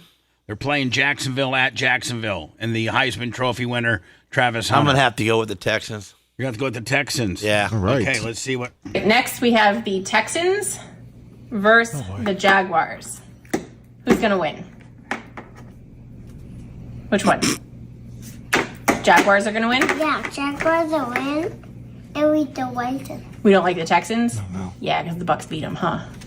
Yeah, they're poopy buttheads. Yeah, they're poopy buttheads. Next. Is he fresh off watching the Texans, Lummy? Is Yes, that he why? is. Is Yeah. that why he picked against them? Yes. Cincinnati at Minnesota, Green Bay. Gene Lasker. Cincinnati Bengals. Bingos at the Miami at the Minnesota Vikings. At the Minnesota Vikings. I thought I had something about the Vikings written down, but I don't. Okay. It's got 3 sheets over here. Yeah. Well, this is my old one where I know. shows me that I'm the leader. Time is of essence. I think this is Carson Wentz versus Jake Browning game. Yes, the backups versus backup. Well, I need it fast. Okay. All right, What do you got? What do you got? Well, what are you saying? I'm saying, what's your pick? On which one? Cincinnati at Minnesota. Oh, I already said Cincinnati. Oh no, well you didn't. But okay. Next up, we have the Cincinnati Bengals. Do you remember this one? No. The Vikings of Minnesota. Who's going to win? Oh, The your Vikings? boy's going way What? down. Vikings. Oh, okay. Because they're the winners. Why? Because you're the one. He might need They run therapy faster? after this one. Next. Did he say he had to go poop? Yeah, he had to go poop. I have to go poop. Yeah. Fantastic. Maybe that brought some more creativity to him. Hopefully. Got that that poison out of him. Gene Lasker, Pittsburgh Steelers at New England Patriots. Pittsburgh Steelers. Pittsburgh Steelers. You know their starting quarterback? No, I don't know the starting quarterback. Former Green Bay Packer. Oh, first Ramsey? time- Not Ramsey. Yes. Reinhardt? Nope, not Yep. Reinhardt. Reinhardt Ramsey. It starts with R. Yes, Reinhardt Ramsey. Rogers. Aaron. Yeah, there you go. Crackers. Derek Steelers. is old dude. Patriots. That's it. Okay, so who's going to win between those two? The Patriots? Why? Because they're one. Boy, he's They're going to run all over He's you. messing your name up, because boy. they're going to run and run. The Steelers? One. We might have to pick a different kid. They're going to do somersaults even? Yeah. Okay, cool. Next up. All right. Gene, L.A. Rams at Philadelphia Eagles. Philadelphia Eagles. Philadelphia Good Eagles. pick. Okay, thank you. The Rams? Rams. Eagles. Eagles. Who's going to win? Eagles. Why? All right. Because they're the winners. Because they're the winners? I want daddies. You want daddies? I want daddy to do it. Okay. Oh. Look at that twist. Oh, wow. That's right. That's picking dad over mom. That's a loss every week. Don't think that mom didn't shut that ass down. Uh-oh. I can see the welt on his face. Because Oh, man, now you insulted him. Because mom's like, that's my boy, and then he says, I want a mid schedule change with Pops. Woo. It's kind of cool for you, Lummy, because she's going to make you have another kid now. Gene, we got the Jets. We need another one. We got the Jets at Tampa Bay. The Jets at Tampa Bay. Well, I'm going for the Tampa Bay Bucks. All right. Tampa Bay Bucks. I'm sure that's probably what. Yeah. First, the Buccaneers. Buccaneers. Who? Buccaneers win? Buccaneers trying to beat him. Oh, they beat them, the Texans. Now they're going to beat the Jets. Because they're going to get one, and boom. Oh, You're now not the winner? you done slipped up in there and got rid of mom. The Colts? All right, hold on now. So, Indianapolis Colts, Gene, at Tennessee Titans. Tennessee Titans against the Indianapolis No, Colts. Tennessee Titans are those Houston Oilers that you Yeah, used they're to idiots. look. I'm going to go with Indianapolis. You're going to go with the Colts? All right, good pick. Okay. Goat. And the Titans. Titans. Who wins? The Raiders. What? Titans? This one. Or the Colts? This one. This one No. is a bad guy. He's a bad guy? Now, let me. Who's he saying is a He's bad saying guy? the Titans. The Titans are bad guys? Yes. It's always a chicken poopy head. Poopy head. Poopy head. Poopy heads. That's you better got the analysis than Stephen A. Smith. Yeah, and to say that they're the bad guys and they're poopy Yeah, heads. that's right. Colts right. win. I mean, that's great. Say Colts win. Goat wins. The Raiders? All right, Gene, Raiders at Commanders. Commanders, formerly the Redskins, now the Commanders, because you can't say Redskins anymore. Marcus Mariota versus Geno Smith. Yeah. Las Vegas Raiders versus the Washington Commanders. Gene, what do you got? I'm going to go with the Washington Redskins. Washington Commanders, thank you. Versus the Commanders. Who's going to win? Raiders? Yeah. Why? Yeah, they're the winner. They're the winners? They're going home. Greg, Chargers? $20. Okay, no, thank you. Gene, Denver Broncos at the LA Chargers. Denver Broncos at the LA Chargers. I'm going to have to go with LA. LA Chargers it is. Let's see what the 4-year-old says. And the Broncos. Broncos. Let them ride, right? Who do you got? The Broncos? All right. Why? Because they're the best. Oh, they're going to ride out? Yes. They're going to ride? On him. So Broncos? Yes. Seahawks? All right. Gene, New Orleans at the Seattle Seahawks. This is going to be a tough week of watching football, I think. Oh, I think it is too. I'm going to go for Seattle. Seattle, and let's see what the little guy says. Saints. Who wins? The Seahawks? Why? Because they're a bird? Yeah. Who's this? Cowboys. Who's this? Bears. Who wins? Oh, I want to hear this one before I go to Gene. Oh, boy. We'll start alternating. Oh, God. Come on. Dallas at the Bills. Come on. Dallas at the Bills. Let's see Dallas at the Bills. Does he know that the Bears had 2 good days of practice in a row, Yes, Lummy? he does. He knows everything Yes, about the Bills. He gets Doug Buffoon's Bear report. Oh, wait, does Gene go first? No, but I'm gonna do Walker first on this one. Cowboys. The Cowboys win? No, black teams are winners. Are the winners there be? Oh, in this one, another winner. Oh, boy. So who's going to win out of these two? Yeah. The Cowboys. Oh. The Cowboys win? The Cowboys. Yep. Oh, boy. They got the Cowboys winning. Okay. Gene, what do you got between the Cowboys and the Bills? Which one you got? I'm going with the Bears. Bears. Thank you. All Holy right. hell. All right. Let's go The here. 49ers. And who's this? Cardinals. Who wins? Cardinals. Cardinals win. Yeah. Gene, what's your pick? Cardinals at San Fran. San Fran and the Cardinals. I'm going to have to go with San Fran. San Fran, there we go. All right, let's see what the little guy goes. Why? That they're no what? That's He You gets like the to have Cardinals. them roll, don't you? He likes the Cardinals, doesn't he? Yes, he does. They're a I bird. think he likes the helmet. Yes, he The does. Chiefs Chiefs? and the Giants. Giants. Who wins? Chiefs. Chiefs. Really? Why? Chiefs was him. He got the bam out the way. Perfect. This. Gene Lasker, Kansas City Chiefs at the New York Giants. Chiefs. Chiefs. All right, final for the little guy. Detroit, Monday Night Football, 8:15. Detroit at Baltimore. Oh, there we go. That's a good Finally. game. Yeah. So, Monday night game.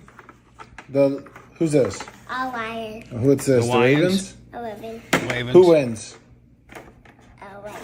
The Lions? All right. All right. Why? Because they're the winners. They're the winners? Because they're the winners.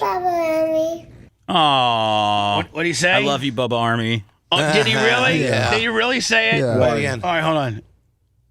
Because they're the winners. They're the winners? I love you, Bubba. Oh. Welcome to week 2 of All right, Walker's now, Week. Lasker, your final picks. I'm going with Baltimore Ravens. You're going to go with the Baltimore. Oh, this is Yeah. going to be a tough week. Was Ashley mad that she got replaced, Lummy, honestly, or was she happy to not have to go through that? I think she was disappointed. Oh, boy. I don't think Lummy's gotten ass since. Did it Yeah, play I'm out not. all the way through the night? I think played out all week. it's still playing. They're still playing it. Good for you, Lummy. Oh, thank you. Lummy, need make it. sure Colton gets a hold of Todd Stepp, Yes. get a hold of Merch Crick to get the 25 emblems and the 250 sticks. All right, bud? Sounds good. G. Lasker, appreciate you. Thank you. I love you, Sarah. Sarah, love you too, Sarah. Seth, thank you, my friend. God bless America. Love me. Love you. No, no, no, no. Finally becoming a Republican. Macho Man, did you get your did we get a chance to talk about your tire? Did you get your tires fixed? No, this one looks good. Get some Toyos, man. They're good. I do need to get some Toyos. Tonight, 8 o'clock, let me make sure we put on all of our, Facebook. Blah, blah, blah. Of course. Tonight, Don't forget to get me the deal on my mower. Tonight, 8 o'clock, 8 to 10. It'll be on Rumble, and it'll be on Twitch. Bubba 199, your last opportunity to qualify for BARP. Hope you have a great weekend. See you tonight at 8 o'clock. Thanks for letting me finish. You've been listening to the Bubba the Love Sponge Show, starring me, Bubba the Love Sponge, co-host and show historian, Lummit. It's Seth, co-host and president of podcasting. It's Brian Matroni, king of counter programming. You're wiring up. It's Mini Macho. The BRN agent, Thomas Buttoned Up B. Co-host, Dr. Dan Diaco, Esquire of Council. Co-host, J. Diaco, Esquire, the Spitting Cobra of Council. Now, time for the legal disclaimer. Exactly. The Bubba the Love Sponge Show is intended solely for the enjoyment of our listening audience. Any rebroadcast, retransmission, or other use of this show without express written consent of the Bubba Radio Network is prohibited. We must dissuade him of this delusion. Until next time, always remember. I'll repeat hello.